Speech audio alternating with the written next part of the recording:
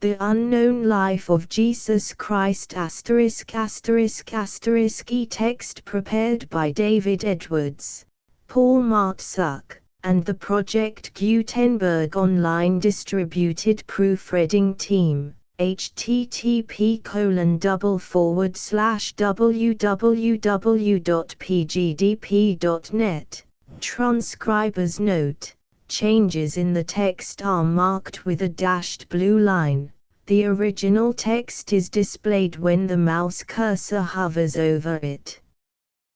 The Unknown Life of Jesus Christ. The original text of Nicolas Notovitch's 1887 discovery by Nicolas Notovitch, translated by J. H. Connelly and L. Landsberg, printed in the United States of America, New York, R.F. Fenno. 1890. Table of Contents. Preface. A Journey in Thibet Ladakh. A Festival in Agonpa. The Life of Saint Issa. Resume. Explanatory Notes. Preface. After the Turkish War, 1877 to 1878, I made a series of travels in the Orient.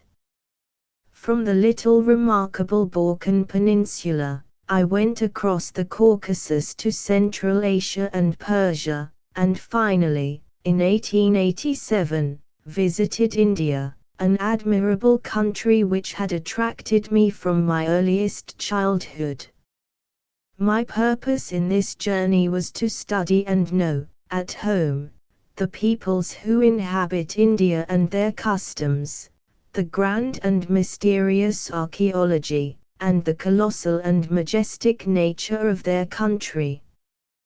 Wandering about without fixed plans, from one place to another, I came to mountainous Afghanistan, whence I regained India by way of the picturesque passes of Bolan and Guranai.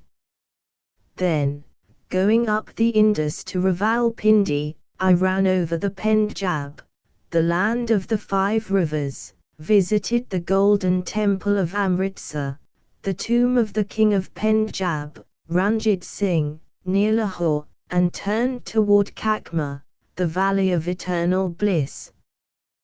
Thence I directed my peregrinations as my curiosity impelled me, until I arrived in Ladakh, whence I intended returning to Russia by way of Karakoram and Chinese Turkestan.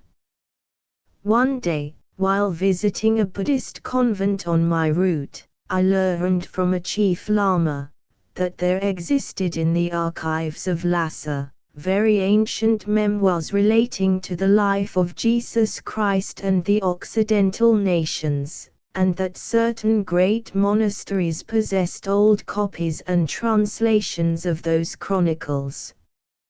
As it was little probable that I should make another journey into this country, I resolved to put off my return to Europe until a later date, and, cost what it might, either find those copies in the great convents or go to Lhasa, a journey which is far from being so dangerous and difficult as is generally supposed, involving only such perils as I was already accustomed to, and which would not make me hesitate at attempting it.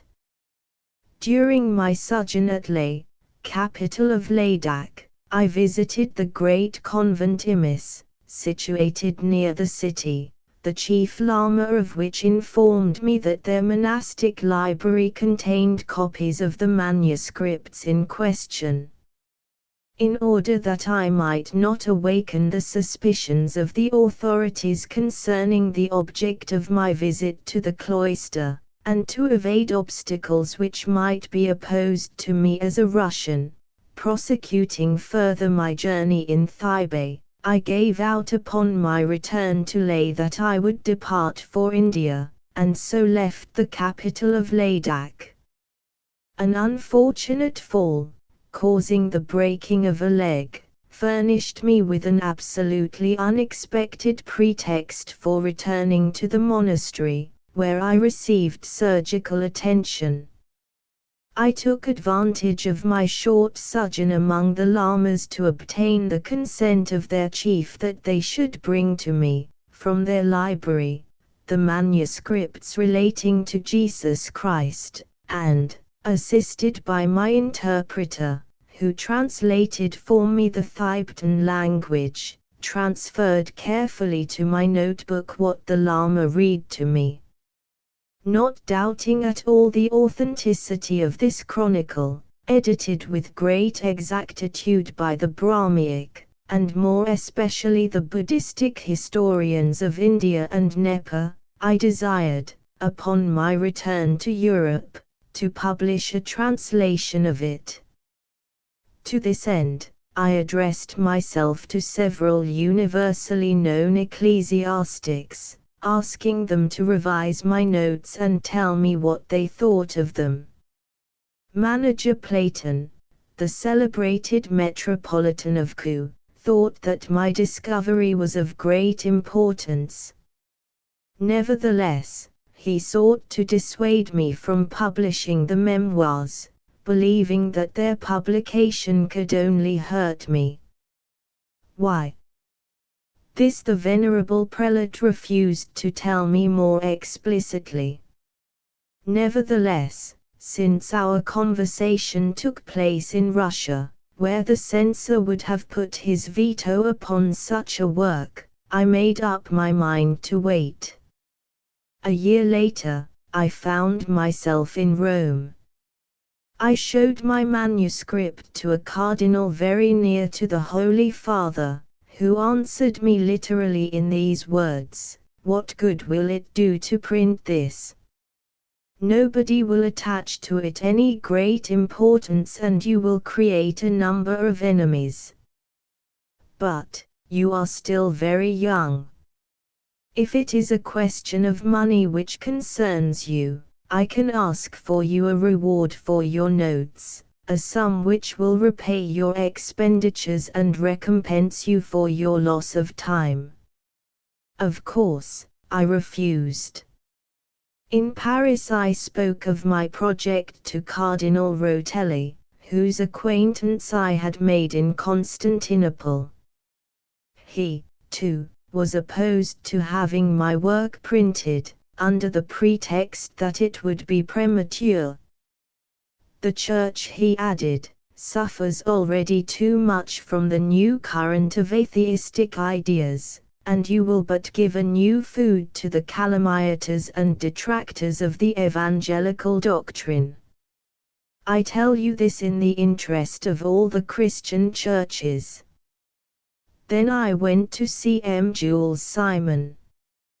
He found my matter very interesting and advised me to ask the opinion of M. Renan, as to the best way of publishing these memoirs.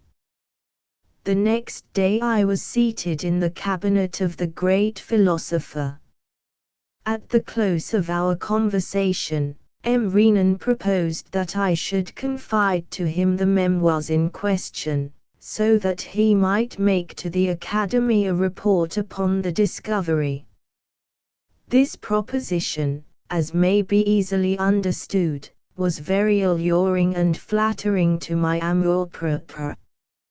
I, however, took away with me the manuscript, under the pretext of further revising it. I foresaw that if I accepted the proposed combination, I would only have the honor of having found the chronicles, while the illustrious author of the Life of Jesus would have the glory of the publication and the commenting upon it.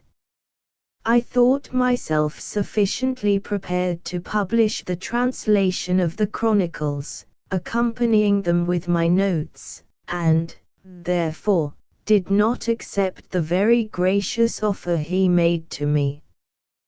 But, that I might not wound the susceptibility of the great master, for whom I felt a profound respect, I made up my mind to delay publication until after his death, a fatality which could not be far off, if I might judge from the apparent general weakness of M. Renan. A short time after M. Renan's death, I wrote to M. Jules Simon again for his advice. He answered me, that it was my affair to judge of the opportunity for making the memoirs public. I therefore put my notes in order and now publish them, reserving the right to substantiate the authenticity of these chronicles.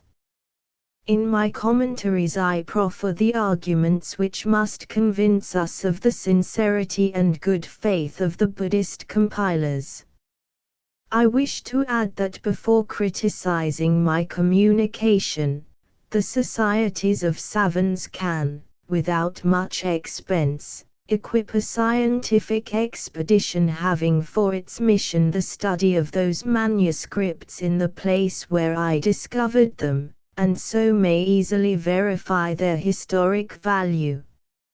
Nicolas Notovitch, The Unknown Life of Jesus Christ, A Journey in Tibet. During my sojourn in India, I often had occasion to converse with the Buddhists, and the accounts they gave me of Tibet excited my curiosity to such an extent that I resolved to make a journey into that still almost unknown country. For this purpose I set out upon a route crossing Kakma, Kashmir, which I had long intended to visit. On the 14th of October, 1887, I entered a railway car crowded with soldiers, and went from Lahore to Rawalpindi, where I arrived the next day, near noon. After resting a little and inspecting the city, to which the permanent garrison gives the aspect of a military camp, I provided myself with the necessaries for a journey, where horses take the place of the railway cars. Assisted by my servant, a colored man of Pondicherry, I packed all my baggage, hired a tonga, a two-wheeled vehicle which is drawn by two horses, stowed myself upon its back seat, and set out upon the picturesque road leading to Kakma, an excellent highway, upon which we traveled rapidly. We had to use no little skill in making our way through the ranks of a military caravan, its baggage carried upon camels, which was part of a detachment returning from a country camp to the city. Soon we arrived at the end of the valley of Pendjab, and climbing up a way with infinite windings, entered the passes of the Himalayas. The ascent became more and more steep. Behind us spread, like a beautiful panorama, the region we had just traversed, which seemed to sink farther and farther away from us. As the sun's last glances rested upon the tops of the mountains, our tonga came gaily out from the zigzags which the eye could still trace far down the forest-clad slope, and halted at the little city of Muir, where the families of the English functionaries came to seek shade and refreshment. Ordinarily, one can go in a tonga from Muir to Srinagar, but at the approach of the winter season, when all Europeans desert Kakma, the tonga service is suspended. I undertook my journey precisely at the time when the summer life begins to wane, and the Englishmen whom I met upon the road, returning to India, were much astonished to see me, and made vain efforts to divine the purpose of my travel to Kakma. Abandoning the tonga, I hired saddle horses, not without considerable difficulty, and evening had arrived when we started to descend from Muir, which is at an altitude of 5,000 feet. This stage of our journey had nothing playful in it. The road was torn in deep ruts by the late rains, darkness came upon us and our horses rather guessed than saw their way. When night had completely set in, a tempestuous rain surprised us in the open country, and, owing to the thick foliage of the centenarian oaks which stood on the sides of our road, we were plunged in profound darkness. That we might not lose each other, we had to continue exchanging calls from time to time. In this impenetrable obscurity we divined huge masses of rock almost above our heads, and were conscious of, on our left, a roaring torrent, the water of which formed a cascade we could not see. During 2 hours we waded in the mud and the icy rain had chilled my very marrow, when we perceived in the distance a little fire, the sight of which revived our energies. But how deceitful are lights in the mountains! You believe you see the fire burning quite near to you and at once it disappears, to reappear again, to the right, to the left, above, below you, as if it took pleasure in playing tricks upon the harassed traveler. All the time the road makes 1,000 turns, and winds here and there, and the fire, which is immovable, seems to be in continual motion, the obscurity preventing you realizing that you yourself modify your direction every instant.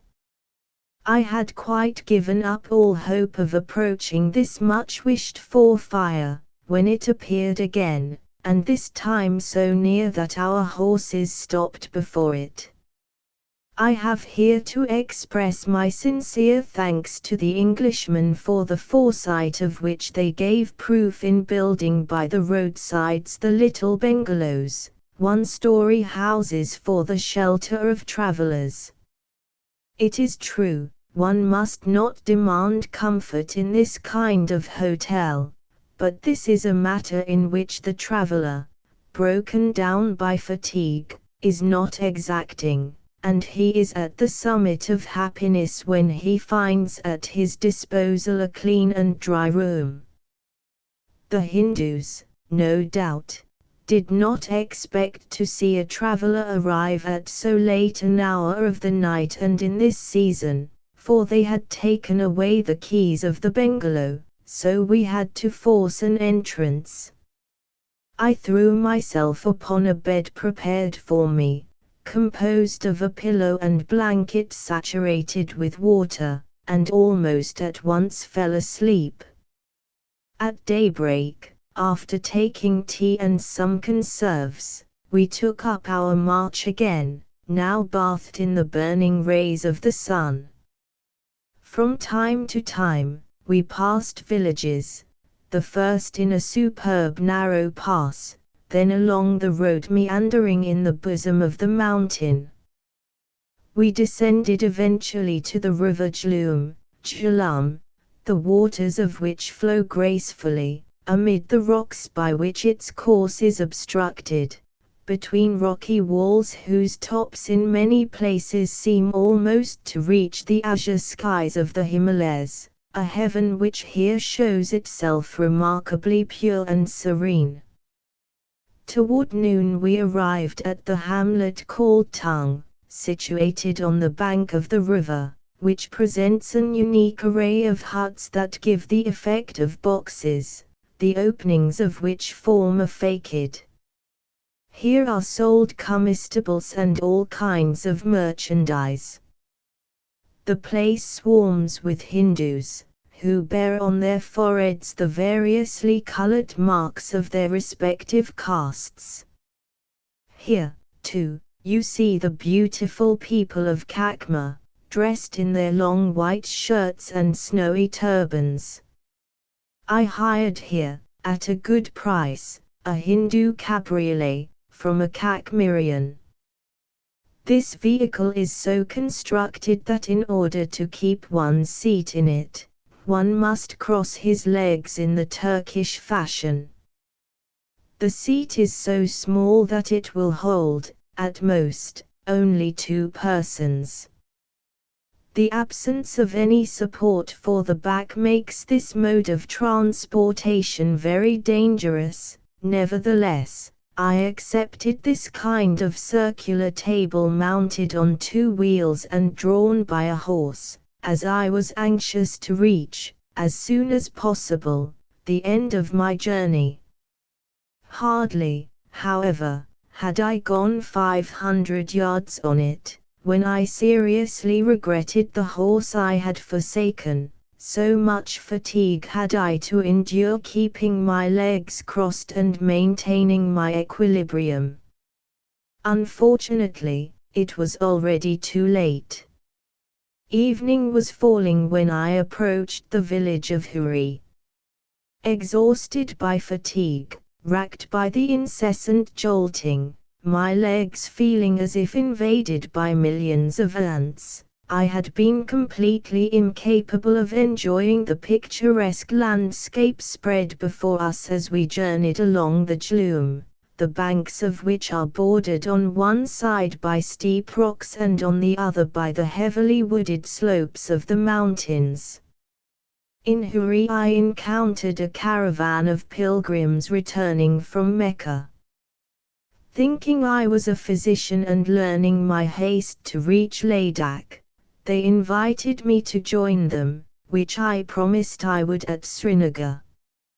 I spent an ill night, sitting up in my bed, with a lighted torch in my hand, without closing my eyes, in constant fear of the stings and bites of the scorpions and centipedes which swarm in the bungalows. I was sometimes ashamed of the fear with which those vermin inspired me, nevertheless, I could not fall asleep among them. Where, truly, in man, is the line that separates courage from cowardice? I will not boast of my bravery, but I am not a coward, yet the insurmountable fear with which those malevolent little creatures thrilled me, drove sleep from my eyelids, in spite of my extreme fatigue. Our horses carried us into a flat valley, encircled by high mountains. Bathed as I was in the rays of the sun, it did not take me long to fall asleep in the saddle. A sudden sense of freshness penetrated and awoke me. I saw that we had already begun climbing a mountain path, in the midst of a dense forest, rifts in which occasionally opened to our admiring gaze ravishing vistas, impetuous torrents, distant mountains, cloudless heavens, a landscape, far below, of wondrous beauty. All about us were the songs of numberless brilliantly plumaged birds. We came out of the forest toward noon, descended to a little hamlet on the bank of the river, and after refreshing ourselves with a light, cold collation, continued our journey. Before starting, I went to a bazaar and tried to buy there a glass of warm milk from a Hindu, who was sitting crouched before a large cauldron full of boiling milk. How great was my surprise when he proposed to me that I should take away the whole cauldron, with its contents, assuring me that I had polluted the milk it contained.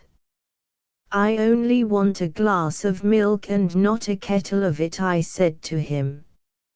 "According to our laws," the merchant answered me, "if anyone not belonging to our caste has fixed his eyes for a long time upon one of our cooking utensils, we have to wash that article thoroughly, and throw away the food it contains. You have polluted my milk and no one will drink any more of it, for not only were you not contented with fixing your eyes upon it, but you have even pointed to it with your finger." I had indeed a long time examined his merchandise, to make sure that it was really milk, and had pointed with my finger to the merchant, from which side I wished the milk poured out. Full of respect for the laws and customs of foreign peoples, I paid, without dispute, a rupee, the price of all the milk, which was poured in the street, though I had taken only one glass of it. This was a lesson which taught me, from now on, not to fix my eyes upon the food of the Hindus. There is no religious belief more muddled by the numbers of ceremonious laws and commentaries prescribing its observances than the Brahmaic. While each of the other principal religions has but one inspired book, one Bible, one Gospel, or one Quran, books from which the Hebrew, the Christian and the Mussulman draw their creeds, the Brahmaical Hindus possess such a great number of tomes and commentaries in folio that the wisest Brahmin has hardly had the time to peruse 1/10 of them. Leaving aside the 4 books of the Vedas, the Puranas, which are written in Sanskrit and composed of 18 volumes, containing 400,000 strophes treating of law, rights, theogony, medicine, the creation and destruction of the world, etc., the vast Shastras, which deal with mathematics, grammar, etc., the Upavedas, Upanishads, Upopuranas, which are explanatory of the Puranas, and a number of other commentaries in several volumes, there still remain 12 vast books, containing the laws of Manu, the grandchild of Brahma, books dealing not only with civil and criminal law, but also the canonical rules, rules which impose upon the faithful such a considerable number of ceremonies that one is surprised into admiration of the illimitable patience the Hindus show in observance of the precepts inculcated by Saint Manu. Manu was incontestably a great legislator and a great thinker, but he has written so much that it has happened to him frequently to contradict himself in the course of a single page. The Brahmins do not take the trouble to notice that, and the poor Hindus, whose labor supports the Brahmaic caste, obey servilely their clergy, whose prescriptions enjoin upon them never to touch a man who does not belong to their caste, and also absolutely prohibit a stranger from fixing his attention upon anything belonging to a Hindu. Keeping himself to the strict letter of this law, the Hindu imagines that his food is polluted when it receives a little protracted notice from the stranger. And yet, Brahmanism has been, even at the beginning of its second birth, a purely monotheistic religion, recognizing only one infinite and indivisible God. As it came to pass in all times and in religions, the clergy took advantage of the privileged situation which places them above the ignorant multitude, and early manufactured various exterior forms of cult and certain laws, thinking they could better, in this way, influence and control the masses. Things changed soon, so far that the principle of monotheism, of which the Vedas have given such a clear conception, became confounded with, or, as it were, supplanted by an absurd and limitless series of gods and goddesses, half-gods, genii and devils, which were represented by idols, of infinite variety but all equally horrible-looking. The people, once glorious as their religion was once great and pure, now slip by degrees into complete idiocy.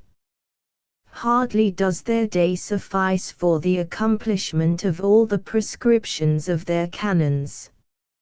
It must be said positively that the Hindus only exist to support their principal caste, the Brahmins, who have taken into their hands the temporal power which once was possessed by independent sovereigns of the people. While governing India, the Englishman does not interfere with this phase of the public life, and so the Brahmins profit by maintaining the people's hope of a better future. The sun passed behind the summit of a mountain, and the darkness of night in one moment overspread the magnificent landscape we were traversing. Soon the narrow valley of the Jhlum fell asleep. Our road, winding along ledges of steep rocks, was instantly hidden from our sight. Mountains and trees were confounded together in one dark mass, and the stars glittered in the celestial vault. We had to dismount and feel our way along the mountainside, for fear of becoming the prey of the abyss which yawned at our feet. At a late hour of the night we traversed a bridge and ascended a steep elevation leading to the Bungalow Houri, which at this height seems to enjoy complete isolation. The next day we traversed a charming region, always going along the river, at a turn of which we saw the ruins of a Sikh fortress, that seemed to remember sadly its glorious past.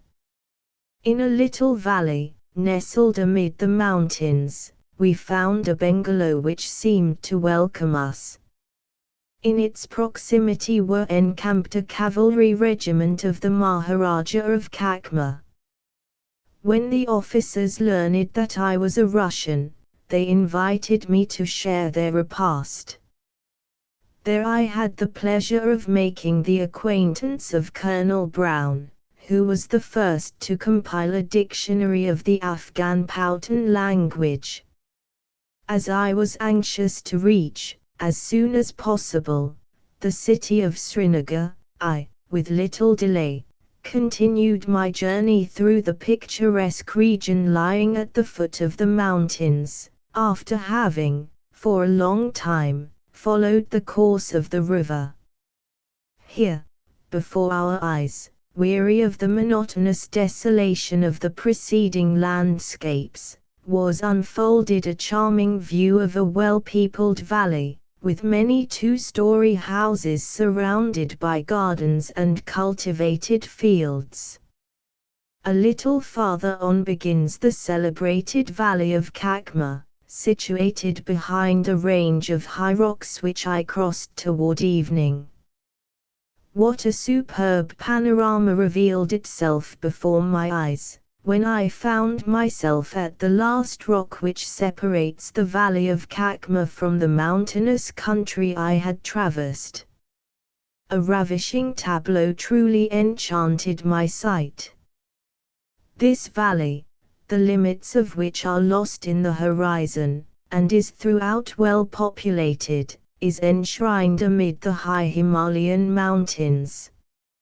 At the rising and the setting of the sun, the zone of eternal snow seems a silver ring, which like a girdle surrounds this rich and delightful plateau, furrowed by numerous rivers and traversed by excellent roads, gardens, hills, a lake, the islands in which are occupied by constructions of pretentious style. All these cause the traveler to feel as if he had entered another world. It seems to him as though he had to go but a little farther on and there must find the paradise of which his governess had told him so often in his childhood. The veil of night slowly covered the valley, merging mountains, gardens and lake in one dark amplitude, pierced here and there by distant fires, resembling stars. I descended into the valley, directing myself toward the Jhlum, which has broken its way through a narrow gorge in the mountains, to unite itself with the waters of the river Ind. According to the legend, the valley was once an inland sea. A passage opened through the rocks environing it, and drained the waters away, leaving nothing more of its former character than the lake, the Jhlum and minor watercourses. The banks of the river are now lined with boat houses, long and narrow, which the proprietors, with their families, inhabit the whole year. From here Srinagar can be reached in one day's travel on horseback, but with a boat the journey requires a day and a half. I chose the latter mode of conveyance, and having selected a boat and bargained with its proprietor for its hire, took my seat in the bow, upon a carpet, sheltered by a sort of penthouse roof. The boat left the shore at midnight, bearing us rapidly toward Srinagar. At the stern of the bark, a Hindu prepared my tea. I went to sleep, happy in knowing my voyage was to be accomplished. The hot caress of the sun's rays penetrating my little roof awakened me, and what I experienced delighted me beyond all expression. Entirely green banks, the distant outlines of mountain tops covered with snow, pretty villages which from time to time showed themselves at the mountain's foot, the crystalline sheet of water, pure and peculiarly agreeable air, which I breathed with exhilaration, the musical carols of an infinity of birds, a sky of extraordinary purity. Behind me the plash of water stirred by the round-ended paddle which was wielded with ease by a superb woman, with marvelous eyes and a complexion browned by the sun, who wore an air of stately indifference. All these things together seemed to plunge me into an ecstasy, and I forgot entirely the reason for my presence on the river. In that moment I had not even a desire to reach the end of my voyage, and yet, how many privations remained for me to undergo, and dangers to encounter. I felt myself here so well content. The boat glided rapidly and the landscape continued to unfold new beauties before my eyes, losing itself in ever new combinations with the horizon, which merged into the mountains we were passing, to become one with them. Then a new panorama would display itself, seeming to expand and flow out from the sides of the mountains, becoming more and more grand. The day was almost spent and I was not yet weary of contemplating this magnificent nature, the view of which reawakened the souvenirs of childhood and youth. How beautiful were those days forever gone! The more nearly one approaches Srinagar, the more numerous become the villages embowered in the verdure. At the approach of our boat, some of their inhabitants came running to see us, the men in their turbans, the women in their small bonnets, both alike dressed in white gowns reaching to the ground, the children in a state of nudity which reminded one of the costumes of our first parents. When entering the city one sees a range of barks and floating houses in which entire families reside. The tops of the far-off, snow-covered mountains were caressed by the last rays of the setting sun, when we glided between the wooden houses of Srinagar, which closely line both banks of the river. Life seems to cease here at sunset. The thousands of many-colored open boats, dunga, and palanquin-covered barks, bangla, were fastened along the beach, men and women gathered near the river, in the primitive costumes of Adam and Eve, going through their evening ablutions without feeling any embarrassment or prudery before each other, since they performed a religious rite, the importance of which is greater for them than all human prejudices. On the 20th of October I awoke in a neat room, from which I had a gay view upon the river that was now inundated with the rays of the sun of Kakma.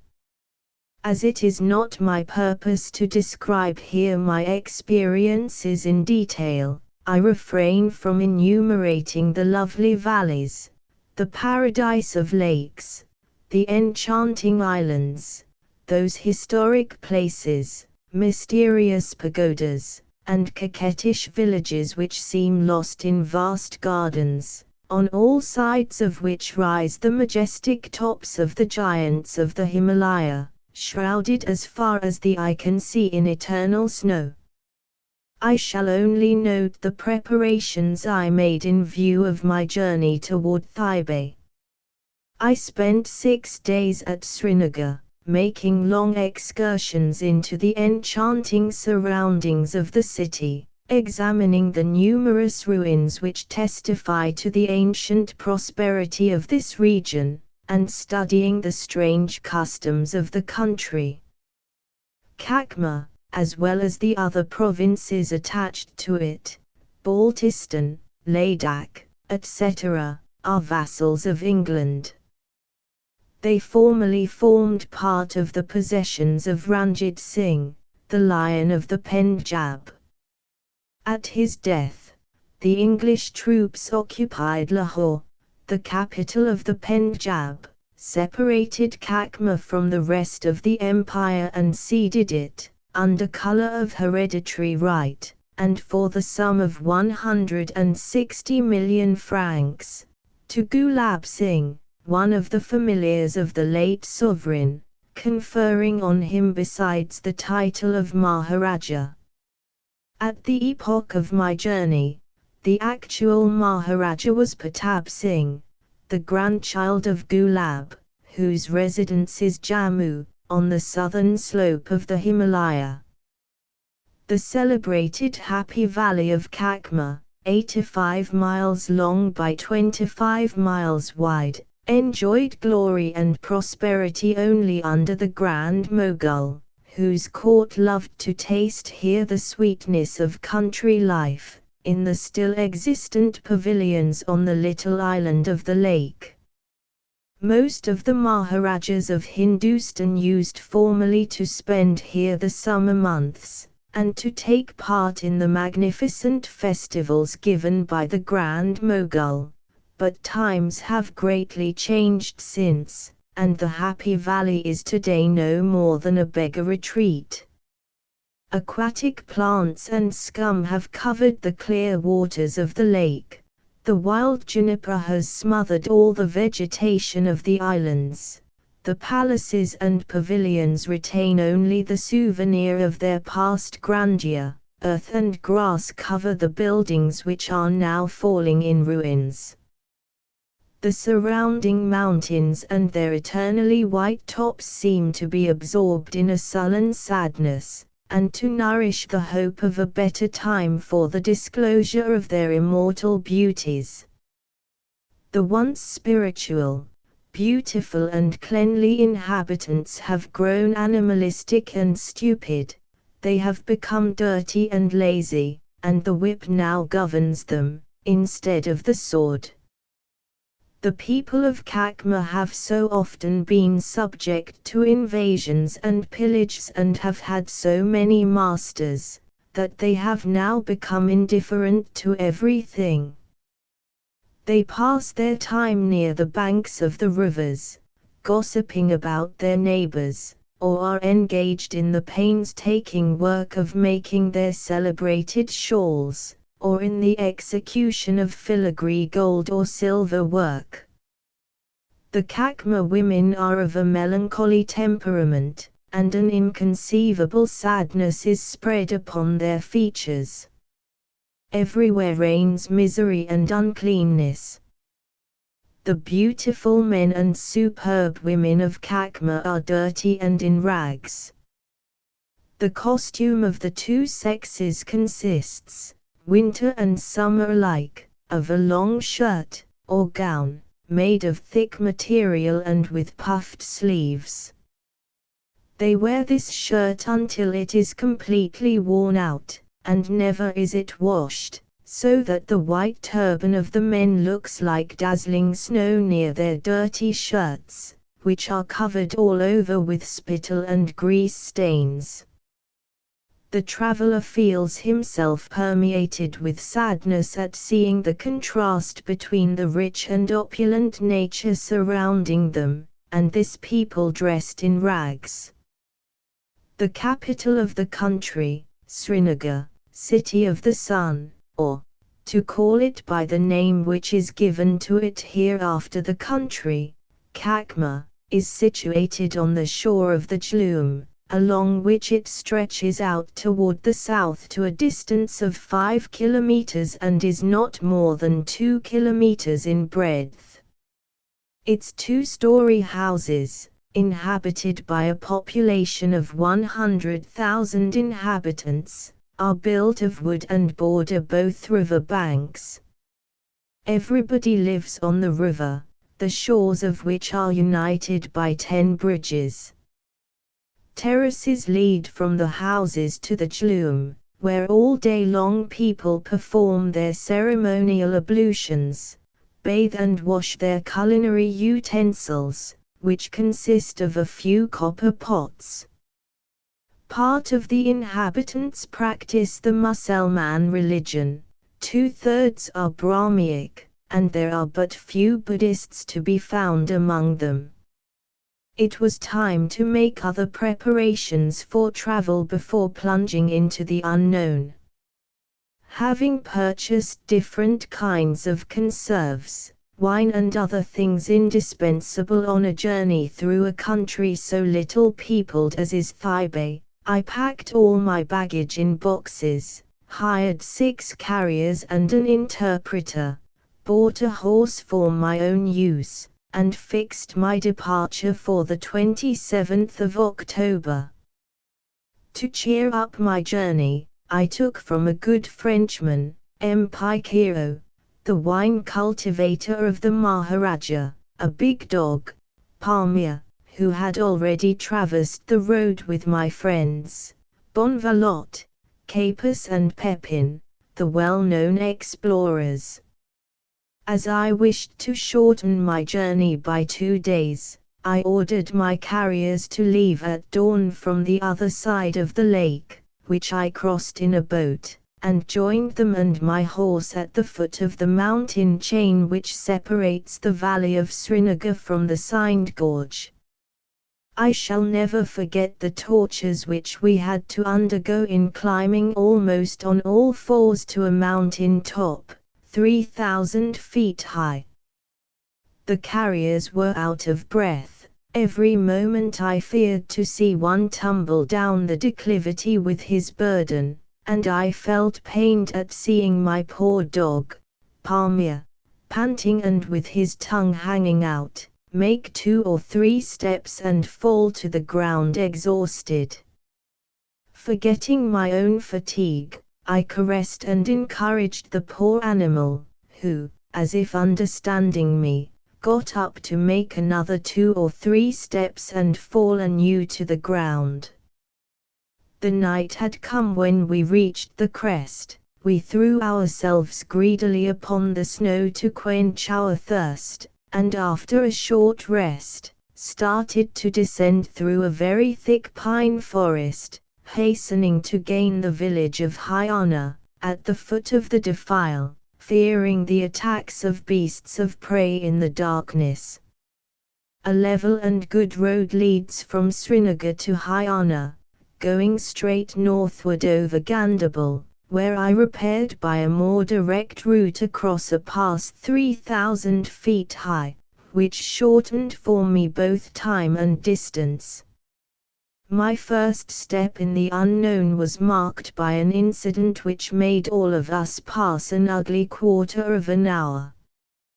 The defile of the Sindh, 60 miles long, is especially noteworthy for the inhospitable hosts it contains.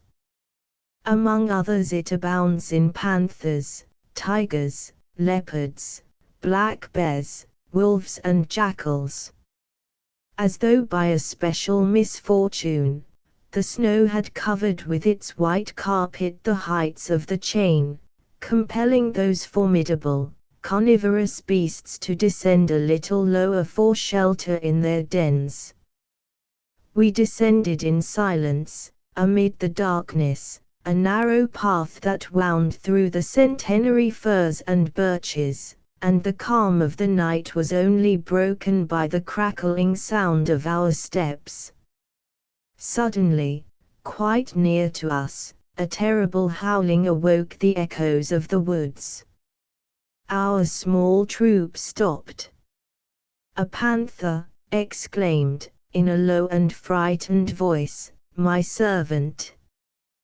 The small caravan of a dozen men stood motionless, as though riveted to the spot. Then it occurred to me that at the moment of starting on our ascent, when already feeling fatigued, I had entrusted my revolver to one of the carriers, and my Winchester rifle to another. Now I felt bitter regret for having parted with my arms, and asked in a low voice where the man was to whom I had given the rifle. The howls became more and more violent, and filled the echoes of the woods, when suddenly a dull sound was heard, like the fall of some body.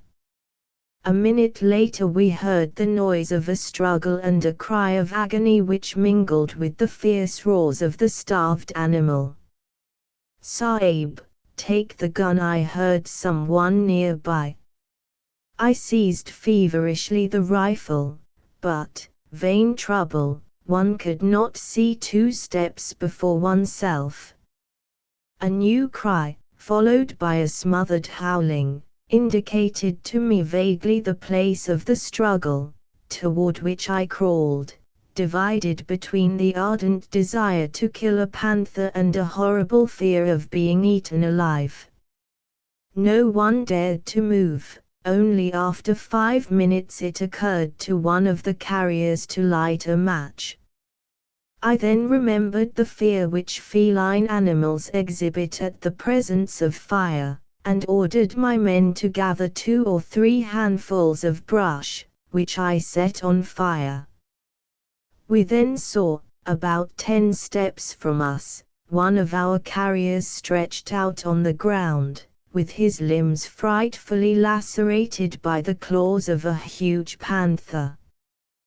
The beast still lay upon him defiantly, holding a piece of flesh in its mouth. At its side, gaped a box of wine broken open by its fall when the carrier was torn down. Hardly did I make a movement to bring the rifle to my shoulder, when the panther raised itself, and turned toward us while dropping part of its horrible meal. One moment, it appeared about to spring upon me, then it suddenly wheeled, and rending the air with a howl, enough to freeze one's blood, jumped into the midst of the thicket and disappeared. My coolies, whom an odious fear had all the time kept prostrate on the ground, recovered little by little from their fright. Keeping in readiness a few packages of dry grass and matches, we hastened to reach the village Hyana, leaving behind the remains of the unfortunate Hindu, whose fate we feared sharing. An hour later we had left the forest and entered the plain. I ordered my tent erected under a very leafy plane tree, and had a great fire made before it, with a pile of wood, which was the only protection we could employ against the ferocious beasts whose howls continued to reach us from all directions. In the forest my dog had pressed himself against me, with his tail between his legs, but once under the tent, he suddenly recovered his watchfulness, and barked incessantly the whole night, being very careful, however, not to step outside. I spent a terrible night, rifle in hand, listening to the concert of those diabolical howlings, the echoes of which seemed to shake the defile. Some panthers approached our bivouac to answer the barking of Palmia, but dared not attack us.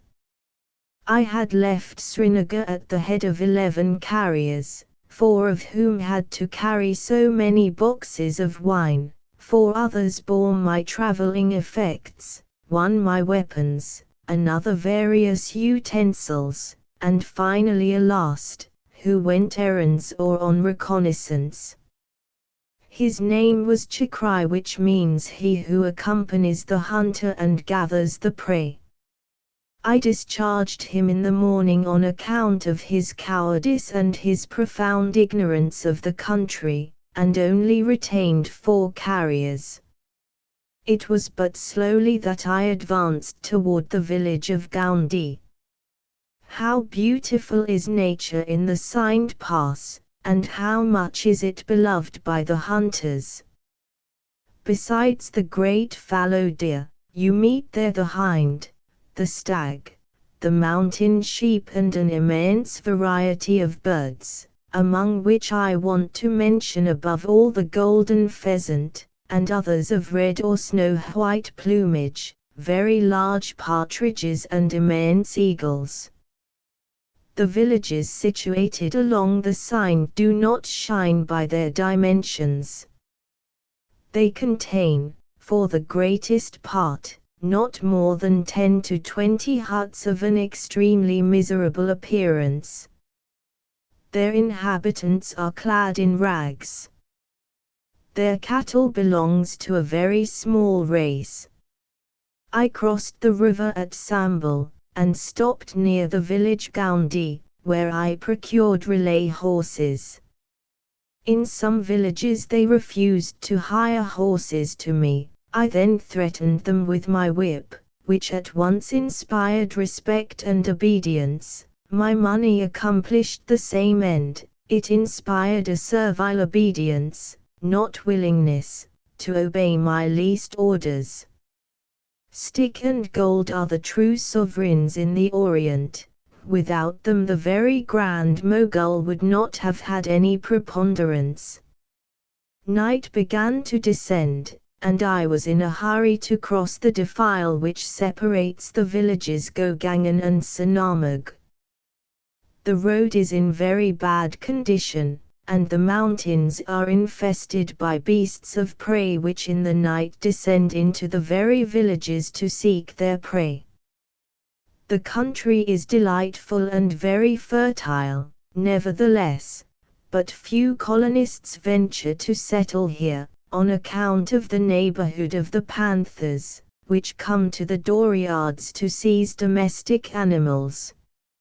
At the very exit of the defile, near the village of Chokoda, or Thajwas, the half-obscurity prevailing only permitted me to distinguish 2 dark masses crossing the road. They were 2 big bears followed by a young one. I was alone with my servant, the caravan having loitered behind, so I did not like to attack them with only 1 rifle. But the long excursions which I had made on the mountain had strongly developed in me the sense of the hunter. To jump from my horse, shoot, and, without even verifying the result, change quickly the cartridge, was the affair of a second.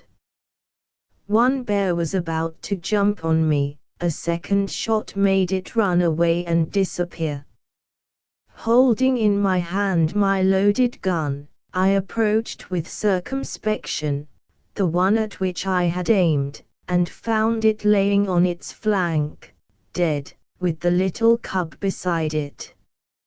Another shot killed the little one, after which I went to work to take off the 2 superb jet black skins.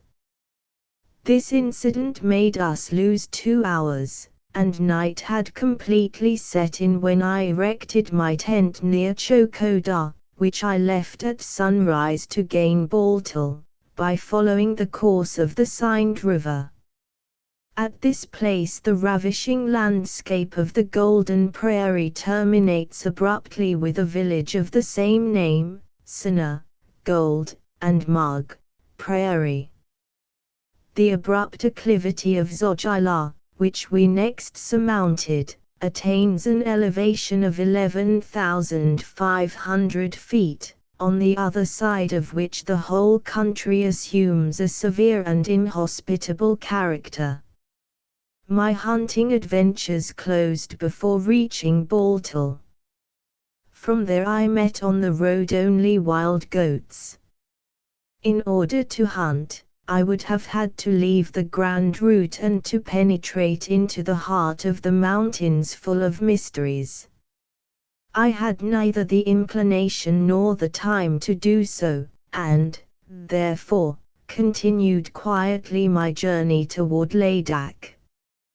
How violent the contrast I felt when passing from the laughing nature and beautiful population of Kakma to the arid and forbidding rocks and the beardless and ugly inhabitants of Ladakh. The country into which I penetrated is situated at an altitude of 11,000 to 12,000 feet. Only at Kargil the level descends to 8,000 feet. The acclivity of Zojila is very rough. One must climb up an almost perpendicular rocky wall. In certain places the road winds along upon rock ledges of only a meter in width, below which the sight drops into unfathomable abysses. May the Lord preserve the traveler from a fall. At one place, the way is upon long beams introduced into holes made in the rock, like a bridge, and covered up with earth. At the thought that a little stone might get loose and roll down the slope of the mountain, or that a too strong oscillation of the beams could precipitate the whole structure into the abyss, and with it him who had ventured upon the perilous path, one feels like fainting more than once during this hazardous passage. After crossing the glaciers we stopped in a valley and prepared to spend the night near a hut, a dismal place surrounded by eternal ice and snow. From Baltal the distances are determined by means of daks, i.e., postal stations for mail service. They are low huts, about 7 kilometers distant from each other. A man is permanently established in each of these huts. The postal service between Kakma and Thibet is yet carried on in a very primitive form. The letters are enclosed in a leather bag, which is handed to the care of a carrier. The latter runs rapidly over the 7 kilometers assigned to him, carrying on his back a basket which holds several of these bags, which he delivers to another carrier, who, in his turn, accomplishes his task in an identical manner. Neither rain nor snow can arrest these carriers. In this way the mail service is carried on between Kakma and Thibet, and vice versa once a week. For each course the letter carrier is paid 6 annas, 20 cents, the same wages as is paid to the carriers of merchandise. This sum I also paid to every one of my servants for carrying a 10 times heavier load. It makes one's heart ache to see the pale and tired-looking figures of these carriers, but what is to be done? It is the custom of the country. The tea is brought from China by a similar system of transportation, which is rapid and inexpensive. In the village of Montayan, I found again the Yukondian caravan of pilgrims, whom I had promised to accompany on their journey. They recognized me from a distance, and asked me to examine one of their men, who had fallen sick. I found him writhing in the agonies of an intense fever. Shaking my hands as a sign of despair, I pointed to the heavens and gave them to understand that human will and science were now useless, and that God alone could save him. These people journeyed by small stages only. I, therefore, left them and arrived in the evening at Dras, situated at the bottom of a valley near a river of the same name.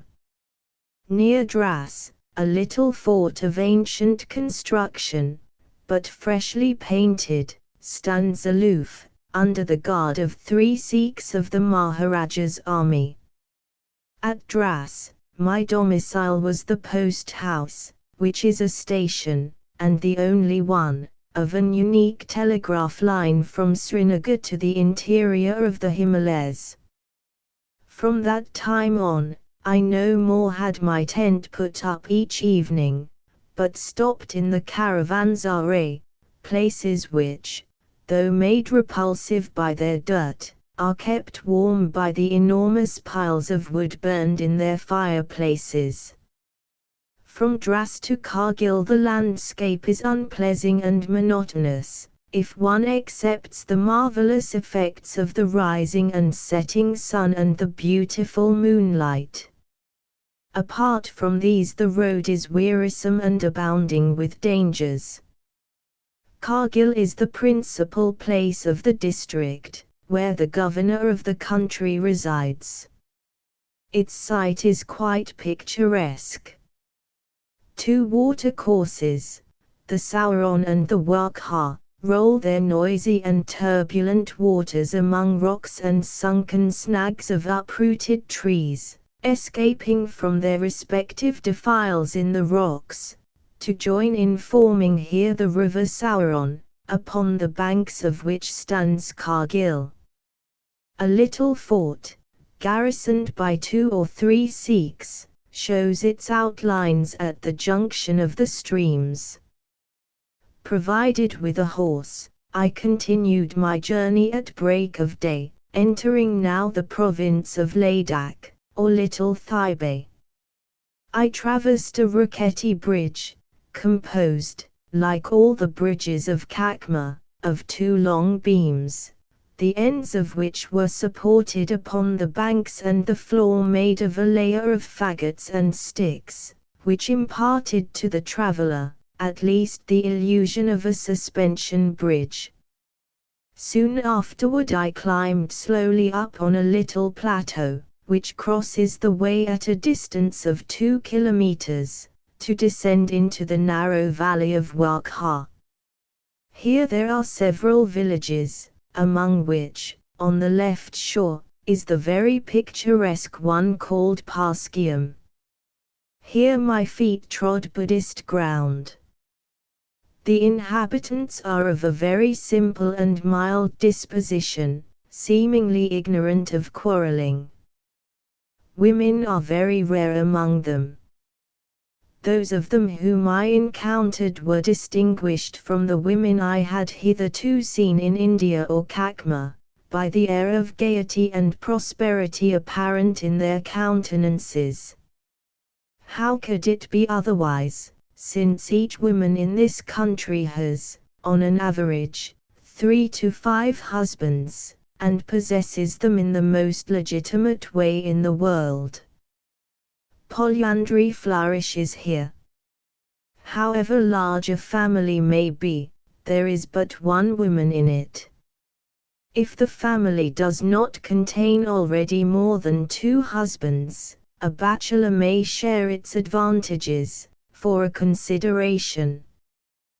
The days sacred to each one of those husbands are determined in advance, and all acquit themselves of their respective duties and respect each other's rights. The men generally seem feeble, with bent backs, and do not live to old age. During my travels in Ladakh, I only encountered one man so old that his hair was white. From Kargil to the center of Ladakh, the road had a more cheerful aspect than that I had traversed before reaching Kargil, its prospect being brightened by a number of little hamlets, but trees and verdure were, unfortunately, rare. 20 miles from Kargil, at the end of the defile formed by the rapid current of the Wakha, is a little village called Chargol, in the center of which stand 3 chapels, decorated with lively colors, tea hawthorns, to give them the name they bear in Thibet. Below, near the river, are masses of rocks, in the form of long and large walls, upon which are thrown, in apparent disorder, flat stones of different colors and sizes. Upon these stones are engraved all sorts of prayers, in Oud, Sanskrit and Tibetan, and one can even find among them inscriptions in Arabic characters. Without the knowledge of my carriers, I succeeded in taking away a few of these stones, which are now in the palace of the Trocadero. Along the way, from Chargol, one finds frequently oblong mounds, artificial constructions. After sunrise, with fresh horses, I resumed my journey and stopped near the Gonpa monastery of Moelbeek, which seems glued on the flank of an isolated rock. Below is the hamlet of Wakha, and not far from there is to be seen another rock, of very strange form, which seems to have been placed where it stands by human hands. In one side of it is cut a Buddha several meters in height. Upon it are several cylinders, the turning of which serves for prayers. They are a sort of wooden barrel, draped with yellow or white fabrics, and are attached to vertically planted stakes. It requires only the least wind to make them turn.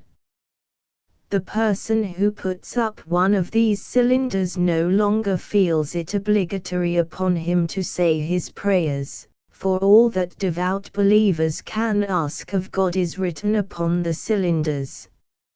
Seen from a distance, this white painted monastery, standing sharply out from the grey background of the rocks, with all these whirling, petticoated wheels, produce a strange effect in this dead country. I left my horses in the hamlet of Wakha, and, followed by my servant, walked toward the convent, which is reached by a narrow stairway cut in the rock. At the top, I was received by a very fat lama, with a scanty, straggling beard under his chin, a common characteristic of the Tibetan people, who was very ugly, but very cordial. His costume consisted of a yellow robe and a sort of big nightcap, with projecting flaps above the ears, of the same color. He held in his hand a copper prayer machine which, from time to time, he shook with his left hand, without at all permitting that exercise to interfere with his conversation. It was his eternal prayer, which he thus communicated to the wind, so that by this element it should be borne to heaven. We traversed a suite of low chambers, upon the walls of which were images of Buddha, of all sizes and made of all kinds of materials, all alike covered by a thick layer of dust.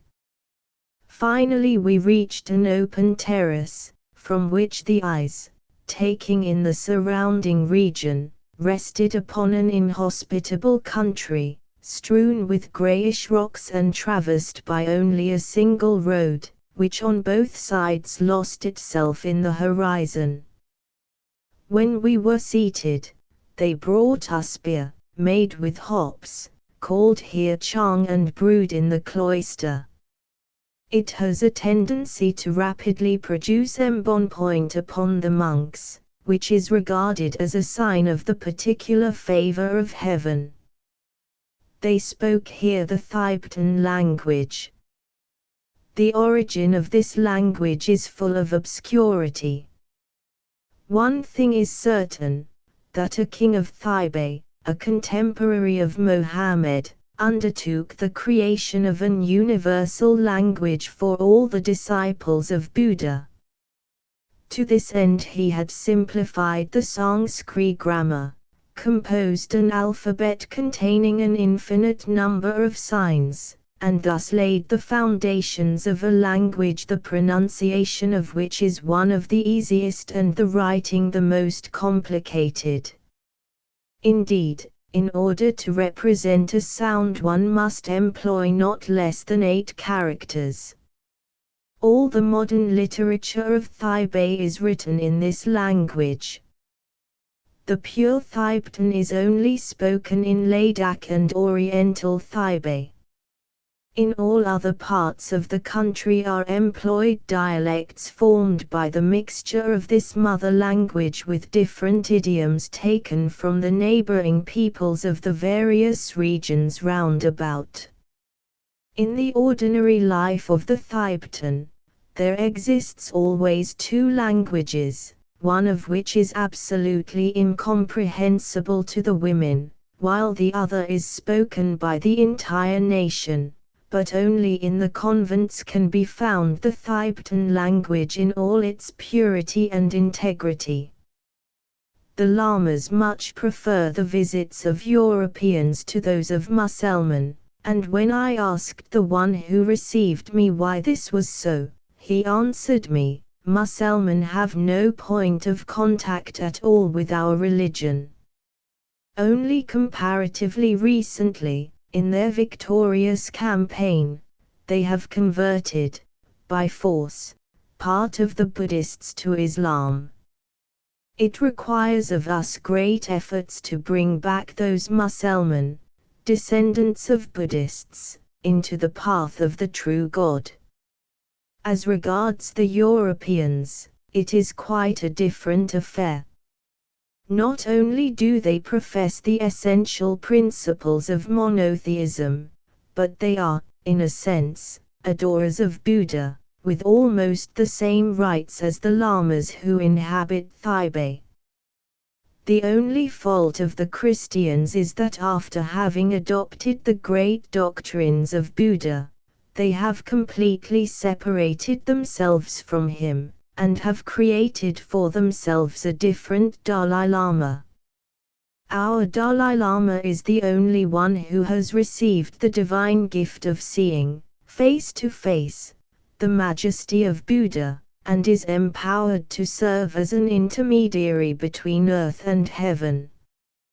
Which Dalai Lama of the Christians do you refer to? I asked him. We have one, the Son of God, to whom we address directly our fervent prayers, and to him alone we recur to intercede with our one and indivisible God. It is not him of whom it is a question, Sahib, he replied. We, too, respect him, whom we reverence as Son of the one and indivisible God, but we do not see in him the only Son, but the excellent being who was chosen among all. Buddha, indeed, has incarnated himself, with his divine nature, in the person of the sacred Issa, who, without employing fire or iron, has gone forth to propagate our true and great religion among all the world. Him whom I meant was your terrestrial Dalai Lama, he to whom you have given the title of Father of the Church. That is a great sin. May he be brought back, with the flock, who are now in a bad road, piously added the Lama, giving another twirl to his prayer machine. I understood now that he alluded to the Pope. You have told me that a son of Buddha, Issa, the elect among all, had spread your religion on the earth. Who is he? I asked. At this question the Lama's eyes opened wide. He looked at me with astonishment and pronounced some words I could not catch, murmuring in an unintelligible way. Issa, he finally replied, is a great prophet, one of the first after the 22 Buddhas. He is greater than any one of all the Dalai Lamas, for he constitutes part of the spirituality of our Lord. It is he who has instructed you, he who brought back into the bosom of God the frivolous and wicked souls, he who made you worthy of the beneficence of the Creator, who has ordained that each being should know good and evil. His name and his acts have been chronicled in our sacred writings, and when reading how his great life passed away in the midst of an erring people, we weep for the horrible sin of the heathen who murdered him, after subjecting him to torture. I was struck by this recital of the Lama. The Prophet Issa, his tortures and death, our Christian Dalai Lama, the Buddhist recognizing Christianity, all these made me think more and more of Jesus Christ. I asked my interpreter not to lose a single word of what the Lama told me. Where can those writings be found, and who compiled them? I asked the monk. The principal scrolls, which were written in India and Nepal, at different epochs, as the events happened, are in Lhasa, several thousands in number. In some great convents are to be found copies, which the Lamas, during their sojourn in Lhasa, have made, at various times, and have then given to their cloisters as souvenirs of the period they spent with the Dalai Lama. But you, yourselves, do you not possess copies of the scrolls bearing upon the Prophet Issa? We have not. Our convent is insignificant, and since its foundation our successive lamas have had only a few hundred manuscripts in their library. The great cloisters have several thousands of them, but they are sacred things which will not, anywhere, be shown to you. We spoke together a few minutes longer, after which I went home, all the while thinking of the Lama's statements. Issa, a prophet of the Buddhists. But, how could this be? Of Jewish origin, he lived in Palestine and in Egypt, and the Gospels do not contain one word, not even the least allusion, to the part which Buddhism should have played in the education of Jesus. I made up my mind to visit all the convents of Taipei, in the hope of gathering fuller information upon the Prophet Issa, and perhaps copies of the chronicles bearing upon this subject. We traversed the Namaikala Pass, at 30,000 feet of altitude, whence we descended into the valley of the river Salinumat. Turning southward, we gained Kabu, leaving behind us, on the opposite bank, numerous villages, among other, Shagdum, which is at the top of a rock, an extremely imposing sight. Its houses are white and have a sort of festive look, with their 2 and 3 stories. This, by the way, is a common peculiarity of all the villages of Ladakh. The eye of the European, traveling in Kakma, would soon lose sight of all architecture to which he had been accustomed. In Ladakh, on the contrary, he would be agreeably surprised at seeing the little 2 and 3 story houses, reminders to him of those in European provinces. Near the city of Kabu, upon 2 perpendicular rocks, one sees the ruins of a little town or village. A tempest and an earthquake are said to have shaken down its walls, the solidity of which seems to have been exceptional. The next day I traversed the Fotula Pass, at an altitude of 13,500 feet. At its summit stands a little Tehothene chapel. Thence, following the dry bed of a stream, I descended to the hamlet of Lamaya, the sudden appearance of which is a surprise to the traveler. A convent, which seems grafted on the side of the rock, or held there in some miraculous way, dominates the village. Stairs are unknown in this cloister. In order to pass from one story of it to another, ropes are used.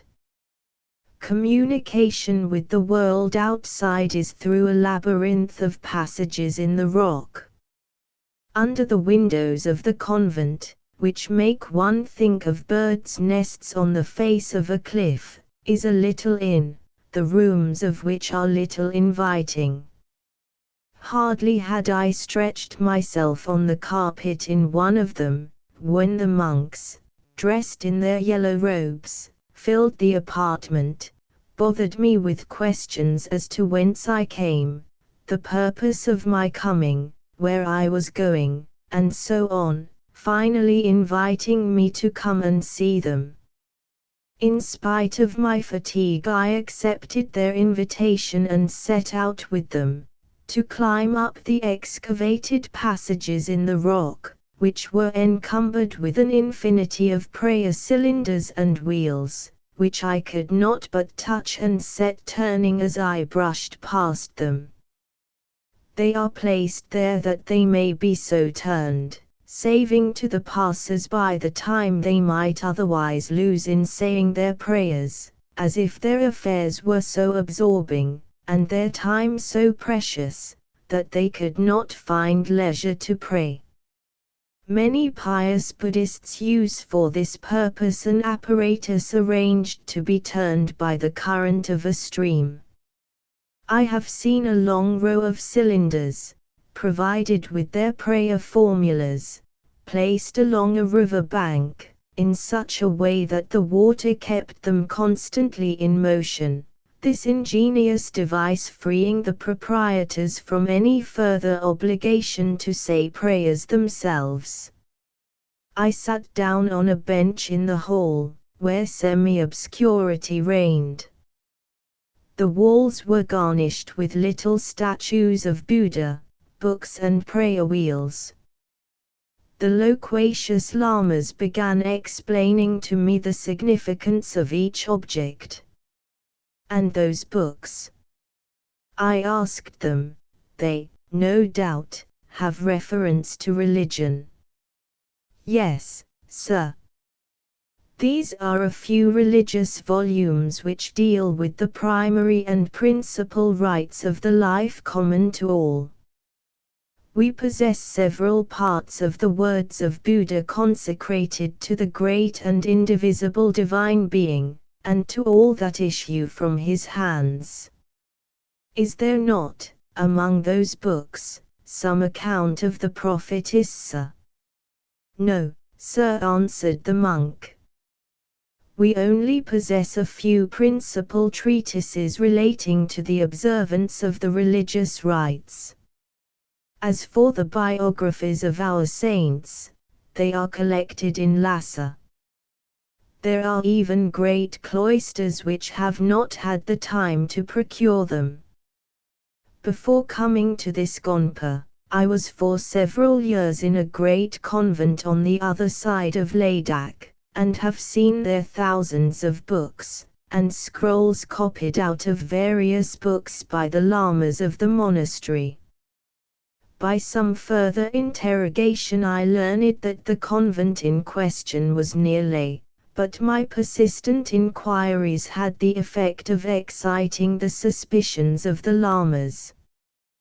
They showed me the way out with evident pleasure, and regaining my room, I fell asleep, after a light lunch, leaving orders with my Hindu to inform himself in a skillful way, from some of the younger lamas of the convent, about the monastery in which their chief had lived before coming to Lamaya.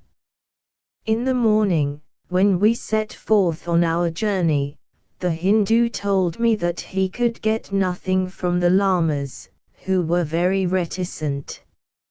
I will not stop to describe the life of the monks in those convents, for it is the same in all the cloisters of Ladakh. I have seen the celebrated monastery of Leh, of which I shall have to speak later on, and learned there the strange existences the monks and religious people lead, which is everywhere the same. In Lamia commences a declivity which, through a steep, narrow and sombre gorge, extends toward India. Without having the least idea of the dangers which the descent presented, I sent my carriers in advance and started on a route, rather pleasant at the outset, which passes between the brown clay hills, but soon it produced upon me the most depressing effect, as though I was traversing a gloomy subterranean passage. Then the road came out on the flank of the mountain, above a terrible abyss. If a rider had met me, we could not possibly have passed each other, the way was so narrow. All description would fail to convey a sense of the grandeur and wild beauty of this canon, the summit of the walls of which seemed to reach the sky. At some points it became so narrow that from my saddle I could, with my cane, touch the opposite rock. At other places, death might be fancied looking up expectantly, from the abyss, at the traveler. It was too late to dismount. In entering alone this gorge, I had not the faintest idea that I would have occasion to regret my foolish imprudence. I had not realized its character. It was simply an enormous crevasse, rent by some titanic throe of nature, some tremendous earthquake, which had split the granite mountain. In its bottom I could just distinguish a hardly perceptible white thread, an impetuous torrent, the dull roar of which filled the defile with mysterious and impressive sounds. Far overhead extended, narrow and sinuously, a blue ribbon, the only glimpse of the celestial world that the frowning granite walls permitted to be seen.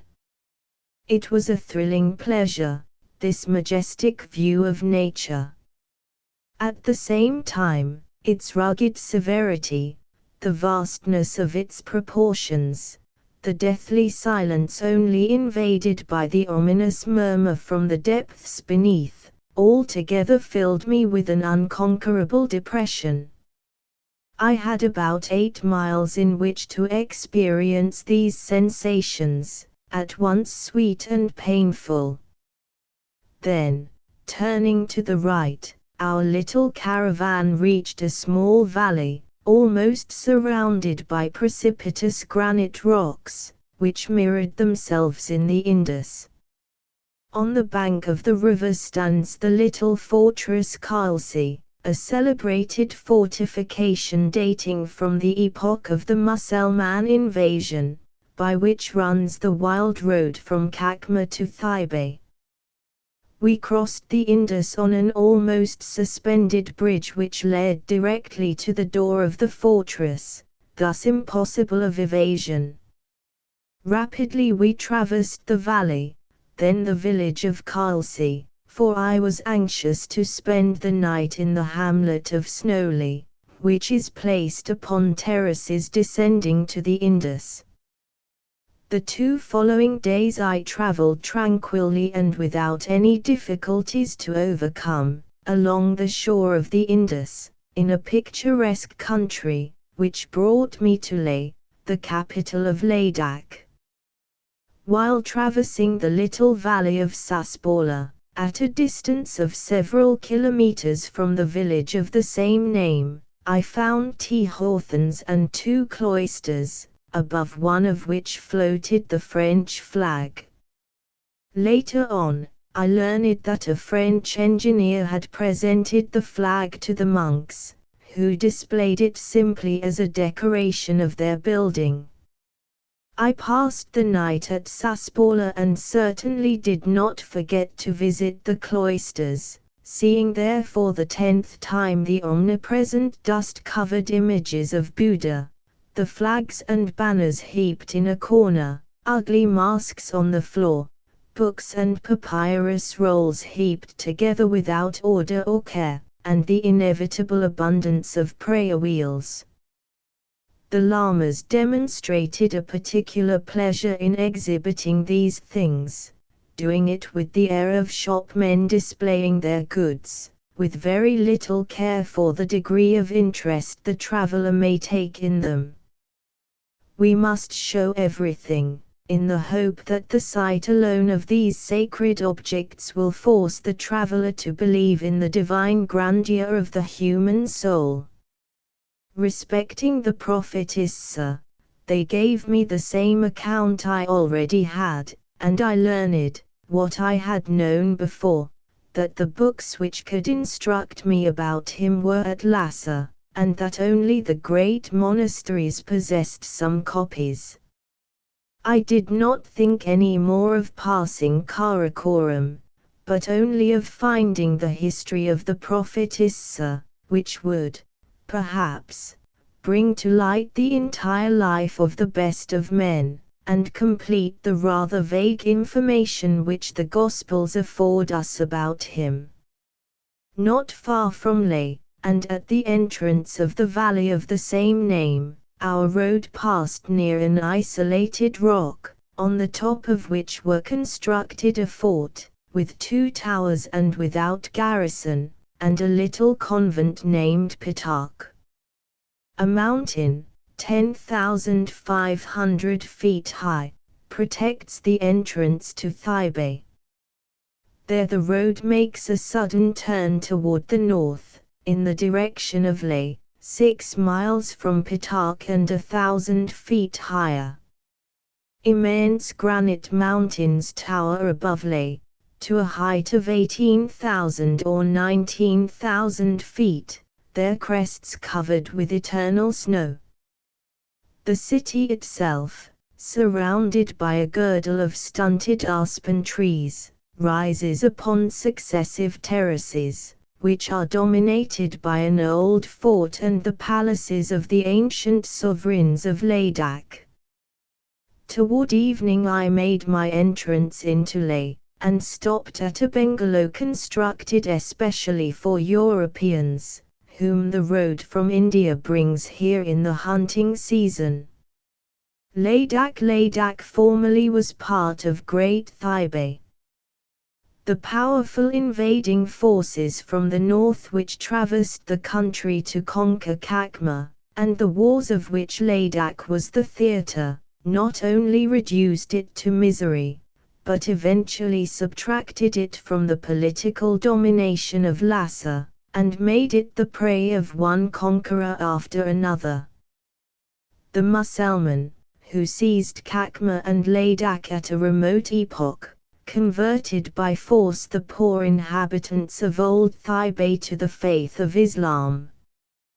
The political existence of Ladakh ended with the annexation of this country to Kakma by the Sikhs, which, however, permitted the Ladakians to return to their ancient beliefs.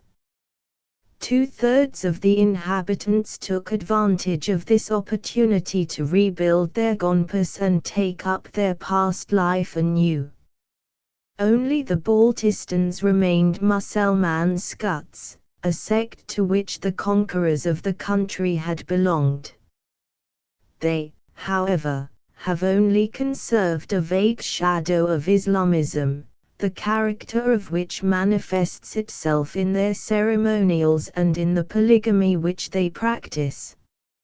Some lamas affirmed to me that they did not despair of one day bringing them back to the faith of their ancestors.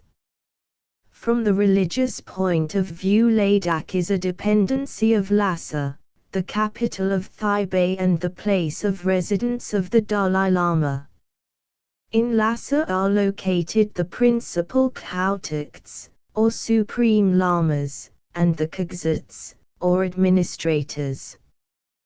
Politically, it is under the authority of the Maharaja of Kakma, who is represented there by a governor. The inhabitants of Ladakh belong to the Chinese Turanian race, and are divided into Ladakians and Champas. The former lead a sedentary existence, building villages of two-story houses along the narrow valleys, are cleanly in their habits, and cultivators of the soil. They are excessively ugly, thin, with stooping figures and small heads set deep between their shoulders, their cheekbones salient, foreheads narrow, eyes black and brilliant, as are those of all the Mongol race, noses flat, mouths large and thin-lipped, and from their small chins, very thinly garnished by a few hairs, deep wrinkles extend upward furrowing their hollow cheeks. To all this, add a close-shaven head with only a little bristling fringe of hair, and you will have the general type, not alone of Ladakh, but of entire Thibet. The women are also of small stature, and have exceedingly prominent cheekbones, but seem to be of much more robust constitution. A healthy red tinges their cheeks and sympathetic smiles linger upon their lips. They have good dispositions, joyous inclinations, and are fond of laughing. The severity of the climate and rudeness of the country do not permit to the Ladakians much latitude in quality and colors of costume. They wear gowns of simple grey linen and coarse dull-hued clothing of their own manufacture. The pantaloons of the men only descend to their knees. People in good circumstances wear, in addition to the ordinary dress, the choga, a sort of overcoat which is draped on the back when not wrapped around the figure. In winter they wear fur caps, with big ear flaps, and in summer cover their heads with a sort of cloth hood, the top of which dangles on one side, like a Phrygian cap. Their shoes are made of felt and covered with leather. A whole arsenal of little things hangs down from their belts, among which you will find a needle case, a knife, a pen and inkstand, a tobacco pouch, a pipe, and a diminutive specimen of the omnipresent prayer cylinder. The Thibetan men are generally so lazy, that if a braid of hair happens to become loose, it is not tressed up again for 3 months, and when once a shirt is put on the body, it is not again taken off until it falls to pieces. Their overcoats are always unclean, and, on the back, one may contemplate a long oily stripe imprinted by the braid of hair, which is carefully greased every day. They wash themselves once a year, but even then do not do so voluntarily, but because compelled by law. They emit such a terrible stench that one avoids, as much as possible, being near them. The Thibetan women, on the contrary, are very fond of cleanliness and order. They wash themselves daily and as often as may be needful. Short and clean chemises hide their dazzling white necks. The Thibetan woman throws on her round shoulders a red jacket, the flaps of which are covered by tight pantaloons of green or red cloth, made in such a manner as to puff up and so protect the legs against the cold. She wears embroidered red half-boots, trimmed and lined with fur. A large cloth petticoat with numerous folds completes her home toilet. Her hair is arranged in thin braids, to which, by means of pins, a large piece of floating cloth is attached, which reminds one of the headdress so common in Italy. Underneath this sort of veil are suspended a variety of various colored pebbles, coins and pieces of metal. The ears are covered by flaps made of cloth or fur. A furred sheepskin covers the back, poor women contenting themselves with a simple plain skin of the animal, while wealthy ladies wear veritable cloaks, lined with red cloth and adorned with gold fringes. The Ladakh woman, whether walking in the streets or visiting her neighbors, always carries upon her back a conical basket, the smaller end of which is toward the ground. They fill it with the dung of horses or cows, which constitute the combustible of the country. Every woman has money of her own, and spends it for jewelry. Generally she purchases, at a small expense, large pieces of turquoise, which are added to the bizarre ornaments of her headdress. I have seen pieces so worn which weighed nearly 5 pounds. The Ladakh woman occupies a social position for which she is envied by all women of the Orient. She is free and respected. With the exception of some rural work, she passes the greatest part of her time in visiting. It must, however, be added that women's gossip is here a perfectly unknown thing. The settled population of Ladakh is engaged in agriculture, but they own so little land, the share of each may amount to about 8 acres, that the revenue drawn from it is insufficient to provide them with the barest necessities and does not permit them to pay taxes. Manual occupations are generally despised. Artisans and musicians form the lowest class of society. The name by which they are designated is Bhim, and people are very careful not to contract any alliance with them. The hours of leisure left by rural work are spent in hunting the wild sheep of Thibet, the skins of which are highly valued in India. The poorest, i.e., those who have not the means to purchase arms for hunting, hire themselves as coolies. This is also an occupation of women, who are very capable of enduring arduous toil. They are healthier than their husbands, whose laziness goes so far that, careless of cold or heat, they are capable of spending a whole night in the open air on a bed of stones rather than take the trouble to go to bed. Polyandry, which I shall treat later more fully, causes the formation of very large families, who, in common, cultivate their jointly possessed lands, with the assistance of yaks, zos and zomos, oxen and cows. A member of a family cannot detach himself from it, and when he dies, his share reverts to the survivors in common. They sow but little wheat and the grain is very small, owing to the severity of the climate. They also harvest barley, which they pulverize before selling. When work in the field is ended, all male inhabitants go to gather on the mountain a wild herb called inori otter and large thorn bushes or damar which are used as fuel, since combustibles are scarce in Ladakh.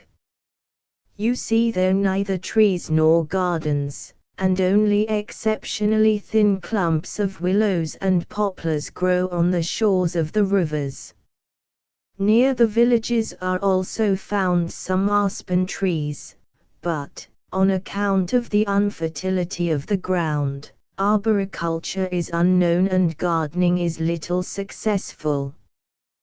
The absence of wood is especially noticeable in the buildings, which are made of sun-dried bricks, or, more frequently, of stones of medium size which are agglomerated with a kind of mortar composed of clay and chopped straw.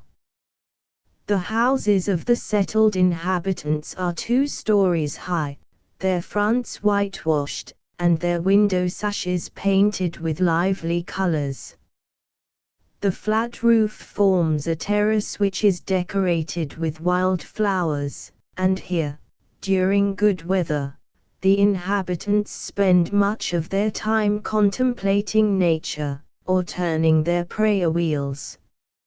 Every dwelling house is composed of many rooms, among them always one of superior size, the walls of which are decorated with superb fur skins, and which is reserved for visitors.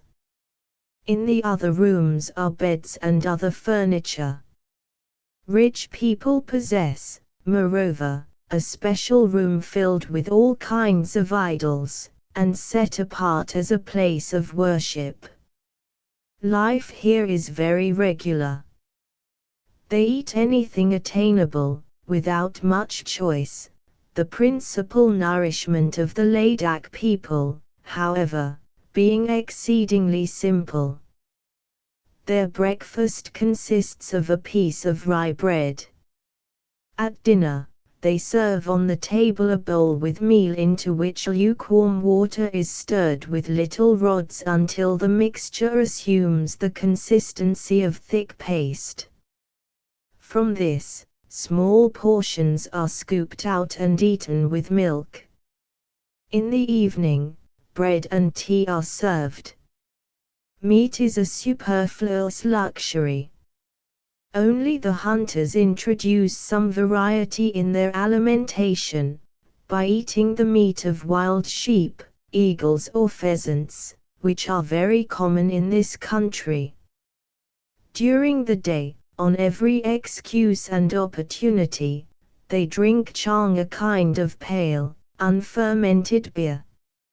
If it happens that a Ladakian, mounted on a pony, such privileged people are very rare, goes to seek work in the surrounding country, he provides himself with a small stock of meal. When dinner time comes, he descends to a river or spring, mixes with water, in a wooden cup that he always has with him, some of the meal, swallows the simple refreshment and washes it down with water. The Champas, or nomads, who constitute the other part of Ladakh's population, are rougher, and much poorer than the settled population. They are, for the most part, hunters, who completely neglect agriculture.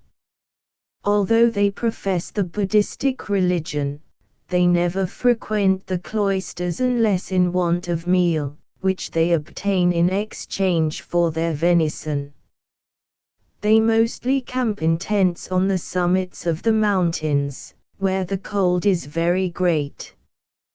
While the properly called Ladakians are peaceable, very desirous of learning, of an incarnated laziness, and are never known to tell untruth, the Champas, on the contrary, are very irascible, extremely lively, great liars and profess a great disdain for the convents. Among them lives the small population of Khombas, wanderers from the vicinity of Lhasa, who lead the miserable existence of a troop of begging gypsies on the highways. Incapable of any work whatever, speaking a language not spoken in the country where they beg for their subsistence, they are the objects of general contempt, and are only tolerated out of pity for their deplorable condition, when hunger drives their mendicant bands to seek alms in the villages. Polyandry, which is universally prevalent here, of course interested my curiosity. This institution is, by the way, not the outcome of Buddha's doctrines. Polyandry existed long before the advent of Buddha. It assumed considerable proportions in India, where it constituted one of the most effective means for checking the growth of a population which tends to constant increase, an economic danger which is even yet combated by the abominable custom of killing newborn female children, which causes terrible ravages in the child life of India. The efforts made by the English in their enactments against the suppression of the future mothers have proved futile and fruitless. Manu himself established polyandry as a law, and Buddhist preachers, who had renounced Brahmanism and preached the use of opium, imported this custom into Ceylon, Thibet, Korea, and the country of the Mughals.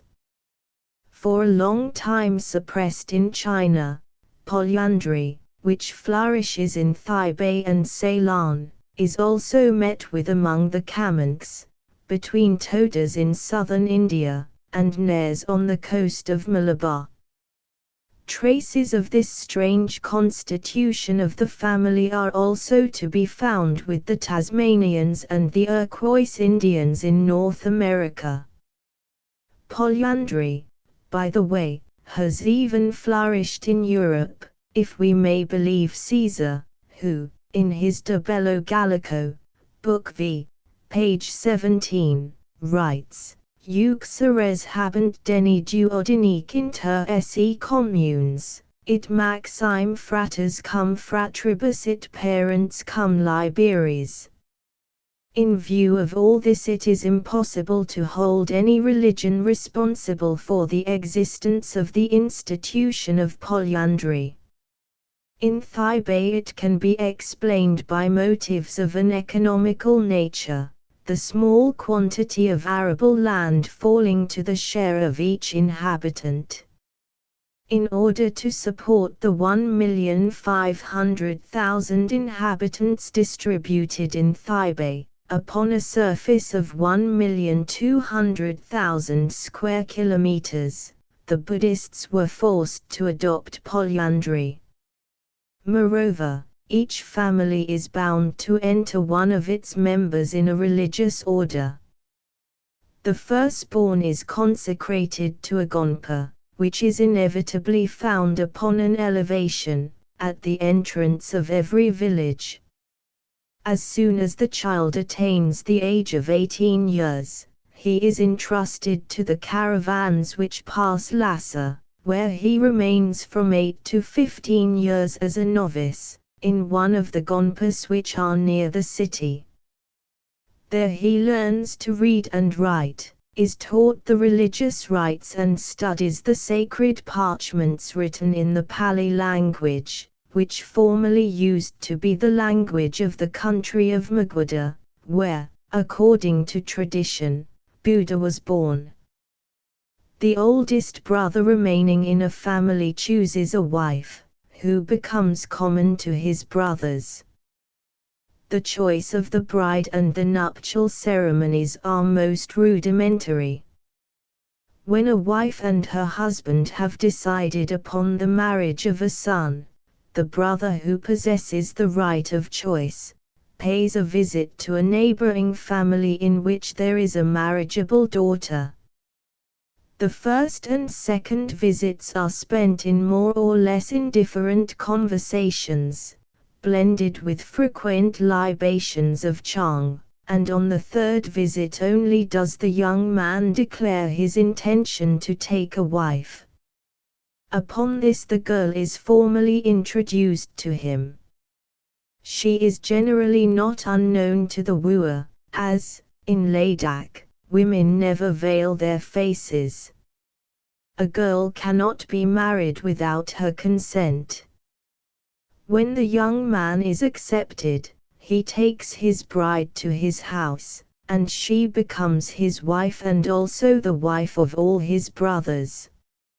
A family which has an only son sends him to a woman who has no more than 2 or 3 husbands, and he offers himself to her as a 4th husband. Such an offer is seldom declined, and the young man settles in the new family. The newly married remain with the parents of the husbands, until the young wife bears her first child. The day after that event, the grandparents of the infant make over the bulk of their fortune to the new family, and, abandoning the old home to them, seek other shelter. Sometimes marriages are contracted between youth who have not reached a marriageable age, but in such event, the married couple are made to live apart, until they have attained and even passed the age required. An unmarried girl who becomes enceinte, far from being exposed to the scorn of everyone, is shown the highest respect, for she is demonstrated fruitful, and men eagerly seek her in marriage. A wife has the unquestioned right of having an unlimited number of husbands and lovers. If she likes a young man, she takes him home, announces that he has been chosen by her as a jingta, a lover, and endows him with all the personal rights of a husband, which situation is accepted by her temporarily supplanted husbands with a certain philosophic pleasure, which is the more pronounced if their wife has proved sterile during the 3 first years of her marriage. They certainly have here not even a vague idea of jealousy. The Thibetan's blood is too cold to know love, which, for him, would be almost an anachronism, if indeed he were not conscious that the sentiment of the entire community would be against him, as a flagrant violator of popular usage and established rights, in restraining the freedom of the women. The selfish enjoyment of love would be, in their eyes, an unjustifiable luxury. In case of a husband's absence, his place may be offered to a bachelor or a widower. The latter are here in the minority, since the wife generally survives her feeble husbands. Sometimes a Buddhist traveler, whom his affairs bring to the village, is chosen for this office. A husband who travels, or seeks for work in the neighboring country, at every stop takes advantage of his co-religionists' hospitality, who offer him their own wives. The husbands of a sterile woman exert themselves to find opportunities for hospitality, which may happily eventuate in a change in her condition, that they may be made happy fathers. The wife enjoys the general esteem, is ever of a cheerful disposition, takes part in everything that is going on, goes and comes without any restriction, anywhere and everywhere she pleases, with the exception of the principal prayer room of the monastery, entrance into which is formally prohibited to her. Children know only their mother, and do not feel the least affection for their fathers, for the simple reason that they have so many. Without approving polyandry, I could not well blame Thibet for this institution, since without it, the population would prodigiously increase. Famine and misery would fall upon the whole nation, with all the sinister sequelae of murder and theft, crimes so far absolutely unknown in the whole country.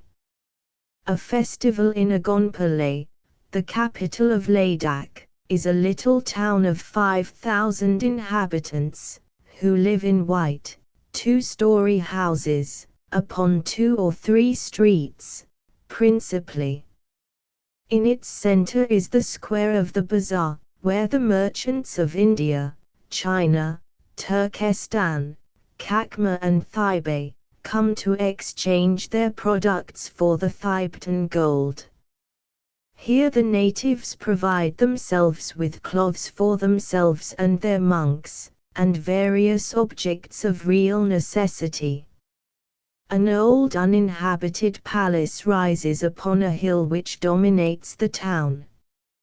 Fronting the central square is a vast building, 2 stories in height, the residence of the governor of Ladakh, the Vizier Saurajbal, a very amiable and universally popular Punjaban, who has received in London the degree of Doctor of Philosophy.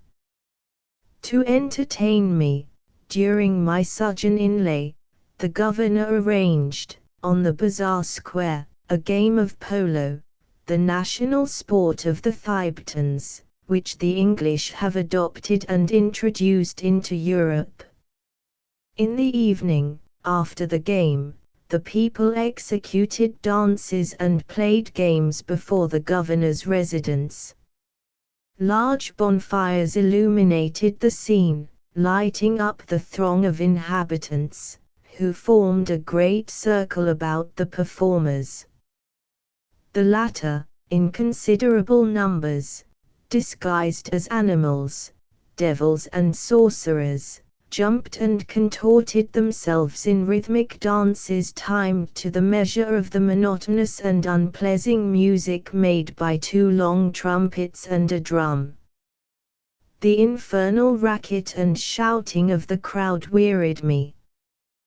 The performance ended with some graceful dances by Thibetan women, who spun upon their heels, swaying to and fro, and, in passing before the spectators in the windows of the residence, greeted us by the clashing together of the copper and ivory bracelets on their crossed wrists.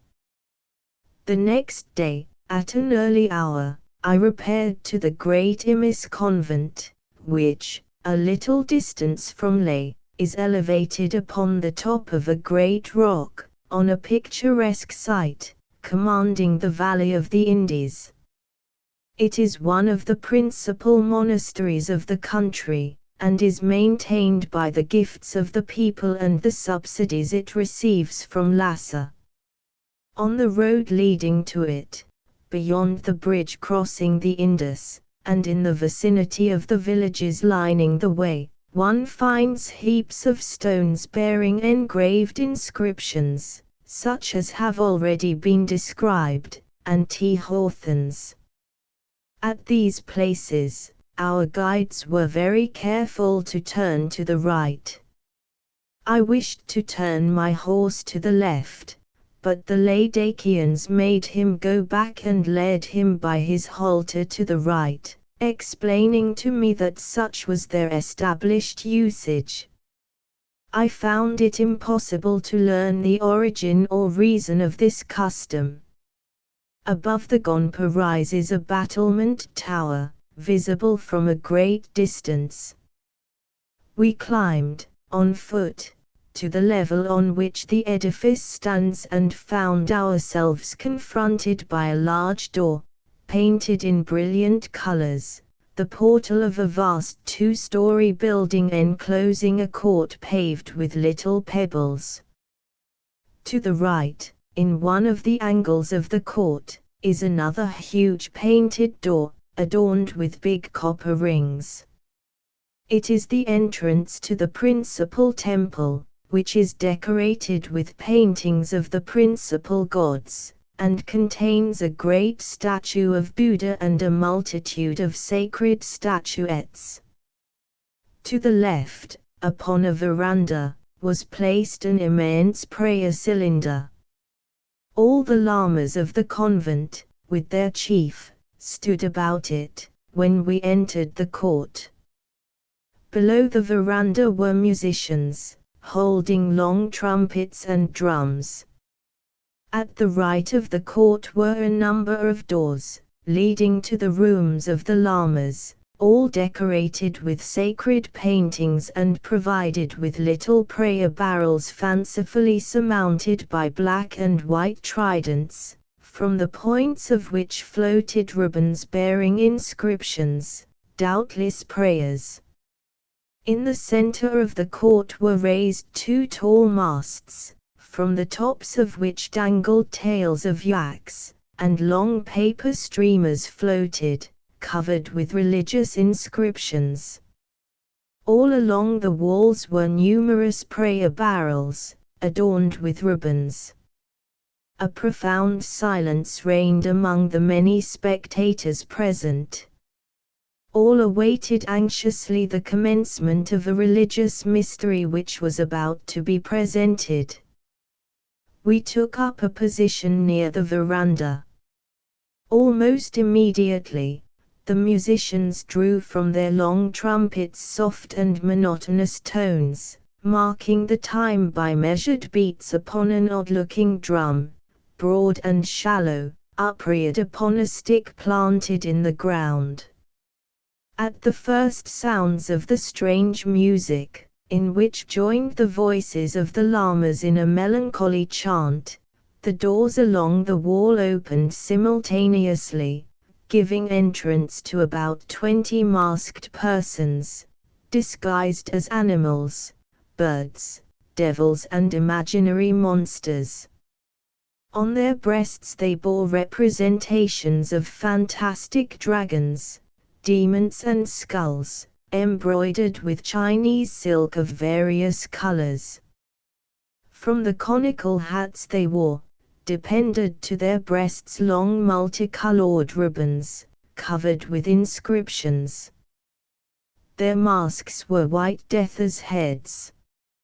Slowly they marched about the masts, stretching out their arms from time to time and flourishing with their left hands spoon-shaped objects, the bowl portions of which were said to be fragments of human crania, with ribbons attached, having affixed to their ends human hair, which, I was assured, had been taken from scalped enemies. Their promenade, in gradually narrowing circles about the masts, soon became merely a confused jostling of each other. When the rolling of the drum grew more accentuated, the performers for an instant stopped, then started again, swinging above their heads yellow sticks, ribbon-decked, which with their right hands they brandished in menacing attitudes. After making a salute to the chief lama, they approached the door leading to the temple, which at this instant opened, and from it another band came forth, whose heads were covered by copper masks. Their dresses were of rich materials, embroidered in various bright colors. In one hand each of them carried a small tambourine and with the other he agitated a little bell. From the rim of each tambourine depended a metallic ball, so placed that the least movement of the hand brought it in contact with the resonant tympanum, which caused a strange, continuous undercurrent of pulsating sound. Their new performers circled several times about the court, marking the time of their dancing steps by measured thumpings of the tambourines. At the completion of each turn, they made a deafening noise with their instruments. Finally, they ran to the temple door and ranged themselves upon the steps before it. For a moment, there was silence. Then we saw emerge from the temple a third band of performers. Their enormous masks represented different deities, and each bore upon its forehead the third eye. At their head marched Thlogan Paudmajungnas, literally he who was born in the lotus flower. Another richly dressed mask marched beside him, carrying a yellow parasol covered with symbolic designs. His suite was composed of gods, in magnificent costumes, Dorje Trolong and Sangspar Korpo, i.e., Brahma himself, and others. These masks, as a lama sitting near me explained to us, represented 6 classes of beings subject to the metamorphoses: the gods, the demigods, men, animals, spirits and demons. On each side of these personages, who advanced gravely, marched other masks, costumed in silks of brilliant hues and wearing on their heads golden crowns, fashioned with 6 lotus-like flowers on each, surmounted by a tall dart in the center. Each of these masks carried a drum. These disguises made 3 turns about the masts, to the sound of a noisy and incoherent music, and then seated themselves on the ground, around Thlogan Pondmajungnas, a god with 3 eyes, who gravely introduced 2 fingers into his mouth and emitted a shrill whistle. At this signal, young men dressed in warrior costumes, with ribbon-decked bells dangling about their legs, came with measured steps from the temple. Their heads were covered by enormous green masks, from which floated triangular red flags, and they, too, carried tambourines. Making a diabolical din, they whirled and danced about the gods seated on the ground. 2 big fellows accompanying them, who were dressed in tight clown costumes, executed all kinds of grotesque contortions and acrobatic feats, by which they won plaudits and shouts of laughter from the spectators. Another group of disguises, of which the principal features were red mitres and yellow pantaloons, came out of the temple, with bells and tambourines in their hands, and seated themselves opposite the gods, as representatives of the highest powers next to divinity. Lastly there entered upon the scene a lot of red and brown masks, with a 3rd eye painted on their breasts. With those who had preceded them, they formed 2 long lines of dancers, who to the thrumming of their many tambourines, the measured music of the trumpets and drums, and the jingling of a myriad of bells, performed a dance, approaching and receding from each other, whirling in circles, forming bitus in a column and breaking from that formation to make new combinations, pausing occasionally to make reverent obeisance before the gods. After a time this spectacular excitement, the noisy monotony of which began to weary me, calmed down a little. Gods, demigods, kings, men and spirits got up, and followed by all the other maskers, directed themselves toward the temple door, whence issued at once, meeting them, a lot of men admirably disguised as skeletons. All those sorties were calculated and prearranged, and every one of them had its particular significance. The cortege of dancers gave way to the skeletons, who advanced with measured steps, in silence, to the masts, where they stopped and made a concerted clicking with pieces of wood hanging at their sides, simulating perfectly the rattling of dry bones and gnashing of teeth. Twice they went in a circle around the masts, marching in time to low taps on the drums, and then joined in a lugubrious religious chant. Having once more made the concerted rattling of their artificial bones and jaws, they executed some contortions painful to witness and together stopped. Then they seized upon an image of the enemy of man, made of some sort of brittle paste, which had been placed at the foot of one of the masts. This they broke in pieces and scattered, and the oldest men among the spectators, rising from their places, picked up the fragments which they handed to the skeletons, an action supposed to signify that they would soon be ready to join the bony crew in the cemetery. The chief lama, approaching me, tendered an invitation to accompany him to the principal terrace and partake of the festal chang, which I accepted with pleasure, for my head was dizzy from the long spectacle.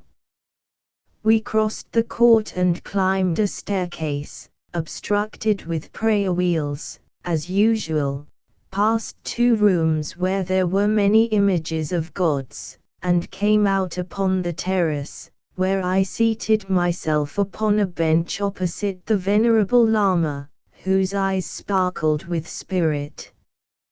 3 lamas brought pitchers of chang, which they poured into small copper cups, that were offered first to the chief lama, then to me and my servants. "Did you enjoy our little festival?" the lama asked me. "I found it very enjoyable and am still impressed by the spectacle I have witnessed. But, to tell the truth, I never suspected for a moment that Buddhism, in these religious ceremonies, could display such a visible, not to say noisy, exterior form. There is no religion, the ceremonies of which are not surrounded with more theatrical forms," the Lama answered. "This is a ritualistic phase which does not by any means violate the fundamental principles of Buddhism. It is a practical means for maintaining in the ignorant mass obedience to and love for the one Creator, just as a child is beguiled by toys to do the will of its parents. The ignorant mass is the child of the Father." "But what is the meaning," I said to him, "of all those masks, costumes, bells, dances, and, generally, of this entire performance, which seems to be executed after a prescribed program?" "We have many similar festivals in the year," answered the Lama, "and we arrange particular ones to represent mysteries susceptible of pantomimic presentation, in which each actor is allowed considerable latitude of action, in the movements and gests he likes, conforming, nevertheless, to the circumstances and to the leading idea. Our mysteries are simply pantomimes calculated to show the veneration offered to the gods, which veneration sustains and cheers the soul of man, who is prone to anxious contemplation of inevitable death and the life to come. The actors receive the dresses from the cloister and they play according to general indications, which leave them much liberty of individual action. The general effect produced is, no doubt, very beautiful, but it is a matter for the spectators themselves to divine the signification of one or another action. You, too, have recourse sometimes to similar devices, which, however, do not in the least violate the principle of monotheism." "Pardon me," I remarked, "but this multitude of idols with which your gonpas abound, is a flagrant violation of that principle." "As I have told you," replied the Lama to my interruption, "man will always be in childhood. He sees and feels the grandeur of nature and understands everything presented to his senses, but he neither sees nor divines the great soul which created and animates all things. Man has always sought for tangible things. It was not possible for him to believe long in that which escaped his material senses. He has racked his brain for any means for contemplating the Creator, has endeavored to enter into direct relations with Him who has done him so much good, and also, as he erroneously believes, so much evil. For this reason he began to adore every phase of nature from which he received benefits. We see a striking example of this in the ancient Egyptians, who adored animals, trees, stones, the winds and the rain. Other peoples, who were more sunk in ignorance, seeing that the results of the wind were not always beneficent, and that the rain did not inevitably bring good harvests, and that the animals were not willingly subservient to man, began to seek for direct intermediaries between themselves and the great mysterious and unfathomable power of the Creator. Therefore they made for themselves idols, which they regarded as indifferent to things concerning them, but to whose interposition in their behalf they might always recur. From remotest antiquity to our own days, man was ever inclined only to tangible realities. While seeking a route to lead their feet to the Creator, the Assyrians turned their eyes toward the stars, which they contemplated without the power of attaining them. The Gbas have conserved the same belief to our days. In their nullity and spiritual blindness, men are incapable of conceiving the invisible spiritual bond which unites them to the great divinity, and this explains why they have always sought for palpable things, which were in the domain of the senses, and by doing which they minimized the divine principle. Nevertheless, they have dared to attribute to their visible and man-made images a divine and eternal existence. We can see the same fact in Brahmanism, where man, given to his inclination for exterior forms, has created, little by little, and not all at once, an army of gods and demigods. The Israelites may be said to have demonstrated, in the most flagrant way, the love of man for everything which is concrete. In spite of a series of striking miracles accomplished by the great Creator, who is the same for all the peoples, the Jewish people could not help making a god of metal in the very minute when their prophet Moses spoke to them of the Creator. Buddhism has passed through the same modifications. Our great reformer, Sakyamuni, inspired by the Supreme Judge, understood truly the one and indivisible Brahma, and forbade his disciples attempting to manufacture images in imaginary semblance of him. He had openly broken from the polytheistic Brahmins, and appreciated the purity, oneness and immortality of Brahma. The success he achieved by his teachings in making disciples among the people, brought upon him persecution by the Brahmins, who, in the creation of new gods, had found a source of personal revenue, and who, contrary to the law of God, treated the people in a despotic manner. Our first sacred teachers, to whom we give the name of Buddhas, which means, learned men or saints, because the great Creator has incarnated in them, settled in different countries of the globe. As their teachings attacked especially the tyranny of the Brahmins and the misuse they made of the idea of God, of which they indeed made a veritable business, almost all the Buddhistic converts, they who followed the doctrines of those great teachers, were among the common people of China and India.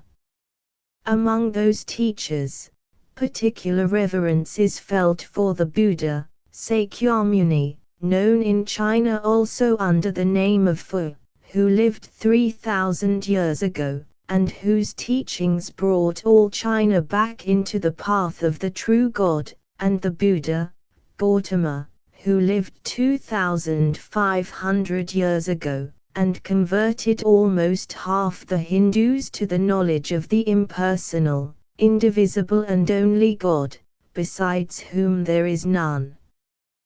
Buddhism is divided into many sects which, by the way, differ only in certain religious ceremonies, the basis of the doctrine being everywhere the same. The Tibetan Buddhists, who are called Lamaists, separated themselves from the Foists 1500 years ago. Until that time we had formed part of the worshippers of the Buddha, for Sakyamuni, who was the first to collect all the laws compiled by the various Buddhas preceding him, when the great schism took place in the bosom of Brahmanism. Later on, a Cloutict Mongol translated into Chinese the books of the great Buddha, for which the Emperor of China rewarded him by bestowing upon him the title of Gokai, preceptor of the king. After his death, this title was given to the Dalai Lama of Taipei. Since that epoch, all the titularies of this position have borne the title of Gokai. Our religion is called the Lamaic one, from the word Lama superior. It admits of two classes of monks, the red and the yellow. The former may marry, and they recognize the authority of the Band sign, who resides in Tekaulumba, and is chief of the civil administration in Taipei. We, the Yellow Lamas, have taken the vow of celibacy, and our direct chief is the Dalai Lama. This is the difference which separates the two religious orders, the respective rituals of which are identical. Do all perform mysteries similar to that which I have just witnessed? Yes, with a few exceptions. Formerly these festivals were celebrated with very solemn pomp, but since the conquest of Ladakh our convents have been, more than once, pillaged and our wealth taken away. Now we content ourselves with simple garments and bronze utensils, while in Taipei you see but golden robes and gold utensils.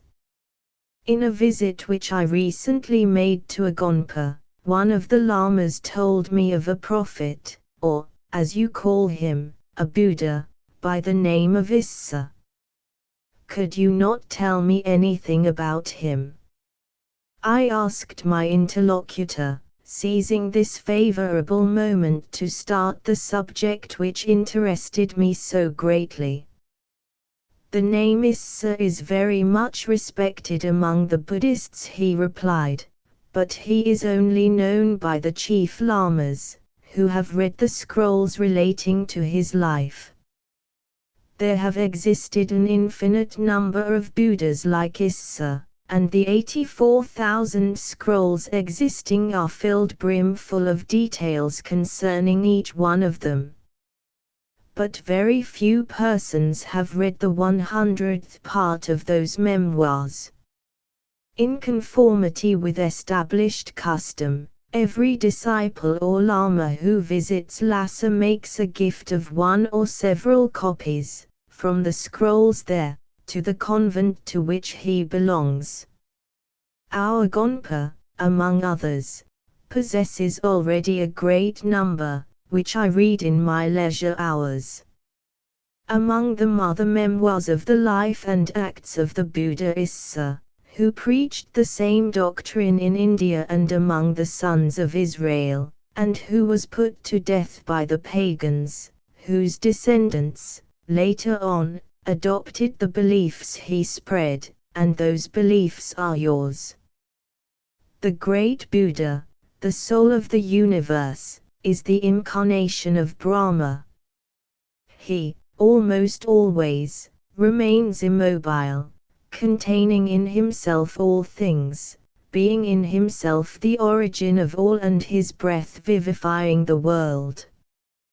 He has left man to the control of his own forces, but, at certain epochs, lays aside his inaction and puts on a human form that he may, as their teacher and guide, rescue his creatures from impending destruction. In the course of his terrestrial existence in the similitude of man, Buddha creates a new world in the hearts of erring men, then he leaves the earth, to become once more an invisible being and resume his condition of perfect bliss. 3,000 years ago, Buddha incarnated in the celebrated Prince Sakyamuni, reaffirming and propagating the doctrines taught by him in his 20 preceding incarnations. 2500 years ago, the great soul of the world incarnated anew in Gautama, laying the foundation of a new world in Burma, Siam and different islands. Soon afterward, Buddhism began to penetrate China, through the persevering efforts of the sages, who devoted themselves to the propagation of the sacred doctrine, and under Mingti, of the Honi dynasty, nearly 2050 years ago, the teachings of Sakyamuni were adopted by the people of that country. Simultaneously with the appearance of Buddhism in China, the same doctrines began to spread among the Israelites. It is about 2000 years ago that the perfect being, awaking once more for a short time from his inaction, incarnated in the newborn child of a poor family. It was his will that this little child should enlighten the unhappy upon the life of the world to come and bring erring men back into the path of truth, showing to them, by his own example, the way they could best return to the primitive morality and purity of our race. When this sacred child attained a certain age, he was brought to India, where, until he attained to manhood, he studied the laws of the great Buddha, who dwells eternally in heaven. In what language are written the principal scrolls bearing upon the life of Issa? I asked, rising from my seat, for I saw that my interesting interlocutor evidenced fatigue, and had just given a twirl to his prayer wheel, as if to hint the closing of the conversation. The original scrolls brought from India to Nepal, and from Nepal to Tibet, relating to the life of Issa, are written in the Pali language and are actually in Lhasa, but a copy in our language, I mean the Tibetan, is in this convent. How is Issa looked upon in Tibet? Has he the repute of a saint? The people are not even aware that he ever existed. Only the principal lamas, who know of him through having studied the scrolls in which his life is related, are familiar with his name, but, as his doctrine does not constitute a canonical part of Buddhism, and the worshippers of Issa do not recognize the authority of the Dalai Lama, the prophet Issa, with many others like him, is not recognized in Tibet as one of the principal saints. Would you commit a sin in reciting your copy of the life of Issa to a stranger? I asked him. That which belongs to God, he answered me, belongs also to man. Our duty requires us to cheerfully devote ourselves to the propagation of his doctrine. Only, I do not, at present, know where that manuscript is. If you ever visit our Gonpa again, I shall take pleasure in showing it to you. At this moment 2 monks entered, and uttered to the chief Lama a few words unintelligible to me. I am called to the sacrifices. Will you kindly excuse me, said he to me, and with a salute, turned to the door and disappeared. I could do no better than withdraw and lie down in the chamber which was assigned to me and where I spent the night. In the evening of the next day I was again in Leh, thinking of how to get back to the convent. 2 days later I sent, by a messenger, to the chief Lama, as presents, a watch, an alarm clock, and a thermometer. At the same time I sent the message that before leaving Ladakh I would probably return to the convent, in the hope that he would permit me to see the manuscript which had been the subject of our conversation. It was now my purpose to gain Kakma and return from there, some time later, to Imis. But fate made a different decision for me. In passing a mountain, on a height of which is perched the Gonpa of Piatak, my horse made a false step, throwing me to the ground so violently that my right leg was broken below the knee. It was impossible to continue my journey. I was not inclined to return to Leh, and seeking the hospitality of the Gonpa of Piatak was not, from the appearance of the cloister, an enticing prospect. My best recourse would be to return to Imis, then only about half a day's journey distant, and I ordered my servants to transport me there. They bandaged my broken leg, an operation which caused me great pain, and lifted me into the saddle. One carrier walked by my side, supporting the weight of the injured member, while another led my horse. At a late hour of the evening we reached the door of the convent of Imis.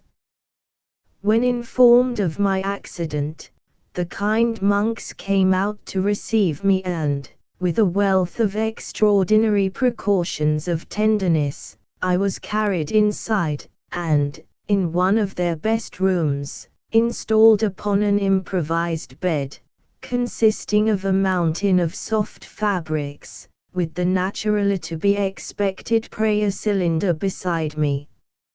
All this was done for me under the personal supervision of their chief lama, who, with affectionate sympathy, pressed the hand I gave him in expression of my thanks for his kindness. In the morning, I myself bound around the injured limb little oblong pieces of wood, held by cords, to serve as splints. Then I remained perfectly quiescent, and nature was not slow in her reparative work. Within 2 days my condition was so far improved that I could, had it been necessary, have left the Gonpa and directed myself slowly toward India in search of a surgeon to complete my cure. While a boy kept in motion the prayer barrel near my bed, the venerable Lama who ruled the convent entertained me with many interesting stories. Frequently he took from their box the alarm clock and the watch, that I might illustrate to him the process of winding them and explain to him their uses. At length, yielding to my ardent insistence, he brought me 2 big books, the large leaves of which were of paper yellow with age, and from them read to me the biography of Issa, which I carefully transcribed in my traveling notebook according to the translation made by the interpreter. This curious document is compiled under the form of isolated verses, which, as placed, very often had no apparent connection with, or relation to each other. On the 3rd day, my condition was so far improved as to permit the prosecution of my journey. Having bound up my leg as well as possible, I returned, across Kakma, to India, a slow journey, of 20 days, filled with intolerable pain. Thanks, however, to a litter, which a French gentleman, M. Piquero, had kindly sent to me, my gratitude for which I take this occasion to express, and to a ukase of the Grand Vizier of the Maharaja of Kakma, ordering the local authorities to provide me with carriers, I reached Srinagar, and left almost immediately, being anxious to gain India before the first snows fell. In Muir I encountered another Frenchman, Count André de Saint-Phal, who was making a journey of recreation across Hindustan. During the whole course, which we made together, to Bombay, the young Count demonstrated a touching solicitude for me, and sympathy for the excruciating pain I suffered from my broken leg and the fever induced by its torture. I cherish for him sincere gratitude, and shall never forget the friendly care which I received upon my arrival in Bombay from the Marquis de Moors, the Vicomte de Bretel, M. Monod, of the Comptoir d'Escompte, M. Moet, acting consul, and all the members of the very sympathetic French colony there. During a long time I revolved in my mind the purpose of publishing the memoirs of the life of Jesus Christ found by me in Imis, of which I have spoken, but other interests absorbed my attention and delayed it. Only now, after having passed long nights of wakefulness in the coordination of my notes and grouping the verses conformably to the march of the recital, imparting to the work, as a whole, a character of unity, I resolved to let this curious chronicle see the light. The life of Saint Issa, best of the sons of men. I. The earth trembled and the heavens wept, because of the great crime committed in the land of Israel. 2. For there was tortured and murdered the great and just Issa, in whom was manifest the soul of the universe. 3. Which had incarnated in a simple mortal, to benefit men and destroy the evil spirit in them. 4. To lead back to peace, love and happiness, man, degraded by his sins, and recall him to the one and indivisible Creator whose mercy is infinite. 5. The merchants coming from Israel have given the following account of what has occurred. 2. 1. The people of Israel, who inhabit a fertile country producing 2 harvests a year and affording pasture for large herds of cattle, by their sins brought down upon themselves the anger of the Lord. 2. Who inflicted upon them terrible chastisements, taking from them their land, their cattle and their wealth.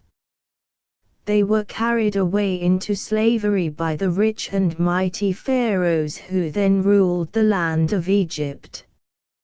3. The Israelites were, by the pharaohs, treated worse than beasts, condemned to hard labor and put in irons. Their bodies were covered with wounds and sores. They were not permitted to live under a roof, and were starved to death. 4. That they might be maintained in a state of continual terror and deprived of all human resemblance. 5. And in this great calamity, the Israelites, remembering their celestial protector, implored his forgiveness and mercy. 6. At that period reigned in Egypt an illustrious Pharaoh, who was renowned for his many victories, immense riches, and the gigantic palaces he had erected by the labor of his slaves. 7. This Pharaoh had 2 sons, the younger of whom, named Mossa, had acquired much knowledge from the sages of Israel. 8. And Mossa was beloved by all in Egypt for his kindness of heart and the pity he showed to all sufferers. 9. When Mossa saw that the Israelites, in spite of their many sufferings, had not forsaken their God, and refused to worship the gods of Egypt, created by the hands of man. 10. He also put his faith in their invisible God, who did not suffer them to betray him, despite their ever-growing weakness. 11. And the teachers among Israel animated Mossa in his zeal, and prayed of him that he would intercede with his father, Pharaoh, in favor of their co-religionists. 12. Prince Mossa went before his father, begging him to lighten the burden of the unhappy people. Pharaoh, however, became incensed with rage, and ordered that they should be tormented more than before. 13 And it came to pass that Egypt was visited by a great calamity. The plague decimated young and old, the healthy and the sick, and Pharaoh beheld in this the resentment of his own gods against him. 14 But Prince Mossa said to his father that it was the God of his slaves who thus interposed on behalf of his wretched people, and avenged them upon the Egyptians. 15 Thereupon, Pharaoh commanded Mossa, his son, to gather all the Israelite slaves, and lead them away, and found, at a great distance from the capital, another city where he should rule over them. 16 Then Mossa made known to the Hebrew slaves that he had obtained their freedom in the name of his and their God, the God of Israel, and with them he left the city and departed from the land of Egypt. 17 He led them back to the land which, because of their many sins, had been taken from them. There he gave them laws and admonished them to pray always to God, the indivisible Creator, whose kindness is infinite. 18 After Prince Mossa's death, the Israelites observed rigorously his laws, and God rewarded them for the ills to which they had been subjected in Egypt. 19 Their kingdom became one of the most powerful on earth. Their kings made themselves renowned for their treasures, and peace reigned in Israel. 3:1 The glory of Israel's wealth spread over the whole earth, and the surrounding nations became envious. 2 But the Most High himself led the victorious arms of the Hebrews, and the pagans did not dare to attack them. 3 Unfortunately, man is prone to err, and the fidelity of the Israelites to their God was not of long duration. For little by little they forgot the favors he had bestowed upon them, rarely invoked his name, and sought rather protection by the magicians and sorcerers. 5 The kings and the chiefs among the people substituted their own laws for those given by Mossa. The temple of God and the observances of their ancient faith were neglected. The people addicted themselves to sensual gratifications and lost their original purity.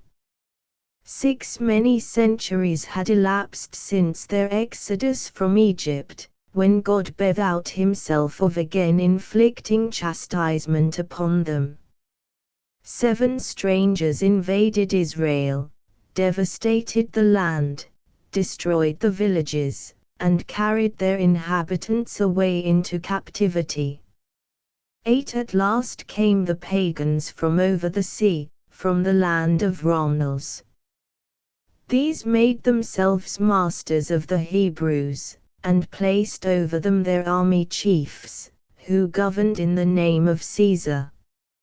9 They defiled the temples, forced the inhabitants to cease the worship of the indivisible God, and compelled them to sacrifice to the heathen gods.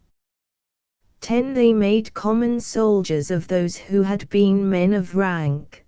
The women became their prey, and the common people, reduced to slavery, were carried away by thousands over the sea. 11 The children were slain, and soon, in the whole land, there was naught heard but weeping and lamentation. 12 In this extreme distress, the Israelites once more remembered their great God, implored his mercy and prayed for his forgiveness. Our Father, in his inexhaustible clemency, heard their prayer. 4:1 At that time the moment had come for the compassionate judge to reincarnate in a human form. 2 and the eternal Spirit, resting in a state of complete inaction and supreme bliss, awakened and separated from the eternal being, for an undetermined period. 3. So that, in human form, he might teach man to identify himself with the divinity and attain to eternal felicity. 4. And to show, by his example, how man can attain moral purity and free his soul from the domination of the physical senses, so that it may achieve the perfection necessary for it to enter the kingdom of heaven, which is immutable and where bliss eternal reigns. 5. Soon after, a marvelous child was born in the land of Israel. God himself spoke, through the mouth of this child, of the miseries of the body and the grandeur of the soul. 6. The parents of the infant were poor people, who belonged to a family noted for great piety, who forgot the greatness of their ancestors in celebrating the name of the Creator and giving thanks to Him for the trials which He had sent upon them. 7. To reward them for adhering to the path of truth, God blessed the firstborn of this family, chose him for his elect, and sent him to sustain the fallen and comfort the afflicted. 8. The divine child, to whom the name Issa was given, commenced in his tender years to talk of the only and indivisible God, exhorting the strayed souls to repent and purify themselves from the sins of which they had become guilty. 9. People came from all parts to hear him, and marveled at the discourses which came from his infantile mouth, and all Israel agreed that the Spirit of the Eternal dwelt in this child. 10. When Issa was 13 years old, the age at which an Israelite is expected to marry. 11. The modest house of his industrious parents became a meeting place of the rich and illustrious, who were anxious to have as a son-in-law the young Issa, who was already celebrated for the edifying discourses he made in the name of the All-Powerful.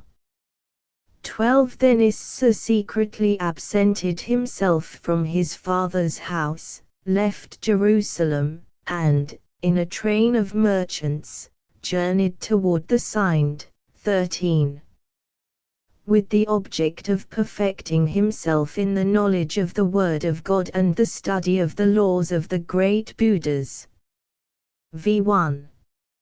In his 14th year, young Issa, the Blessed One, came this side of the Sind and settled among the Aryas, in the country beloved by God. 2. Fame spread the name of the marvelous youth along the northern Sind, and when he came through the country of the 5 streams and Rajapurtan, the devotees of the god Jin asked him to stay among them. 3. But he left the deluded worshippers of Jin and went to Jagannath, in the country of Orsis, where repose the mortal remains of Vyasa Krishna, and where the white priests of Brahma welcomed him joyfully.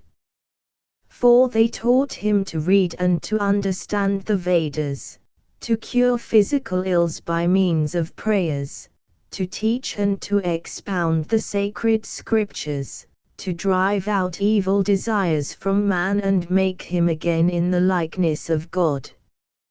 5. He spent 6 years in Jagannath, in Rajagriha, in Benares, and in other holy cities. The common people loved Issa, for he lived in peace with the Vaishyas and the Sudras, to whom he taught the holy scriptures.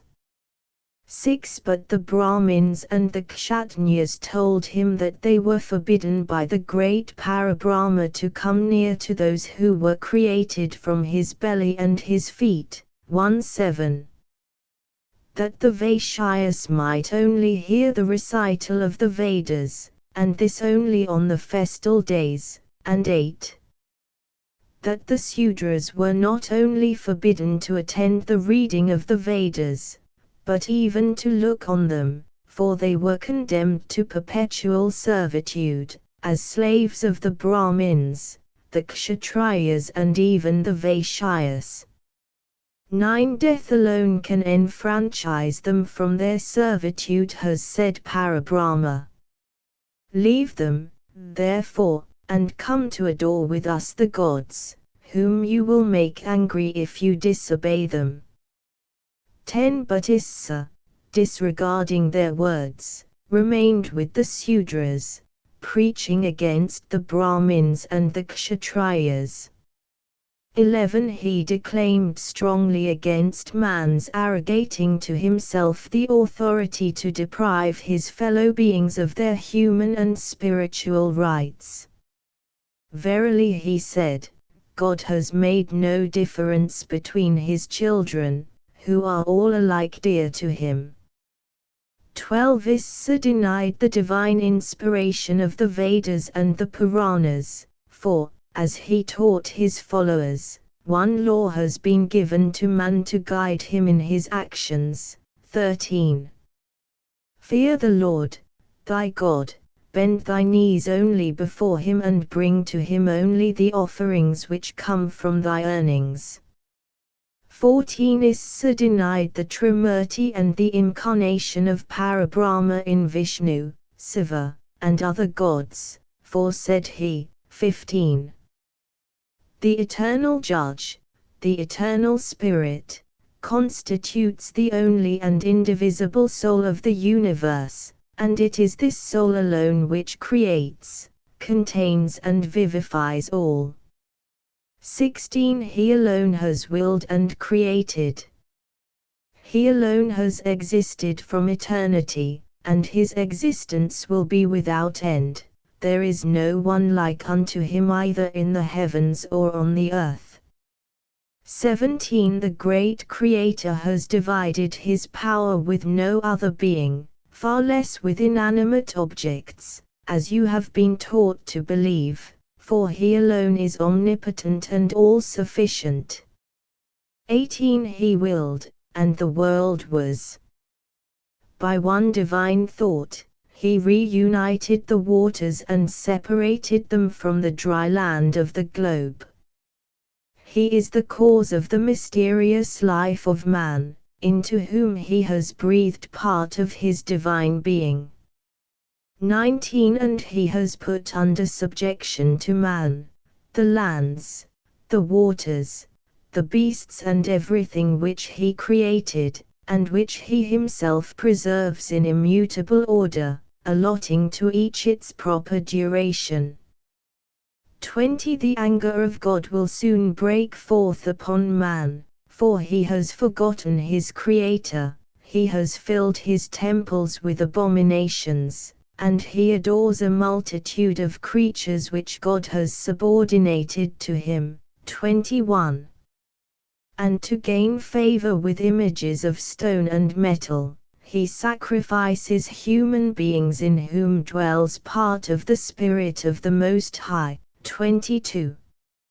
And he humiliates those who work in the sweat of their brows, to gain favor in the eyes of the idler who sitteth at a sumptuous table. 23. Those who deprive their brothers of divine happiness will themselves be deprived of it, and the Brahmins and the Kshatriyas shall become the Sudras of the Sudras, with whom the Eternal will stay forever. 24. In the day of judgment the Sudras and the Vaishyas will be forgiven for that they knew not the light, while God will let loose his wrath upon those who arrogated his authority.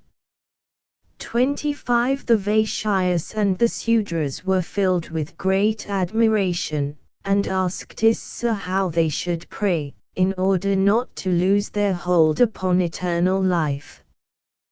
26. Pray not to idols, for they cannot hear you, hearken not to the Vedas where the truth is altered, be humble and humiliate not your fellow man. 27. Help the poor, support the weak, Do evil to none, covet not that which ye have not and which belongs to others. 6:1. The white priests and the warriors, two who had learned of Issa's discourse to the Sudras, resolved upon his death, and sent their servants to find the young teacher and slay him.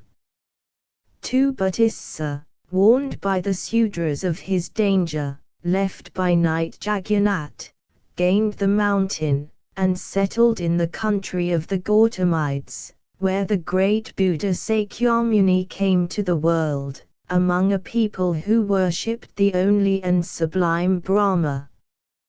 3. When the just Issa had acquired the Pali language, he applied himself to the study of the sacred scrolls of the sutras.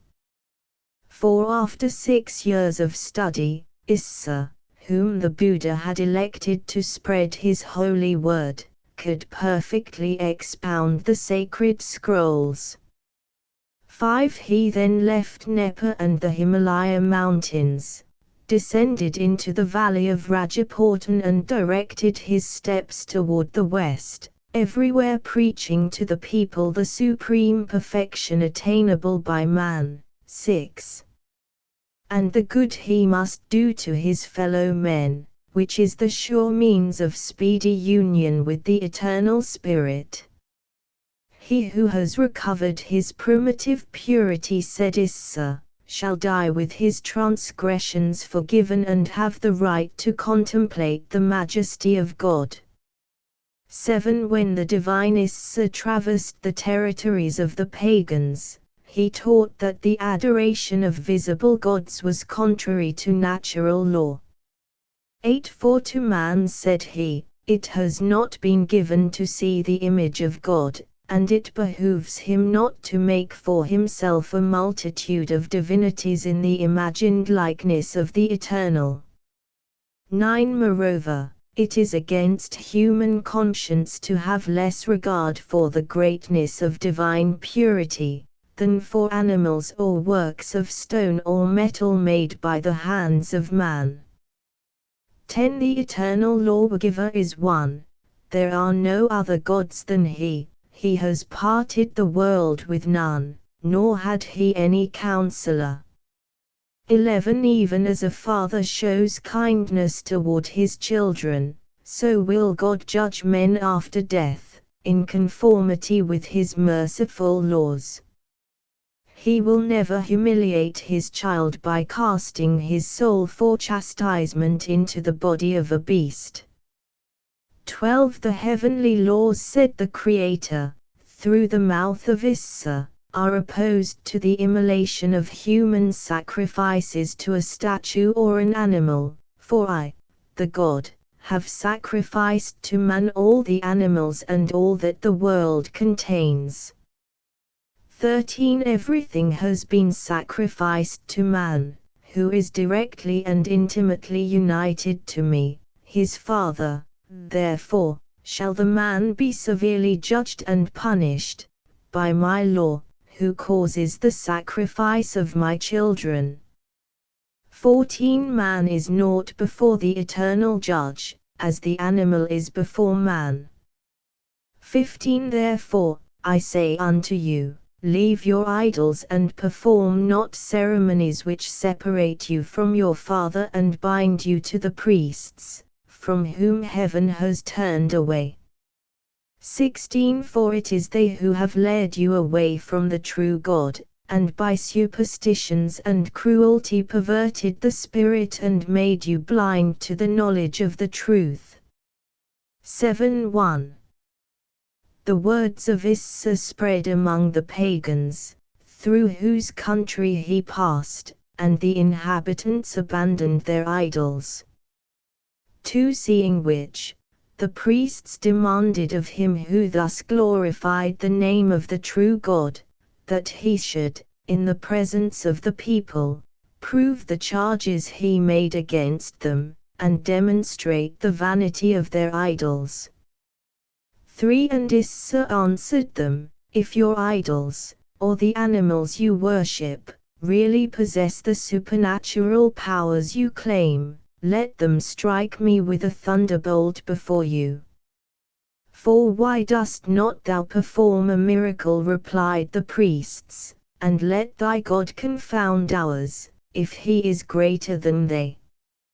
5 But Issa said, the miracles of our God have been wrought from the first day when the universe was created, and are performed every day and every moment. Whoso sees them not is deprived of one of the most beautiful gifts of life.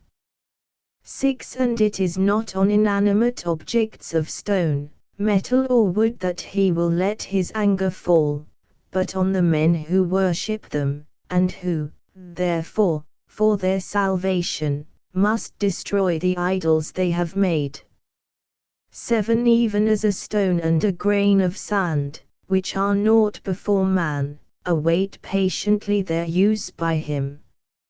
8 In like manner, man, who is naught before God, must await in resignation his pleasure for a manifestation of his favor. 9 But woe to you, ye adversaries of men, if it is not the favor you await, but rather the wrath of the Most High. Woe to you, if you demand that he attest his power by a miracle. 10 For it is not the idols which he will destroy in his wrath, but those by whom they were created. Their hearts will be the prey of an eternal fire, and their flesh shall be given to the beasts of prey. 11 God will drive away the contaminated animals from his flocks, but will take to himself those who strayed because they knew not the heavenly part within them. 12 When the pagans saw that the power of their priests was naught, they put faith in the words of Issa. Fearing the anger of the true God, they broke their idols to pieces and caused their priests to flee from among them. 13 Issa furthermore taught the pagans that they should not endeavor to see the eternal Spirit with their eyes, but to perceive him with their hearts, and make themselves worthy of his favors by the purity of their souls. 14 Not only he said to them, must ye refrain from offering human sacrifices, but ye may not lay on the altar any creature to which life has been given, for all things created are for man. 15 Withhold not from your neighbor his just due, for this would be like stealing from him what he had earned in the sweat of his brow. 16 Deceive none, that ye may not yourselves be deceived. Seek to justify yourselves before the last judgment, for then it will be too late. 17 Be not given to debauchery, for it is a violation of the law of God. 18 That you may attain to supreme bliss ye must not only purify yourselves, but must also guide others into the path that will enable them to regain their primitive innocence. 8:1 The countries round about were filled with the renown of Issa's preachings, and when he came unto Persia, the priests grew afraid and forbade the people hearing him. 2. Nevertheless, the villages received him with joy, and the people hearkened intently to his words, which, being seen by the priests, caused them to order that he should be arrested and brought before their high priest, who asked him, 3 Of what new God dost thou speak? Knowest thou not, unfortunate man that thou art, that Saint Zoroaster is the only just one, to whom alone was vouchsafed the honor of receiving revelations from the Most High, 4. By whose command the angels compiled his word in laws for the governance of his people, which were given to Zoroaster in paradise. 5. Who, then, art thou, who darest to utter blasphemies against our God and sow doubt in the hearts of believers? 6 And Issa said to them, I preach no new God, but our celestial Father, who has existed before the beginning and will exist until after the end. 7 Of him I have spoken to the people, who, even as innocent children, are incapable of comprehending God by their own intelligence, or fathoming the sublimity of the divine Spirit. 8 But, as the newborn child in the night recognizes the mother's breast, so your people, held in the darkness of error by your pernicious doctrines and religious ceremonies, have recognized instinctively their Father, in the Father whose prophet I am. 9 The Eternal Being says to your people, by my mouth, ye shall not adore the sun, for it is but a part of the universe which I have created for man. 10 It rises to warm you during your work, it sets to accord to you the rest that I have ordained. 11 To me only ye owe all that ye possess, all that surrounds you and that is above and below you. 12 But said the priests, how could the people live according to your rules if they had no teachers? 13 Whereupon Issa answered, so long as they had no priests, they were governed by the natural law and conserved the simplicity of their souls. 14 Their souls were in God, and to commune with the Father they had not to have recourse to the intermediation of idols, or animals, or fire, as taught by you. 15 Ye pretend that man must adore the sun, and the genii of good and evil. But I say unto you that your doctrine is pernicious. The sun does not act spontaneously, but by the will of the invisible Creator, who has given to it being. 16 Who, then, has caused that this star lights the day, warms man at his work and vivifies the seeds sown in the ground. 17 The Eternal Spirit is the soul of everything animate, and you commit a great sin in dividing him into the spirit of evil and the spirit of good, for there is no God other than the God of good. 18 And he, like to the father of a family, does only good to his children, to whom he forgives their transgressions if they repent of them. 19 And the spirit of evil dwells upon earth, in the hearts of those who turn the children of God away from the right path.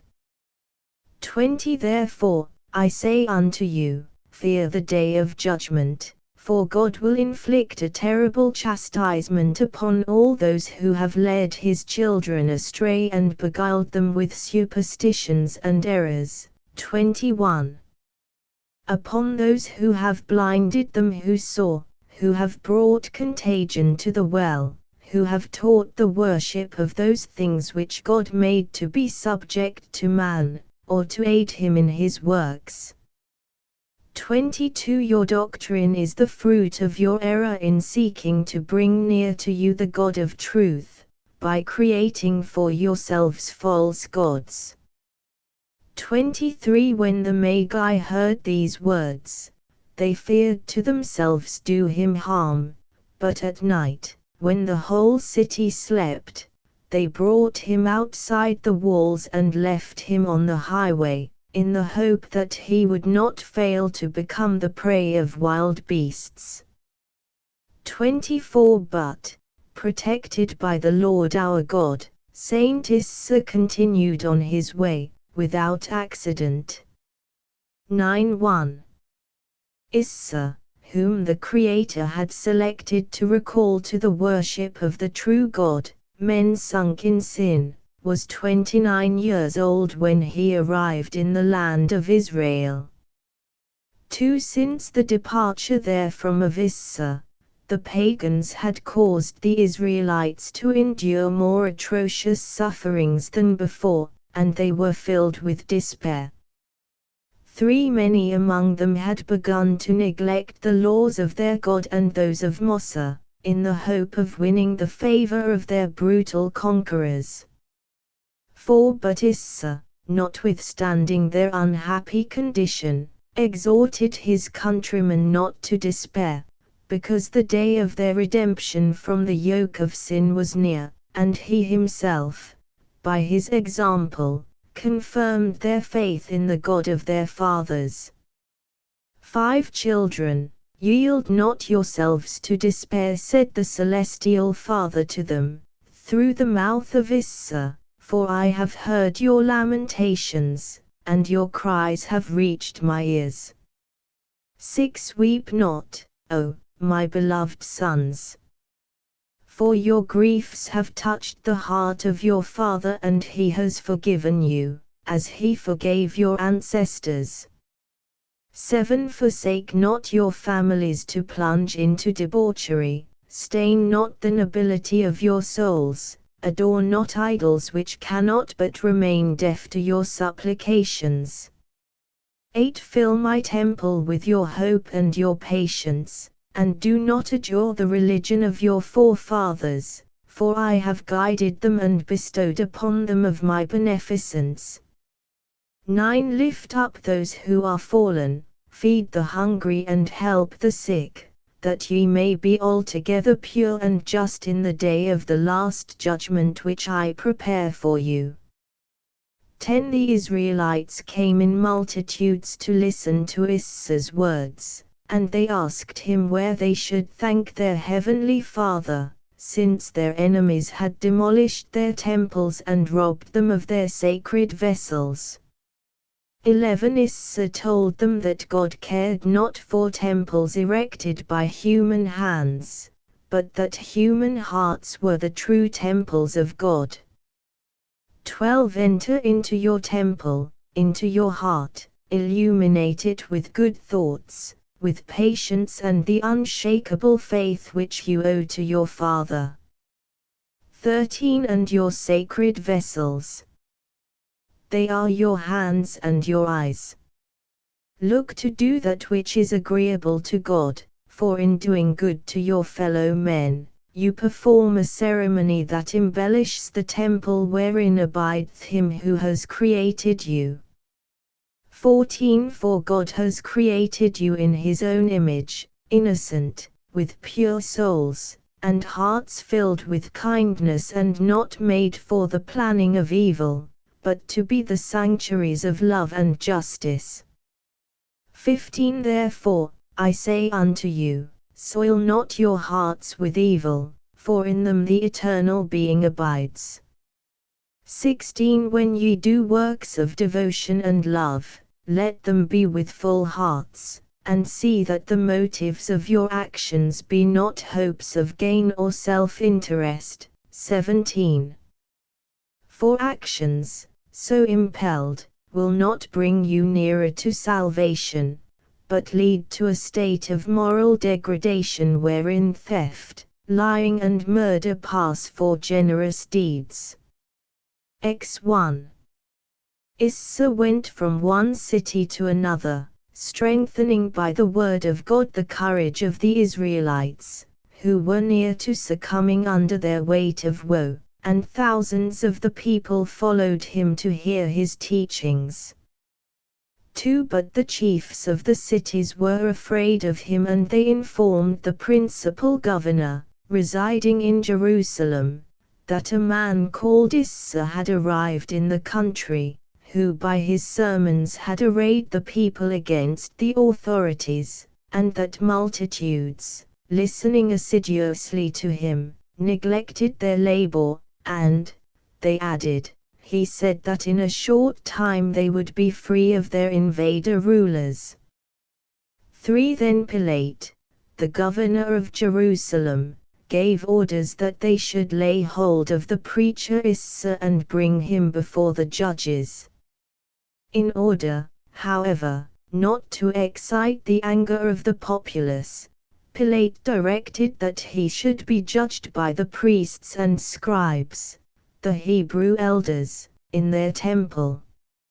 For meanwhile, Issa, continuing his preaching, arrived at Jerusalem, and the people, who already knew his fame, having learned of his coming, went out to meet him. 5. They greeted him respectfully and opened to him the doors of their temple, to hear from his mouth what he had said in other cities of Israel. 6. And Issa said to them, the human race perishes, because of the lack of faith, for the darkness and the tempest have caused the flock to go astray and they have lost their shepherds. 7. But the tempests do not rage forever and the darkness will not hide the light eternally, soon the sky will become serene, the celestial light will again overspread the earth, and the strayed flock will reunite around their shepherd. 8. Wander not in the darkness, seeking the way, lest ye fall into the ditch, but gather together, sustain one another. Put your faith in your God and wait for the first glimmer of light to reappear. 9. He who sustains his neighbor, sustains himself, and he who protects his family, protects all his people and his country. 10. 4. Be assured that the day is near when you will be delivered from the darkness. You will be reunited into one family and your enemy will tremble with fear, he who is ignorant of the favor of the great God. 11. The priests and the elders who heard him, filled with admiration for his language, asked him if it was true that he had sought to raise the people against the authorities of the country, as had been reported to the governor Pilate. 12. Can one raise against strayed men, to whom darkness has hidden their road and their door? Answered Issa. I have but forewarned the unhappy, as I do here in this temple, that they should no longer advance on the dark road, for an abyss opens before their feet. 13. The power of this earth is not of long duration and is subject to numberless changes. It would be of no avail for a man to rise in revolution against it, for one phase of it always succeeds another, and it is thus that it will go on until the extinction of human life. 14. But do you not see that the powerful, and the rich, sow among the children of Israel a spirit of rebellion against the eternal power of heaven? 15. Then the elders asked him, Who art thou, and from what country hast thou come to us? We have not formerly heard thee spoken of and do not even know thy name. 16. I am an Israelite, answered Issa, and on the day of my birth have seen the walls of Jerusalem, and have heard the sobs of my brothers reduced to slavery, and the lamentations of my sisters carried away by the pagans. 17. And my soul was afflicted when I saw that my brethren had forgotten the true God. When a child I left my father's house to go and settle among other people.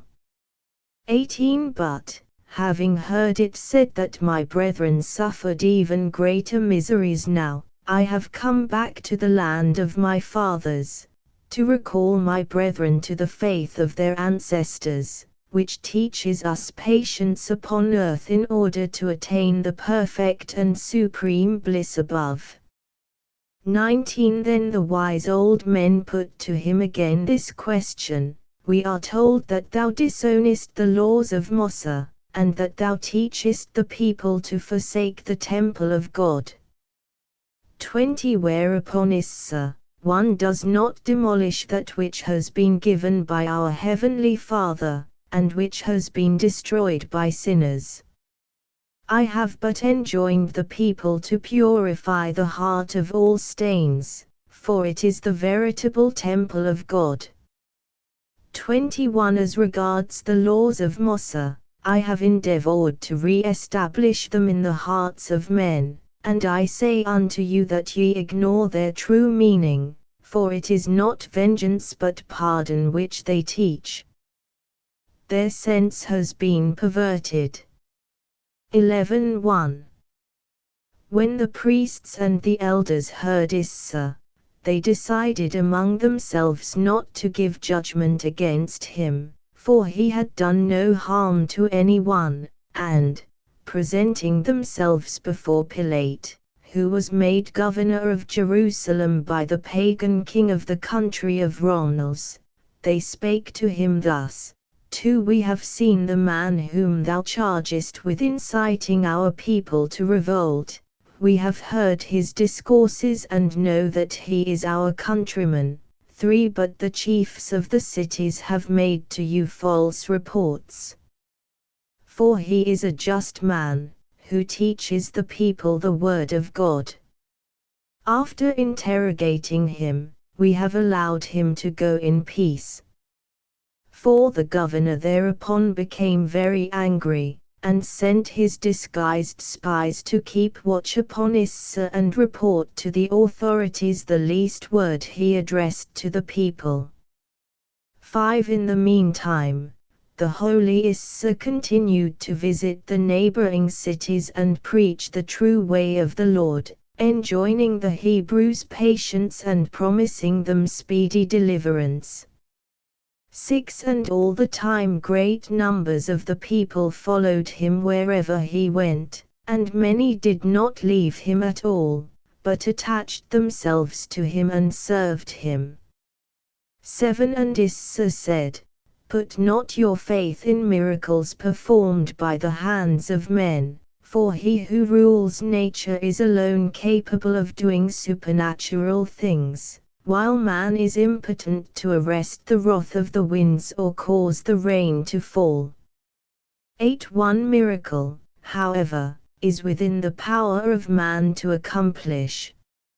It is, when his heart is filled with sincere faith, he resolves to root out from his mind all evil promptings and desires, and when, in order to attain this end, he ceases to walk the path of iniquity. 9 All the things done without God are only gross errors, illusions and seductions, serving but to show how much the heart of the doer is full of presumption, falsehood and impurity. 10 Put not your faith in oracles. God alone knows the future. He who has recourse to the diviners soils the temple of his heart and shows his lack of faith in his Creator. 11 Belief in the diviners and their miracles destroys the innate simplicity of man and his childlike purity. An infernal power takes hold of him who so errs, and forces him to commit various sins and give himself to the worship of idols.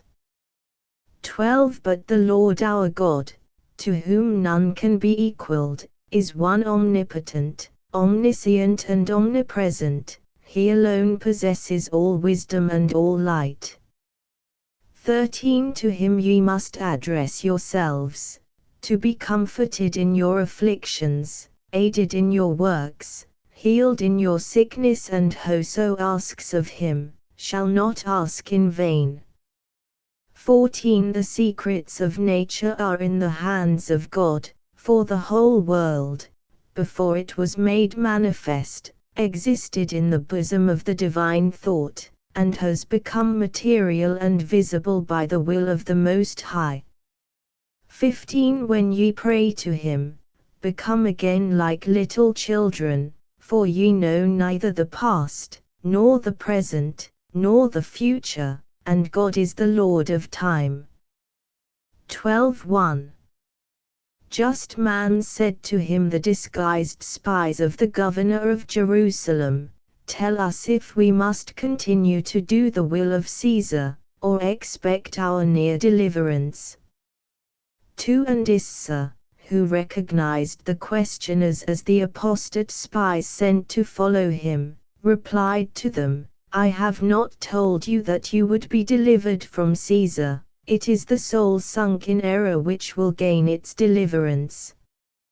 3. There cannot be a family without a head, and there cannot be order in a people without a Caesar, whom ye should implicitly obey, as he will be held to answer for his acts before the supreme tribunal. 4. Does Caesar possess a divine right? The spies asked him again, and is he the best of mortals?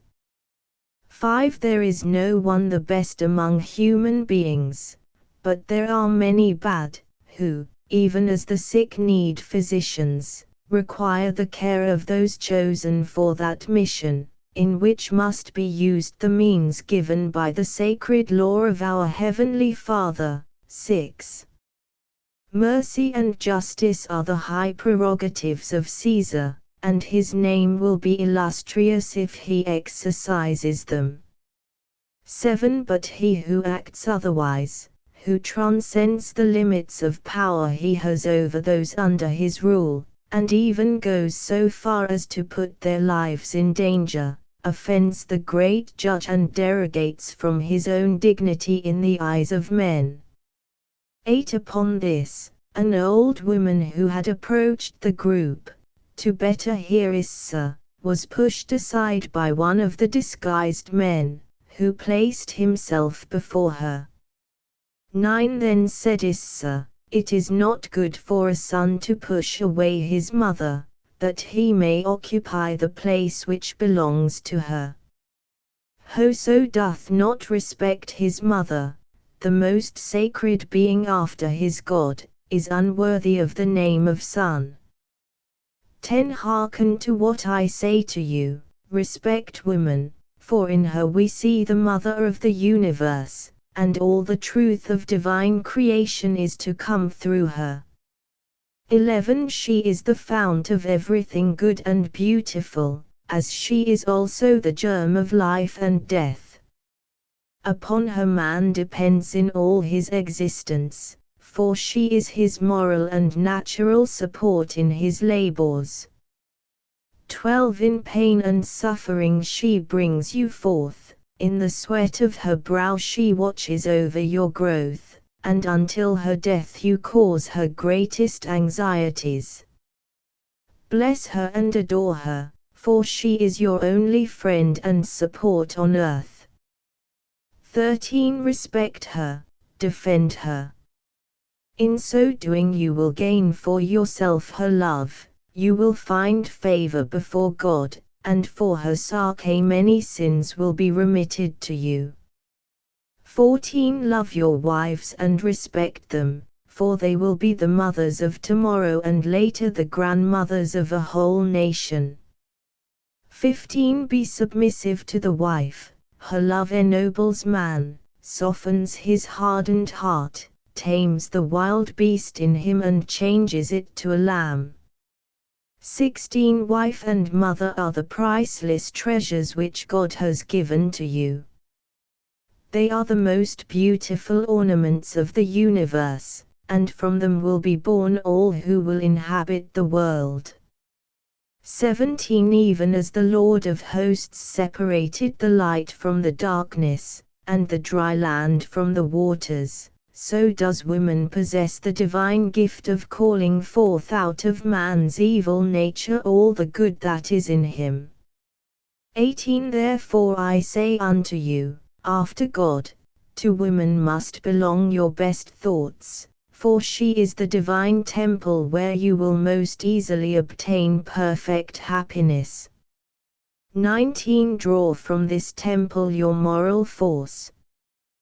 There you will forget your sorrows and your failures, and recover the love necessary to aid your fellow men. 20. Suffer her not to be humiliated, for by humiliating her you humiliate yourselves, and lose the sentiment of love, without which nothing can exist here on earth. 21. Protect your wife, that she may protect you, you and all your household. All that you do for your mothers, your wives, for a widow, or for any other woman in distress, you will do for your God, 13:1. Thus Saint Issa taught the people of Israel for 3 years, in every city and every village, on the highways and in the fields, and all he said came to pass. 2. All this time the disguised spies of the governor Pilate observed him closely, but heard nothing to sustain the accusations formerly made against Issa by the chiefs of the cities. 3. But Saint Issa's growing popularity did not allow Pilate to rest. He feared that Issa would be instrumental in bringing about a revolution culminating in his elevation to the sovereignty, and, therefore, ordered the spies to make charges against him. 4. Then soldiers were sent to arrest him, and they cast him into a subterranean dungeon, where he was subjected to all kinds of tortures, to compel him to accuse himself, so that he might be put to death. 5. The saint, thinking only of the perfect bliss of his brethren, endured all those torments with resignation to the will of the Creator. 6. The servants of Pilate continued to torture him, and he was reduced to a state of extreme weakness, but God was with him and did not permit him to die at their hands. 7. When the principal priests and wise elders learned of the sufferings which their saint endured, they went to Pilate, begging him to liberate Issa, so that he might attend the great festival which was near at hand. 8. But this the governor refused.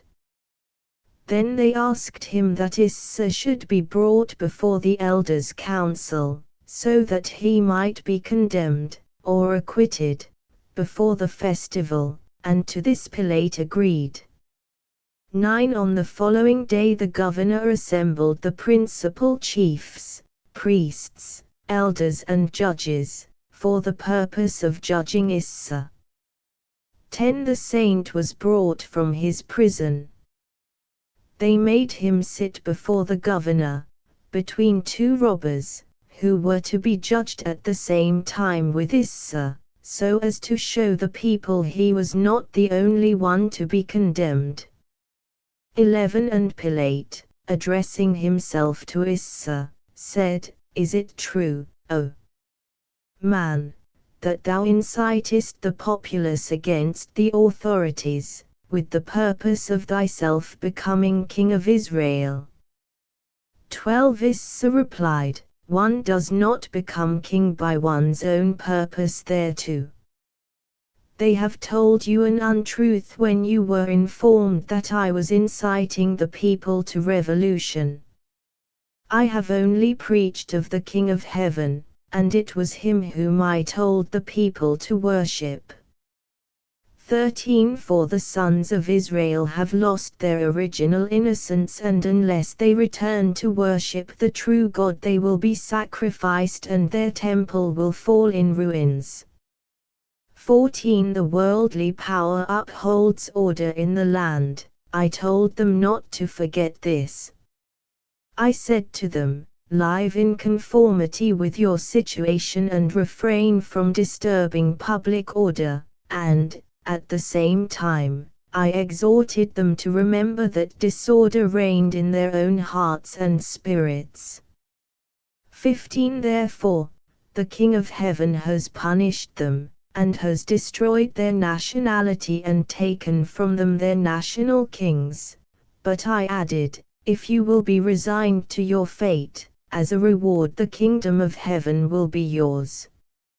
16. At this moment the witnesses were introduced, one of whom deposed thus, Thou hast said to the people that in comparison with the power of the king who would soon liberate the Israelites from the yoke of the heathen, the worldly authorities amounted to nothing. 17. Blessings upon thee, said Issa. For thou hast spoken the truth. The King of Heaven is greater and more powerful than the laws of man, and his kingdom surpasses the kingdoms of this earth. 18 And the time is not far off, when Israel, obedient to the will of God, will throw off its yoke of sin, for it has been written that a forerunner would appear to announce the deliverance of the people, and that he would reunite them in one family. 19 Thereupon the governor said to the judges, "Have you heard this? The Israelite Issa acknowledges the crime of which he is accused. Judge him, then, according to your laws, and pass upon him condemnation to death." 20 We cannot condemn him, replied the priests and the ancients. As thou hast heard, he spoke of the King of Heaven, and he has preached nothing which constitutes insubordination against the law. 21 Thereupon the governor called a witness who had been bribed by his master, Pilate, to betray Issa, and this man said to Issa, "Is it not true that thou hast represented thyself as a king of Israel, when thou didst say that he who reigns in heaven sent thee to prepare his people?" 22 But Issa blessed the man and answered, "Thou wilt find mercy, for what thou hast said did not come out from thine own heart." Then, turning to the governor, he said, "Why dost thou lower thy dignity and teach thy inferiors to tell falsehood, when, without doing so, it is in thy power to condemn an innocent man?" 23 When Pilate heard his words, he became greatly enraged and ordered that Issa be condemned to death, and that the two robbers should be declared guiltless. 24 The judges, after consulting among themselves, said to Pilate, "We cannot consent to take this great sin upon us, to condemn an innocent man and liberate malefactors.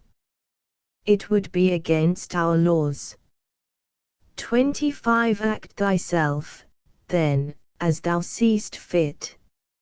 Thereupon the priests and elders walked out, and washed their hands in a sacred vessel, and said, "We are innocent of the blood of this righteous man." 14:1 By order of the governor, the soldiers seized Issa and the two robbers, and led them to the place of execution, where they were nailed upon the crosses erected for them. 2 All day long the bodies of Issa and the two robbers hung upon the crosses, bleeding, guarded by the soldiers. The people stood all around, and the relatives of the executed prayed and wept. 3 When the sun went down, Issa's tortures ended. He lost consciousness and his soul disengaged itself from the body, to reunite with God. 4 Thus ended the terrestrial existence of the reflection of the eternal Spirit under the form of a man who had saved hardened sinners and comforted the afflicted. 5 Meanwhile, Pilate was afraid for what he had done, and ordered the body of the saint to be given to his relatives, who put it in a tomb near to the place of execution. Great numbers of persons came to visit the tomb, and the air was filled with their wailings and lamentations. 6 3 days later, the governor sent his soldiers to remove Issa's body and bury it in some other place, for he feared a rebellion among the people. 7 The next day, when the people came to the tomb, they found it open and empty, the body of Issa being gone.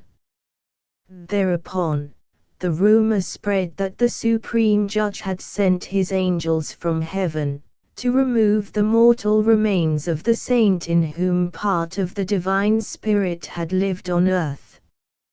8 When Pilate learned of this rumor, he grew angry and prohibited, under penalty of death, the naming of Issa, or praying for him to the Lord. 9. But the people, nevertheless, continued to weep over Issa's death and to glorify their master, wherefore, many were carried into captivity, subjected to torture and put to death. 10. And the disciples of Saint Issa departed from the land of Israel and went in all directions, to the heathen, preaching that they should abandon their gross errors, think of the salvation of their souls and earn the perfect bliss which awaits human beings in the immaterial world, full of glory, where the great Creator abides in all his immaculate and perfect majesty.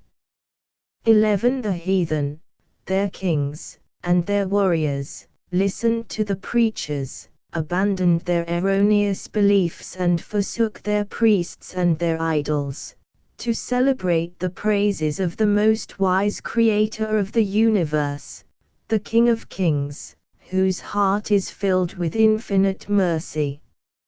Resume in reading the account of the life of Issa, Jesus Christ. One is struck, on the one hand by the resemblance of certain principal passages to accounts in the Old and New Testaments, and, on the other, by the not less remarkable contradictions which occasionally occur between the Buddhistic version and Hebraic and Christian records.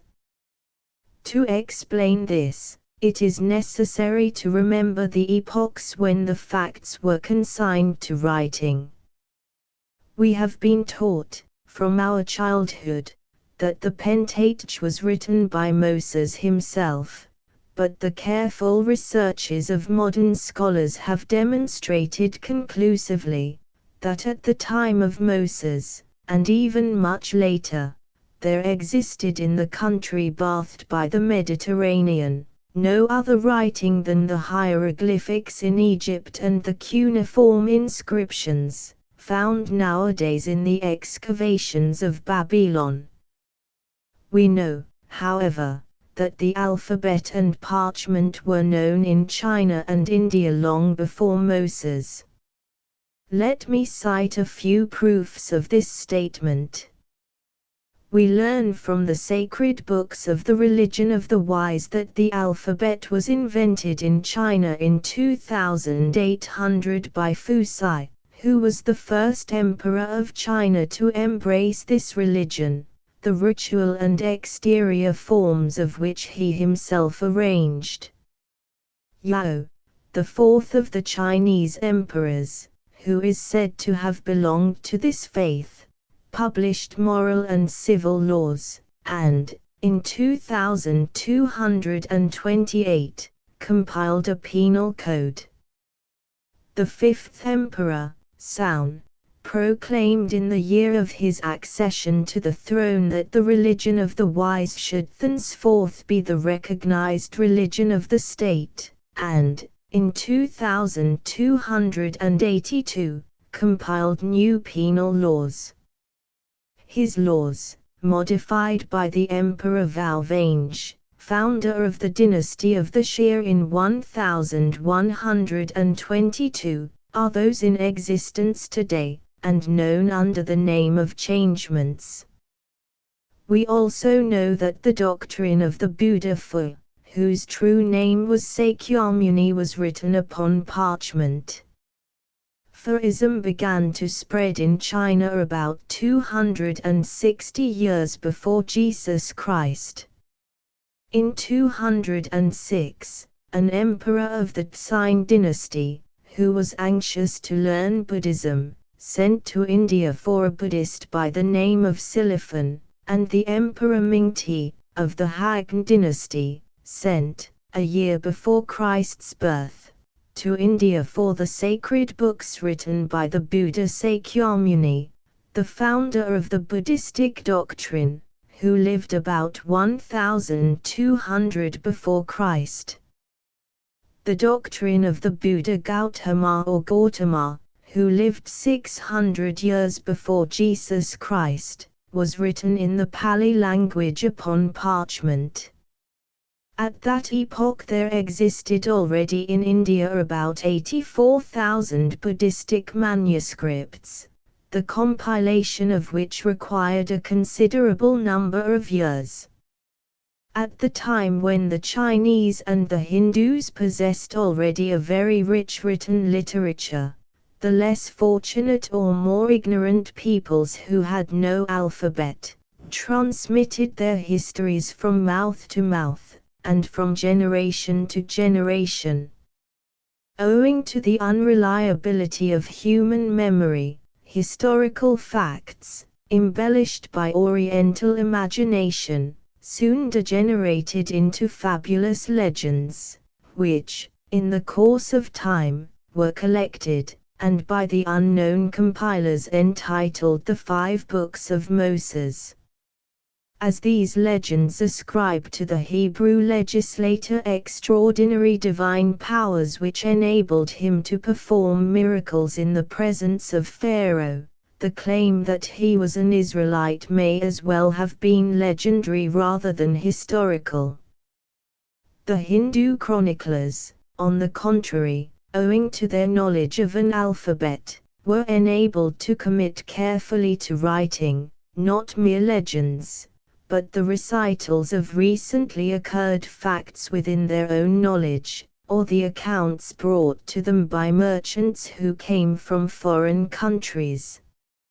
It must be remembered, in this connection, that, in antiquity as in our own days, the whole public life of the Orient was concentrated in the bazaars.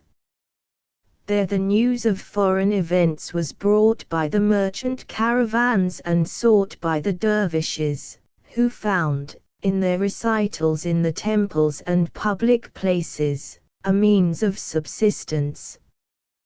When the merchants returned home from a journey, they generally related fully during the first days after their arrival, all they had seen or heard abroad. Such have been the customs of the Orient, from time immemorial, and are today.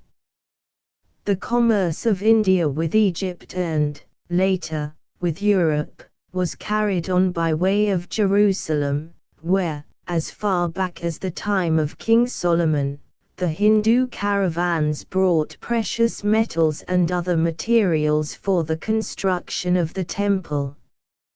From Europe, merchandise was brought to Jerusalem by sea, and there unloaded in a port, which is now occupied by the city of Jaffa.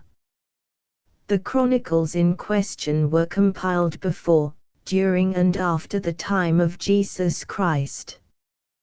During his sojourn in India, in the quality of a simple student come to learn the Brahminical and Buddhistic laws, no special attention whatever was paid to his life.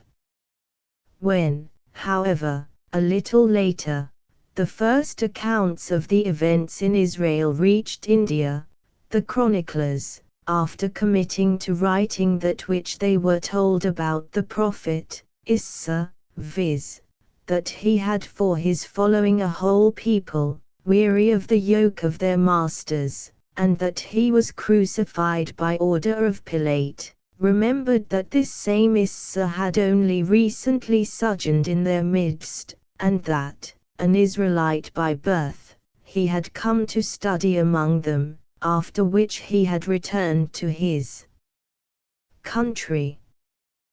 They conceived a lively interest for the man who had grown so rapidly under their eyes, and began to investigate his birth, his past and all the details concerning his existence.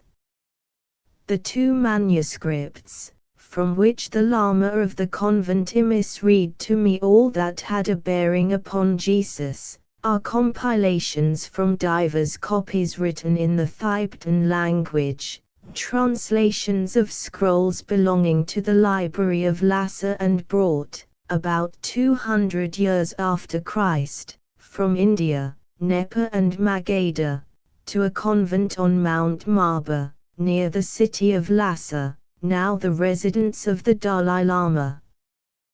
These scrolls were written in Pali, which certain lamas study even now, so as to be able to translate it into the Tibetan. The chroniclers were Buddhists belonging to the sect of the Buddha Gautama. The details concerning Jesus, given in the chronicles, are disconnected and mingled with accounts of other contemporaneous events to which they bear no relation. The manuscripts relate to us, first of all, according to the accounts given by merchants arriving from Judea in the same year when the death of Jesus occurred, that a just man by the name of Issa, an Israelite, in spite of his being acquitted twice by the judges as being a man of God, was nevertheless put to death by the order of the pagan governor, Pilate, who feared that he might take advantage of his great popularity to re-establish the kingdom of Israel and expel from the country its conquerors. Then follow rather incoherent communications regarding the preachings of Jesus among the Gbas and other heathens. They seem to have been written during the first years following the death of Jesus, in whose career a lively and growing interest is shown. One of these accounts, communicated by a merchant, refers to the origin of Jesus and his family. Another tells of the expulsion of his partisans and the persecutions they had to suffer. Only at the end of the second volume is found the first categorical affirmation of the chronicler. He says there that Issa was a man blessed by God and the best of all, that it was he in whom the great Brahma had elected to incarnate when, at a period fixed by destiny, his spirit was required to, for a time, separate from the Supreme Being. After telling that Issa descended from poor Israelite parents, the chronicler makes a little digression, for the purpose of explaining, according to ancient accounts, who were those sons of Israel. I have arranged all the fragments concerning the life of Issa in chronological order and have taken pains to impress upon them the character of unity, in which they were absolutely lacking. I leave it to the savants, the philosophers and the theologians to search into the causes for the contradictions which may be found between the life of Issa which I lay before the public and the accounts of the Gospels. But I trust that everybody will agree with me in assuming that the version which I present to the public, one compiled 3 or 4 years after the death of Jesus, from the accounts of eyewitnesses and contemporaries, has much more probability of being in conformity with truth than the accounts of the Gospels, the composition of which was effected at different epochs and at periods much posterior to the occurrence of the events.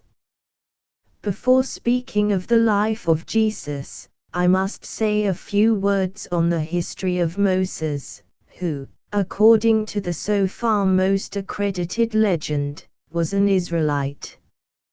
In this respect the legend is contradicted by the Buddhists. We learn from the outset that Moses was an Egyptian prince, the son of a pharaoh, and that he only was taught by learned Israelites. I believe that if this important point is carefully examined, it must be admitted that the Buddhist author may be right. It is not my intent to argue against the biblical legend concerning the origin of Moses, but I think everyone reading it must share my conviction that Moses could not have been a simple Israelite.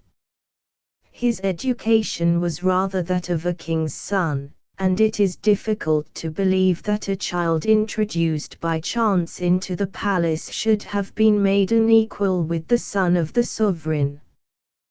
The rigor with which the Egyptians treated their slaves by no means attests the mildness of their character. A foundling certainly would not have been made the companion of the sons of a pharaoh, but would be placed among his servants. Add to this the caste spirit so strictly observed in ancient Egypt, a most salient point, which is certainly calculated to raise doubts as to the truth of the scriptural story.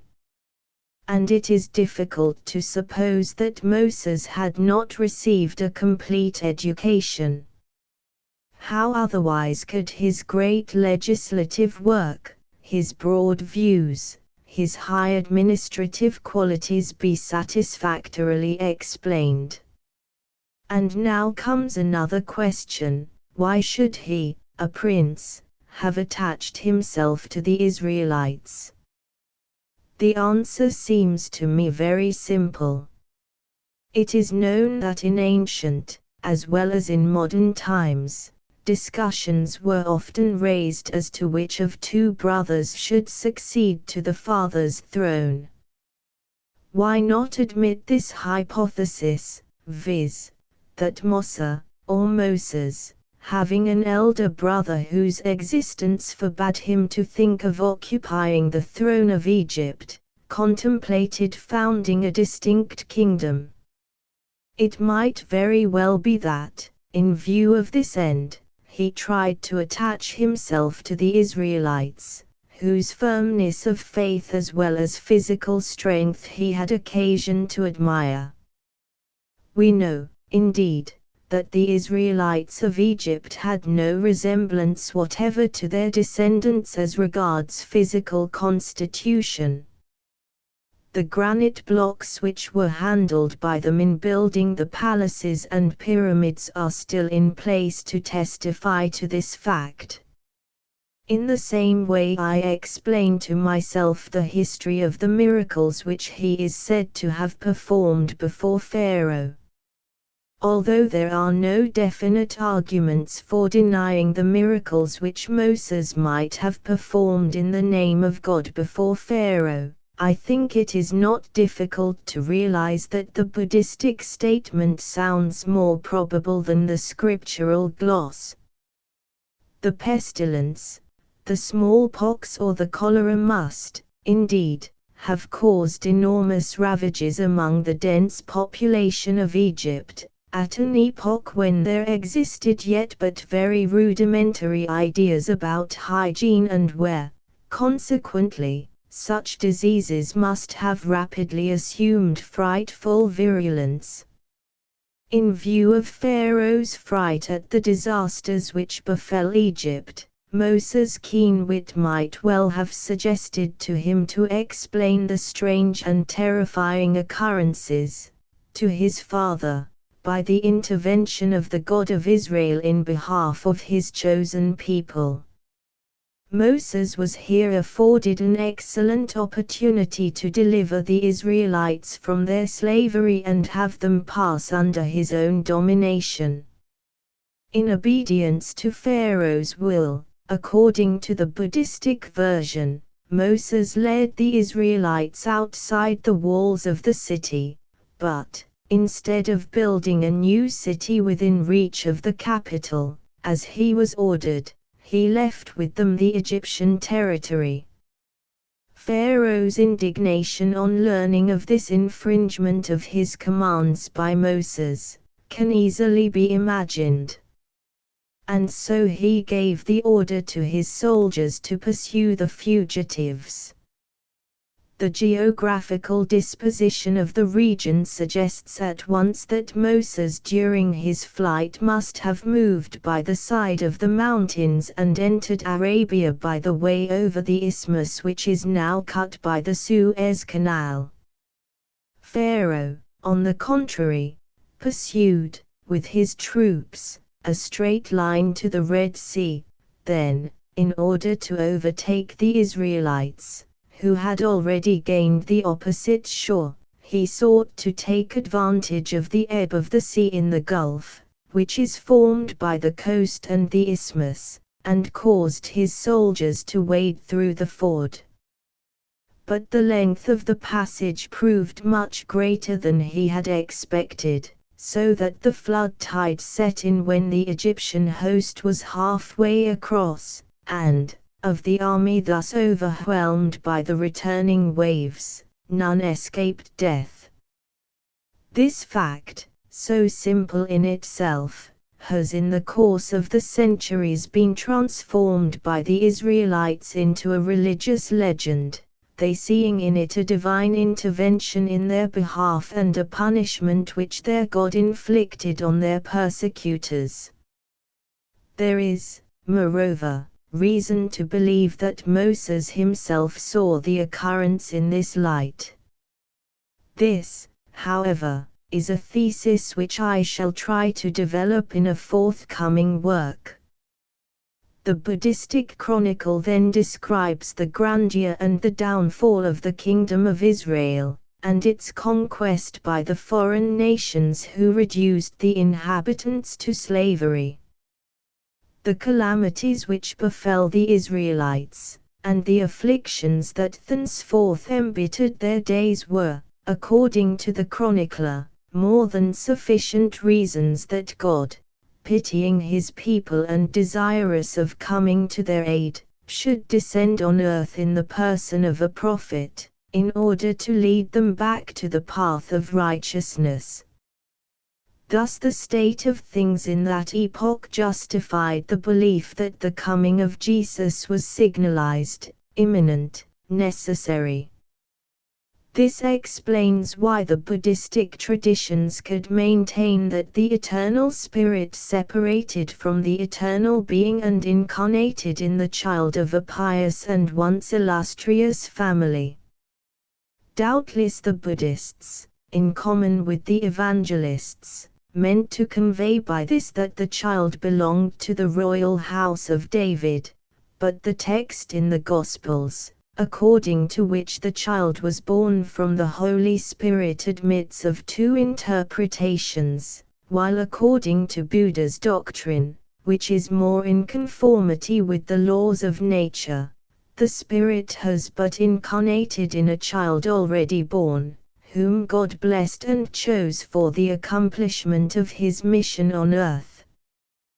The birth of Jesus is followed by a long gap in the traditions of the evangelists, who either from ignorance or neglect, fail to tell us anything definite about his childhood, youth or education. They commence the history of Jesus with his first sermon, i.e., at the epoch, when 30 years of age, he returns to his country. All the evangelists tell us concerning the infancy of Jesus is marked by the lack of precision, and the child grew, and waxed strong in spirit, filled with wisdom, and the grace of God was upon him, says one of the sacred authors, Luke 2:40, and another, and the child grew, and waxed strong in spirit, and was in the deserts till the day of his showing unto Israel.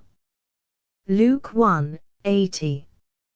As the evangelists compiled their writings a long time after the death of Jesus, it is presumable that they committed to writing only those accounts of the principal events in the life of Jesus which happened to come to their knowledge. The Buddhists, on the contrary, who compiled their chronicles soon after the Passion occurred, and were able to collect the surest information about everything that interested them, give us a complete and very detailed description of the life of Jesus. In those unhappy times, when the struggle for existence seems to have destroyed all thought of God, the people of Israel suffered the double oppression of the ambitious Herod and the despotic and avaricious Romans. Then, as now, the Hebrews put all their hopes in Providence, whom they expected would send them an inspired man, who should deliver them from all their physical and moral afflictions. The time passed, however, and no one took the initiative in a revolt against the tyranny of the rulers. In that era of hope and despair, the people of Israel completely forgot that there lived among them a poor Israelite who was a direct descendant from their King David. This poor man married a young girl who gave birth to a miraculous child. The Hebrews, true to their traditions of devotion and respect for the race of their kings, upon learning of this event went in great numbers to congratulate the happy father and see the child. It is evident that Herod was informed of this occurrence. He feared that this infant, once grown to manhood, might avail himself of his prospective popularity to reconquer the throne of his ancestors. He sent out his men to seize the child, which the Israelites endeavored to hide from the wrath of the king, who then ordered the abominable massacre of the children, hoping that Jesus would perish in this vast human hecatomb. But Joseph's family had warning of the impending danger, and took refuge in Egypt. A short time afterward, they returned to their native country. The child had grown during those journeyings, in which his life was more than once exposed to danger. Formerly, as now, the Oriental Israelites commenced the instruction of their children at the age of 5 or 6 years. Compelled to constantly hide him from the murderous King Herod, the parents of Jesus could not allow their son to go out, and he, no doubt, spent all his time in studying the sacred scriptures, so that his knowledge was sufficiently beyond what would naturally have been expected of a boy of his age to greatly astonish the elders of Israel. He had in his 13th year attained an age when, according to Jewish law, the boy becomes an adult, has the right to marry, and incurs obligations for the discharge of the religious duties of a man. There exists still, in our times, among the Israelites, an ancient religious custom that fixes the majority of a youth at the accomplished 13th year. From this epoch the youth becomes a member of the congregation and enjoys all the rights of an adult.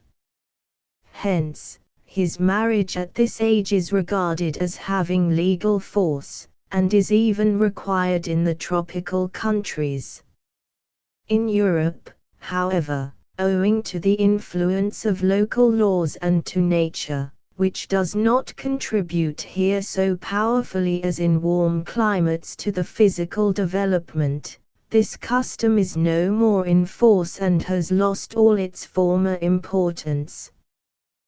The royal lineage of Jesus, his rare intelligence and his learning, caused him to be looked upon as an excellent match, and the wealthiest and most respected Hebrews would fain have had him for a son-in-law, just as even nowadays the Israelites are very desirous of the honor of marrying their daughters to the sons of rabbis or scholars.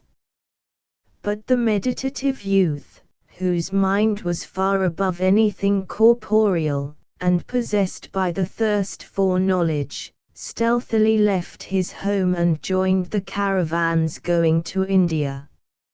It stands to reason that Jesus Christ should have thought, primarily, of going to India, first, because at that epoch Egypt formed part of the Roman possessions, secondly, and principally, because a very active commercial exchange with India had made common report in Judea of the majestic character and unsurpassed richness of the arts and sciences in this marvelous country, to which even now the aspirations of all civilized peoples are directed.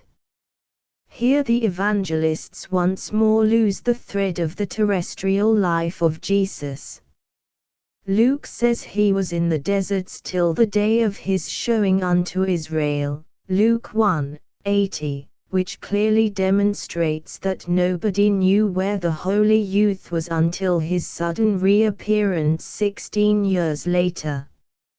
Arrived in India, this land of marvels, Jesus began to frequent the temples of the Jainites. There exists until today, on the peninsula of Hindustan, a sectarian cult under the name of Jainism. It forms a kind of connecting link between Buddhism and Brahmanism, and preaches the destruction of all other beliefs, which, it declares, are corroded by falsehood. It dates from the 7th century before Jesus Christ, and its name is derived from the word Jin, conqueror, which was assumed by its founders as expressive of its destined triumph over its rivals. In sympathetic admiration for the spirit of the young man, the Jainites asked him to stay with them, but Jesus left them to settle in Jagannath, where he devoted himself to the study of treatises on religion, philosophy, etc. Jagannath is one of the chief sacred cities of Brahmins, and, at the time of Christ, was of great religious importance. According to tradition, the ashes of the illustrious Brahmin, Krishna, who lived in 1580 BC, are preserved there, in the hollow of a tree, near a magnificent temple, to which thousands make pilgrimage every year.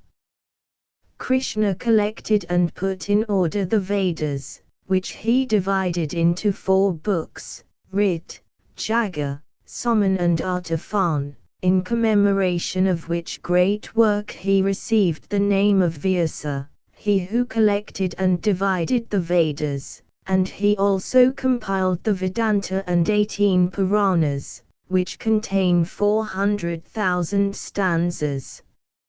In Jagannath is also found a very precious library of Sanskrit books and religious manuscripts.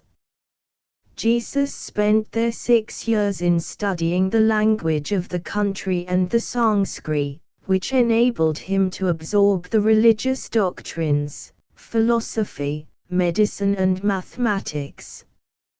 He found much to blame in Brahmaical laws and usages, and publicly joined issue with the Brahmins, who in vain endeavored to convince him of the sacred character of their established customs.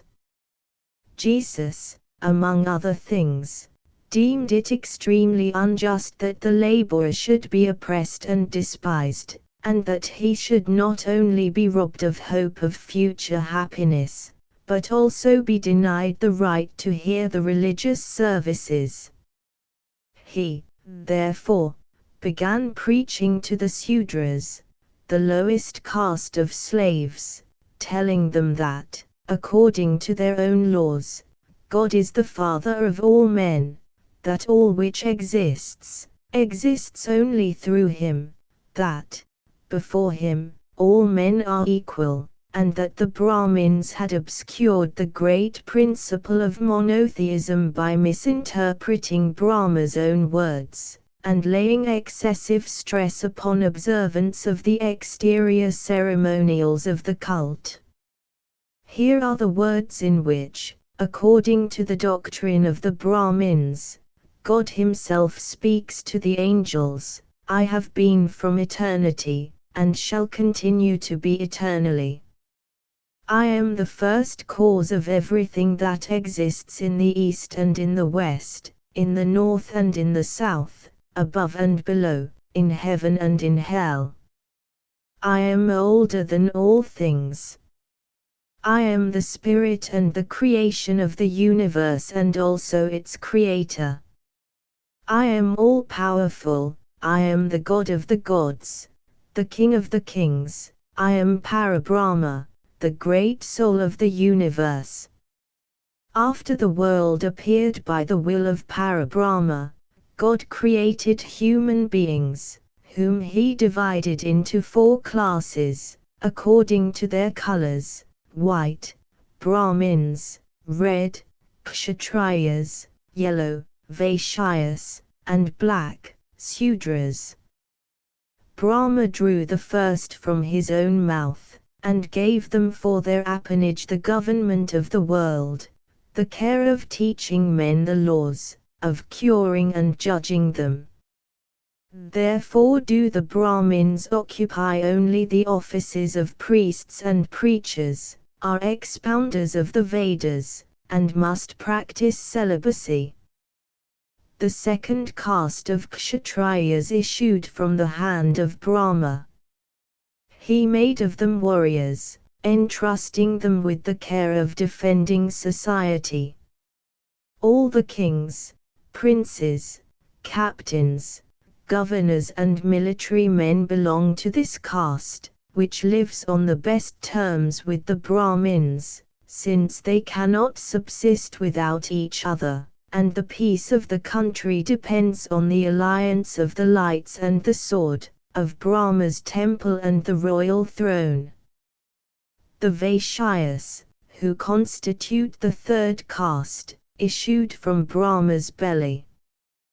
They are destined to cultivate the ground, raise cattle, carry on commerce and practice all kinds of trades in order to feed the Brahmins and the Kshatriyas. Only on holidays are they authorized to enter the temple and listen to the recital of the Vedas. At all other times they must attend to their business. The lowest caste, that of the black ones, or Sudras, issued from the feet of Brahma to be the humble servants and slaves of the three preceding castes. They are interdicted from attending the reading of the Vedas at any time. Their touch contaminates a Brahmin, Kshatriya, or even a Vaishya who comes in contact with them. They are wretched creatures, deprived of all human rights. They cannot even look at the members of the other castes, nor defend themselves, nor, when sick, receive the attendance of a physician. Death alone can deliver the Sudra from a life of servitude, and even then, freedom can only be attained under the condition that, during his whole life, he shall have served diligently and without complaint some member of the privileged classes. Then only it is promised that the soul of the Sudra shall, after death, be raised to a superior caste. If a Sudra has been lacking in obedience to a member of the privileged classes, or has in any way brought their disfavor upon himself, he sinks to the rank of a pariah, who is banished from all cities and villages and is the object of general contempt, as an abject being who can only perform the lowest kind of work. The same punishment may also fall upon members of another caste.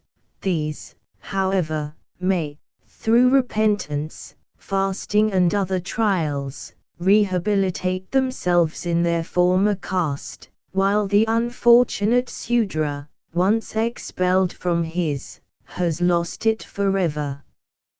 From what has been said above, it is easy to explain why the Vaishyas and Sudras were animated with adoration for Jesus, who, in spite of the threats of the Brahmins and Kshatriyas, never forsook those poor people.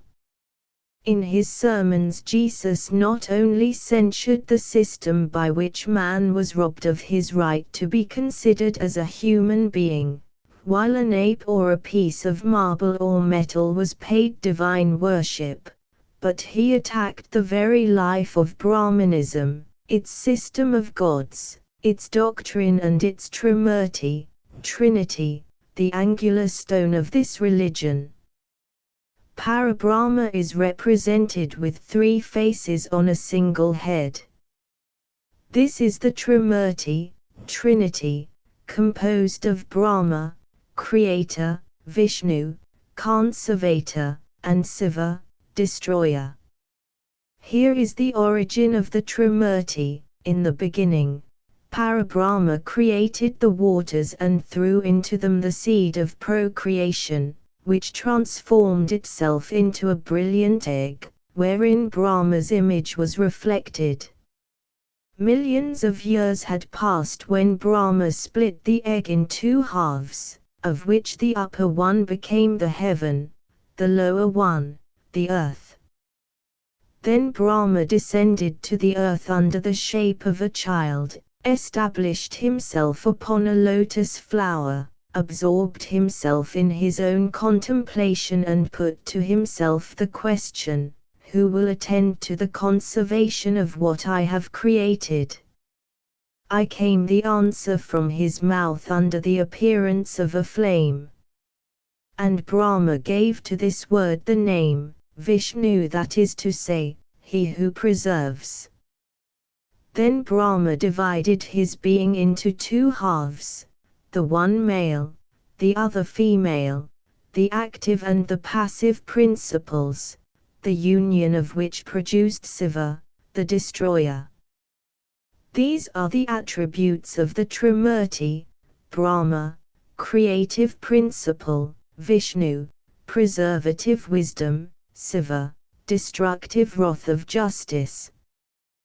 Brahma is the substance from which everything was made, Vishnu, space wherein everything lives, and Siva, time that annihilates all things. Brahma is the face which vivifies all, Vishnu, the water which sustains the forces of the creatures, Siva, the fire which breaks the bond that unites all objects. Brahma is the past, Vishnu, the present, Siva, the future. Each part of the Trimurti possesses, moreover, a wife. The wife of Brahma is Sarasvati, goddess of wisdom; that of Vishnu, Lakshmi, goddess of virtue; and Siva's spouse is Kali, goddess of death, the universal destroyer. Of this last union were born Gainsa, the elephant-headed god of wisdom, and Indra, the god of the firmament, both chiefs of inferior divinities, the number of which, if all the objects of adoration of the Hindus be included, amounts to 300 millions. Vishnu has descended 8 times upon the earth, incarnating in a fish in order to save the Vedas from the deluge, in a tortoise, a dwarf, a wild boar, a lion, in Rama, a king's son, in Krishna and in Buddha. He will come a 9th time under the form of a rider mounted on a white horse in order to destroy death and sin. Jesus denied the existence of all these hierarchic absurdities of gods, which darken the great principle of monotheism. When the Brahmins saw that Jesus, who, instead of becoming one of their party, as they had hoped, turned out to be their adversary, and that the people began to embrace his doctrine, they resolved to kill him, but his servants, who were greatly attached to him, forewarned him of the threatening danger, and he took refuge in the mountains of Nepal. At this epoch, Buddhism had taken deep root in this country. It was a kind of schism, remarkable by its moral principles and ideas on the nature of the divinity, ideas which brought men closer to nature and to one another.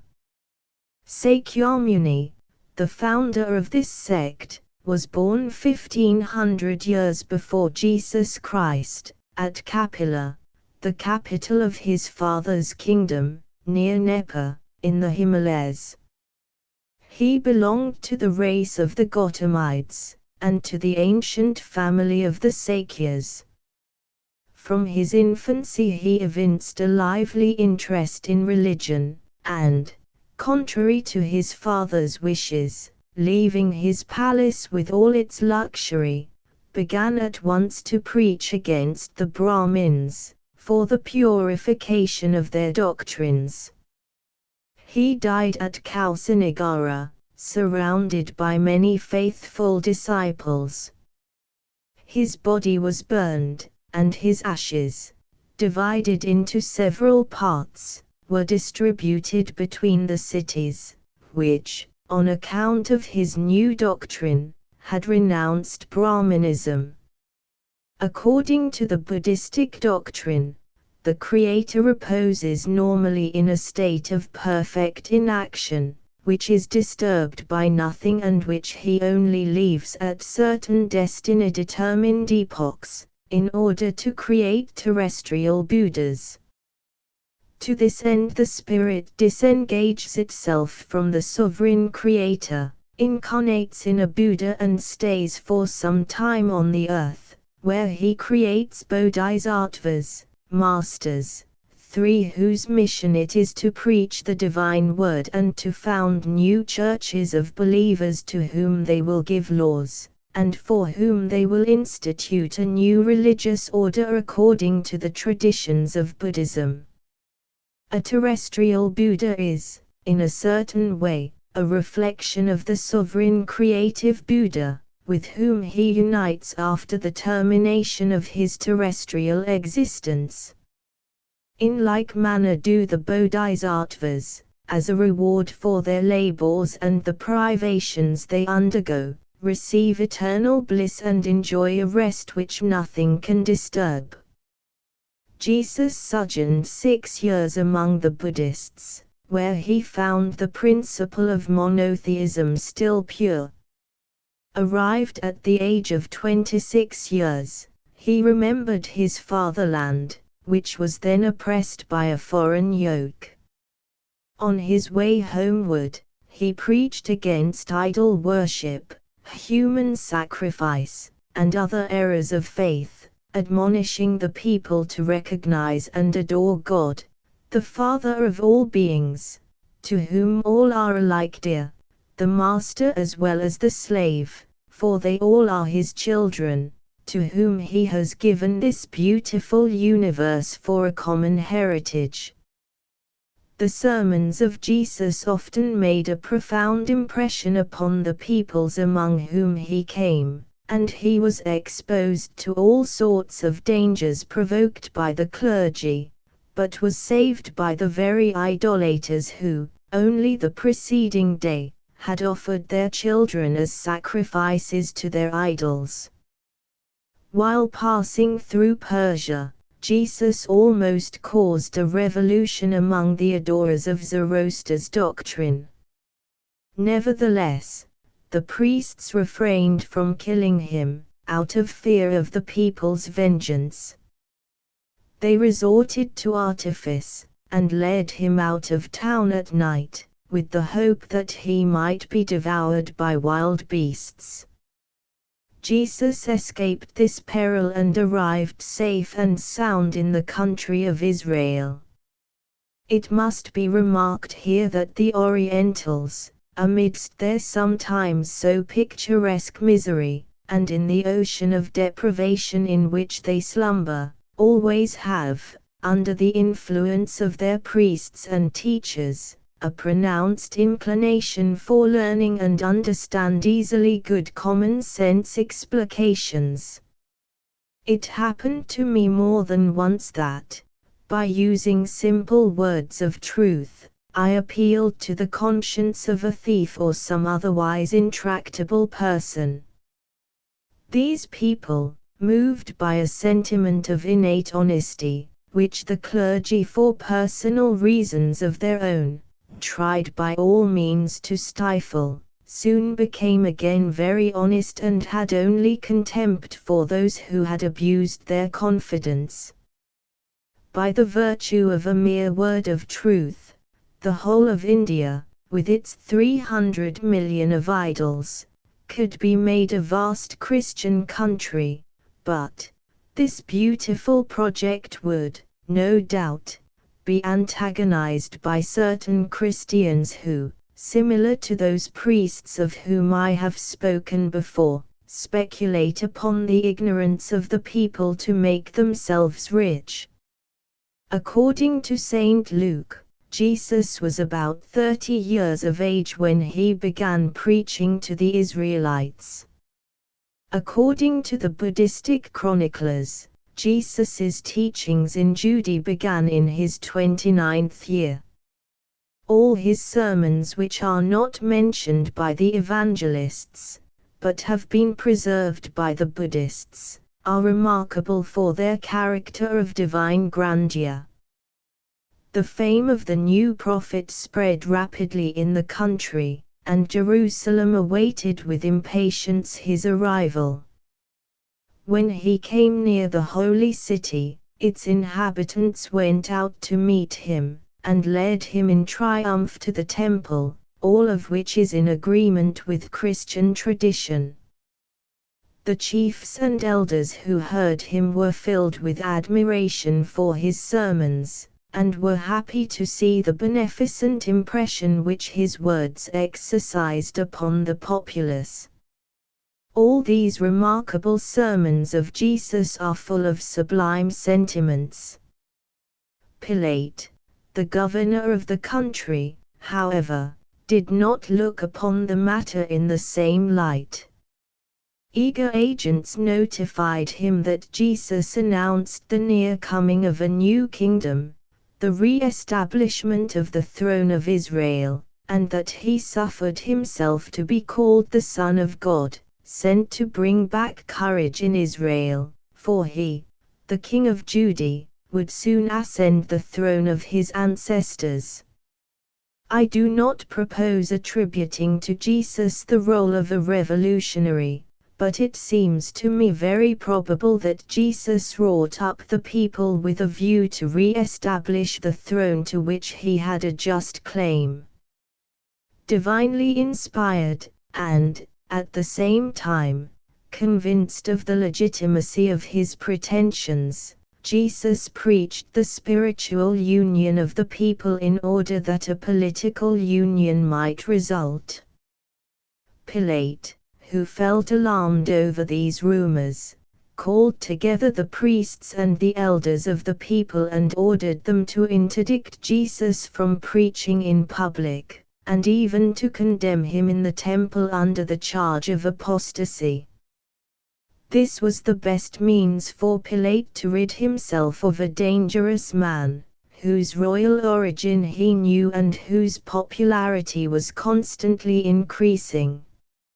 It must be said in this connection that the Israelites, far from persecuting Jesus, recognized in him the descendant of the illustrious dynasty of David, and made him the object of their secret hopes, a fact which is evident from the very Gospels, which tell that Jesus preached freely in the temple, in the presence of the elders, who could have interdicted him not only the entrance to the temple, but also his preachings. Upon the order of Pilate, the Sanhedrim met and cited Jesus to appear before its tribunal. As the result of the inquiry, the members of the Sanhedrim informed Pilate that his suspicions were without any foundation whatever, that Jesus preached a religious, and not a political, propaganda, that he was expounding the divine word, and that he claimed to have come not to overthrow, but to re-establish the laws of Moses. The Buddhistic record does but confirm this sympathy, which unquestionably existed between the young preacher, Jesus, and the elders of the people of Israel, hence their answer, "We do not judge a just one." Pilate felt not at all assured, and continued seeking an occasion to hale Jesus before a new tribunal, as regular as the former. To this end he caused him to be followed by spies, and finally ordered his arrest. If we may believe the evangelists, it was the Pharisees who sought the life of Jesus, while the Buddhistic record most positively declares that Pilate alone can be held responsible for his execution. This version is evidently much more probable than the account of the evangelists. The conquerors of Judea could not long tolerate the presence of a man who announced to the people a speedy deliverance from their yoke. The popularity of Jesus having commenced to disturb Pilate's mind, it is to be supposed that he sent after the young preacher spies, with the order to take note of all his words and acts. Moreover, the servants of the Roman governor, as true agents provocateurs, endeavored by means of artful questions put to Jesus, to draw from him some imprudent words under color of which Pilate might proceed against him. If the preachings of Jesus had been offensive to the Hebrew priests and scribes, all they needed to do was simply to command the people not to hear and follow him, and to forbid him entrance into the temple. But the evangelists tell us that Jesus enjoyed great popularity among the Israelites and full liberty in the temples, where Pharisees and scribes discussed with him.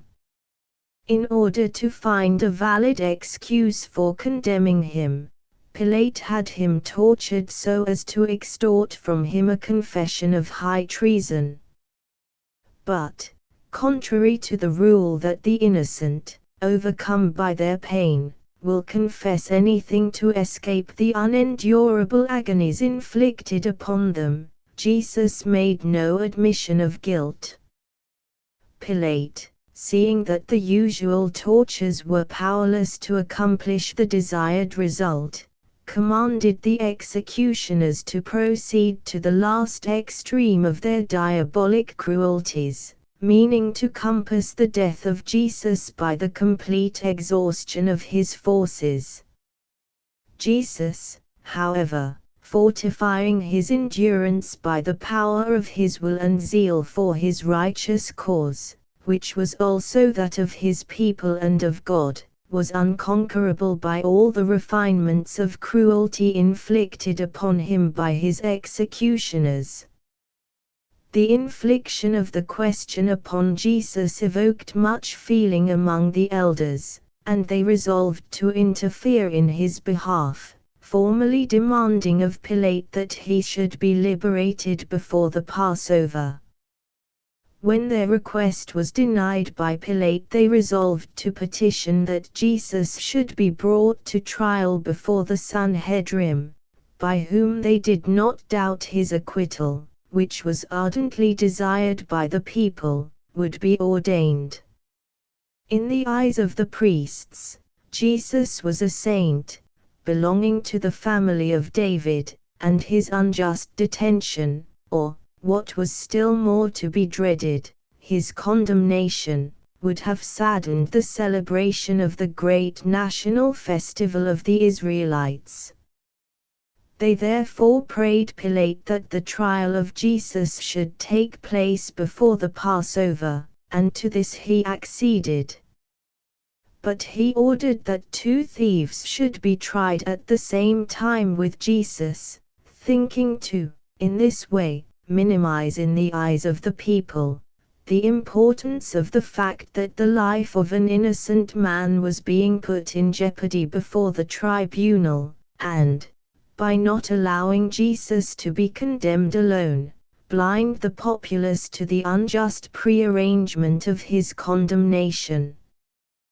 The accusation against Jesus was founded upon the depositions of the bribed witnesses.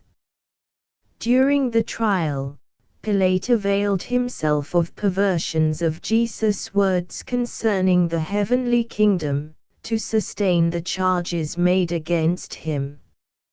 He counted, it seems, upon the effect produced by the answers of Jesus, as well as upon his own authority, to influence the members of the tribunal against examining too minutely the details of the case, and to procure from them the sentence of death for which he intimated his desire.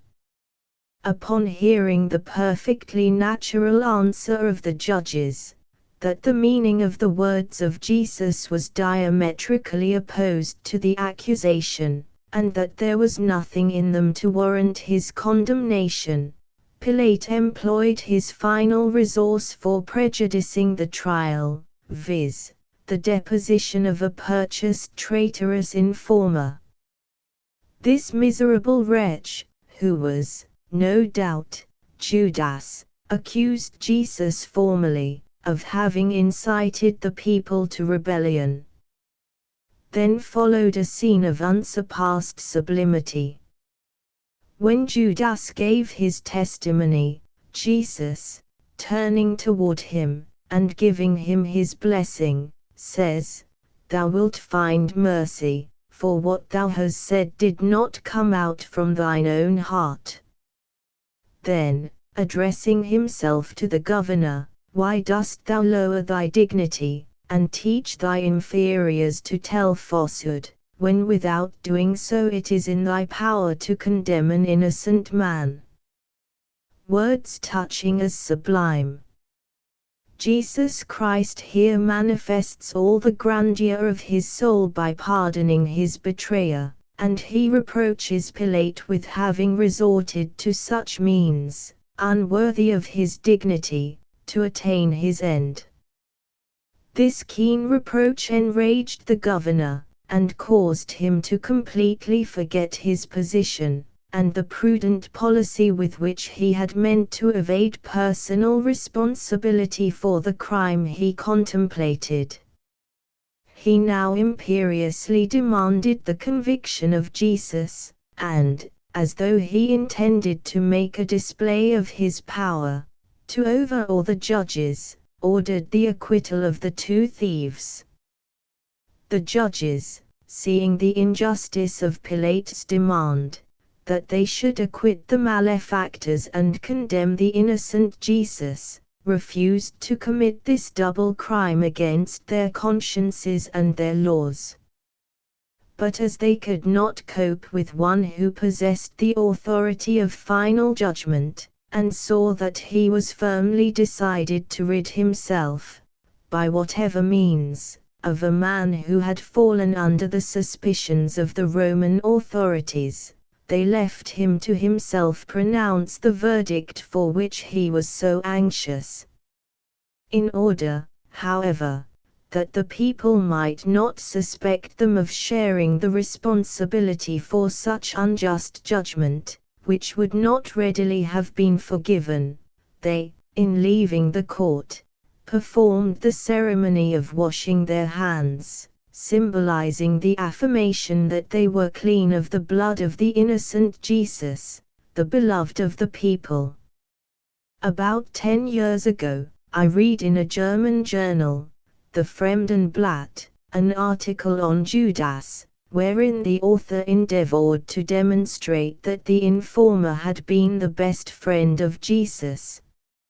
According to him, it was out of love for his master that Judas betrayed him, for he put blind faith in the words of the Savior, who said that his kingdom would arrive after his execution. But after seeing him on the cross, and having waited in vain for the resurrection of Jesus, which he expected to immediately take place, Judas, not able to bear the pain by which his heart was torn, committed suicide by hanging himself. It would be profitless to dwell upon this ingenious product of a fertile imagination. To take up again the accounts of the Gospels and the Buddhistic chronicle, it is very possible that the bribed informer was really Judas, although the Buddhistic version is silent on this point. As to the pangs of conscience which are said to have impelled the informer to suicide, I must say that I give no credence to them. A man capable of committing so vile and cowardly an action as that of making an infamously false accusation against his friend, and this, not out of a spirit of jealousy, or for revenge, but to gain a handful of shekels. Such a man is, from the psychic point of view, of very little worth. He ignores honesty and conscience, and pangs of remorse are unknown to him. It is presumable that the governor treated him as is sometimes done in our days, when it is deemed desirable to effectually conceal state secrets known to men of his kind and presumably unsafe in their keeping. Judas probably was simply hanged, by Pilate's order, to prevent the possibility of his someday revealing that the plot of which Jesus was a victim had been inspired by the authorities. On the day of the execution, a numerous detachment of Roman soldiers was placed around the cross to guard against any attempt by the populace for the delivery of him who was the object of their veneration. In this occurrence Pilate gave proof of his extraordinary firmness and resolution. But though, owing to the precautions taken by the governor, the anticipated revolt did not occur, he could not prevent the people, after the execution, mourning the ruin of their hopes, which were destroyed, together with the last scion of the race of David. All the people went to worship at Jesus' grave. Although we have no precise information concerning the occurrences of the first few days following the Passion, we could, by some probable conjectures, reconstruct the scenes which must have taken place. It stands to reason that the Roman Caesar's clever lieutenant, when he saw that Christ's grave became the center of universal lamentations and the subject of national grief, and feared that the memory of the righteous victim might excite the discontent of the people and raise the whole country against the foreigner's rule, should have employed any effective means for the removal of this rallying point, the mortal remains of Jesus. Pilate began by having the body buried. For 3 days the soldiers who were stationed on guard at the grave were exposed to all kinds of insults and injuries on the part of the people who, defying the danger, came in multitudes to mourn the great martyr. Then Pilate ordered his soldiers to remove the body at night, and to bury it clandestinely in some other place, leaving the first grave open and the guard withdrawn from it, so that the people could see that Jesus had disappeared. But Pilate missed his end, for when, on the following morning, the Hebrews did not find the corpse of their master in the sepulchre, the superstitious and miracle-accepting among them thought that he had been resurrected. How did this legend take root? We cannot say. Possibly it existed for a long time in a latent state and, at the beginning, spread only among the common people. Perhaps the ecclesiastic authorities of the Hebrews looked with indulgence upon this innocent belief, which gave to the oppressed a shadow of revenge on their oppressors. However it be, the day when the legend of the resurrection finally became known to all, there was no one to be found strong enough to demonstrate the impossibility of such an occurrence. Concerning this resurrection, it must be remarked that, according to the Buddhists, the soul of the Justice was united with the eternal being, while the evangelists insist upon the ascension of the body. It seems to me, however, that the evangelists and the apostles have done very well to give the description of the resurrection which they have agreed upon. For if they had not done so, i.e., if the miracle had been given a less material character, their preaching would not have had, in the eyes of the nations to whom it was presented, that divine authority, that avowedly supernatural character, which has clothed Christianity, until our time, as the only religion capable of elevating the human race to a state of sublime enthusiasm, suppressing its savage instincts, and bringing it nearer to the grand and simple nature which God has bestowed, they say, upon that feeble dwarf called man. Explanatory Notes Chapter 3, 4, 5, 7 The histories of all peoples show that when a nation has reached the apogee of its military glory and its wealth, it begins at once to sink more or less rapidly on the declivity of moral degeneration and decay. The Israelites having, among the first, experienced this law of the evolution of nations, the neighboring peoples profited by the decadence of the then effeminate and debauched descendants of Jacob, to despoil them. 8. The country of Romulus, i.e., the fatherland of Romulus, in our days, Rome. 11. 12. It must be admitted that the Israelites, in spite of their incontestable wit and intelligence, seem to have only had regard for the present. Like all other Oriental peoples, they only in their misfortunes remembered the faults of their past, which they each time had to expiate by centuries of slavery. Chapter 4:6 As it is easy to divine, this verse refers to Joseph, who was a lineal descendant from King David. Side by side with this somewhat vague indication may be placed the following passages from the Gospels. The angel of the Lord appeared unto him in a dream, saying, Joseph, thou son of David, fear not to take unto thee Mary thy wife. Matthew 20. And the multitudes that went before, and that followed, cried, saying, Hosanna to the Son of David. Matthew 9. To a virgin espoused to a man whose name was Joseph, of the house of David.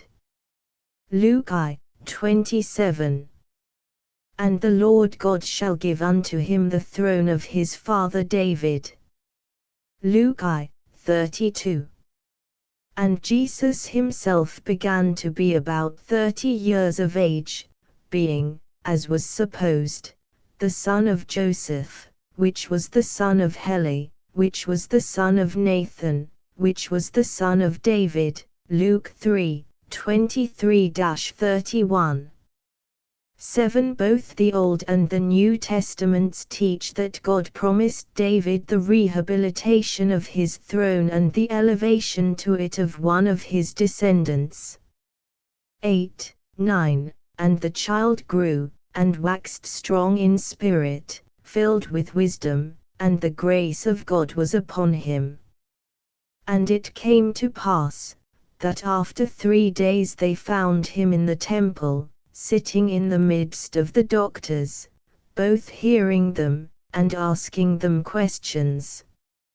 And all that heard him were astonished at his understanding and answers. And he said unto them, How is it that ye sought me? Wist ye not that I must be about my Father's business? And Jesus increased in wisdom and stature, and in favor with God and man. Luke 2:40, 46, 47, 49, 52. Chapter V1 signed a Sanskrit word, which has been modified by the Persians into Ind. Arya, the name given in antiquity to the inhabitants of India, signified first man who cultivates the ground or cultivator. Anciently it had a purely ethnographical signification. This appellation assumed later on a religious sense, notably that of man who believes. 2 Luke says, 80 And the child grew, and waxed strong in spirit, and was in the deserts till the day of his showing unto Israel. The evangelists say that Jesus was in the desert.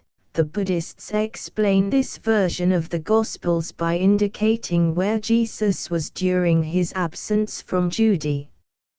According to them, he crossed the Sind, a name which, properly spoken, signifies the river Indus.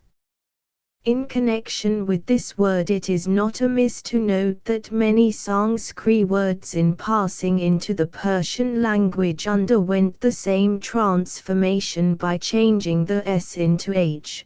For example, sapta, in Sanskrit, signifying 7, hafta, in Persian, sam, Sanskrit, signifying equal, ham, Persian, maz, Sanskrit, meaning mouth, mo, Persian, sa, Sanskrit, meaning sun, ha, Persian, das, Sanskrit, meaning 10, da, Persian, loco citato, and those who believed in the god Jin.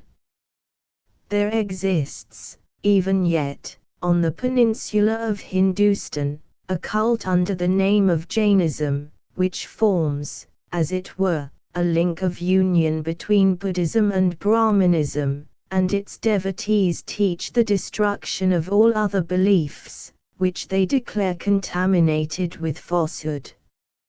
It dates as far back as the 7th century, BC. Its name is derived from Jin, conqueror, which it assumed as the symbol of its triumph over its rivals. For each of the 18 Puranas is divided into 5 parts, which, besides the canonical laws, the rites and the commentaries upon the creation, destruction and resurrection of the universe, deal with theogony, medicine, and even the trades and professions. Chapter 6:12. Owing to the intervention of the British, the human sacrifices, which were principally offered to Kali, the goddess of death, have now entirely ceased. The goddess Kali is represented erect, with one foot upon the dead body of a man, whose head she holds in one of her innumerable hands, while with the other hand she brandishes a bloody dagger. Her eyes and mouth, which are wide open, express passion and cruelty. Chapter 8:3. For Zoroaster lived 550 years before Jesus. He founded the doctrine of the struggle between light and darkness, a doctrine which is fully expounded in the Zend-Avesta, Word of God, which is written in the Zend language, and, according to tradition, was given to him by an angel from paradise. According to Zoroaster, we must worship Mithra, the sun, from whom descend Ormuzd, the god of good, and Ahriman, the god of evil. The world will end when Ormuzd has triumphed over his rival, Ahriman, who will then return to his original source, Mithra.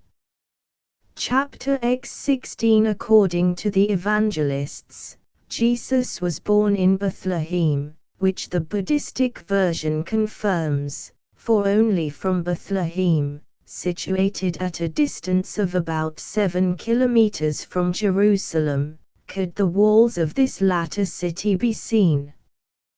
Chapter 11:15. The doctrine of the Redemptor is, almost in its entirety, contained in the Gospels. As to the transformation of men into children, it is especially known from the conversation that took place between Jesus and Nicodemus. Chapter 12:1. Tell us therefore, what thinkest thou? Is it lawful to give tribute unto Caesar, or not? Matthew 17. 3.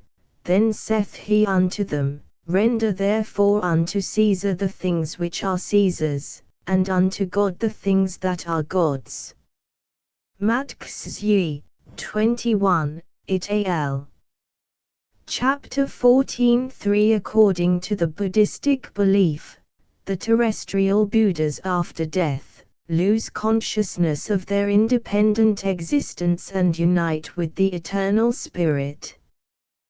10:11 Here, no doubt, reference is made to the activity of the apostles among the neighboring peoples, an activity which could not have passed unnoticed at that epoch, because of the great results which followed the preaching of the new religious doctrine of love among nations whose religions were based upon the cruelty of their gods.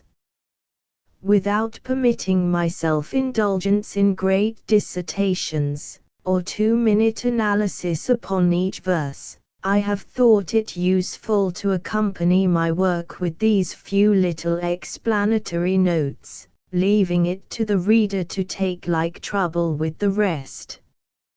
Finis and knots 1 The Vaishyas and Sudras castes. 2 Brahmins and Kshatriyas. 3 Sanskrit, he whose essence, sattva, has become intelligence, bodhi, those who need but one more incarnation to become perfect Buddhas, i.e., to be entitled to nirvana. Asterisk end of the Project Gutenberg ebook The Unknown Life of Jesus Christ updated editions will replace the previous one, the old editions will be renamed. Creating the works from print editions not protected by U.S. copyright law means that no one owns a United States copyright in these works, so the Foundation, and you, can copy and distribute it in the United States without permission and without paying copyright royalties.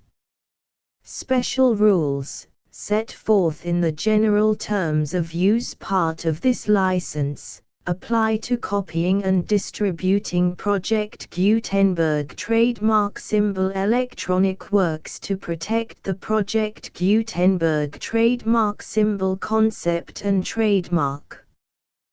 Project Gutenberg is a registered trademark, and may not be used if you charge for an ebook, except by following the terms of the trademark license, including paying royalties for use of the Project Gutenberg trademark.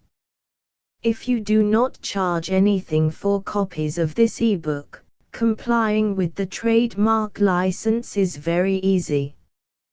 You may use this ebook for nearly any purpose such as creation of derivative works, reports, performances and research.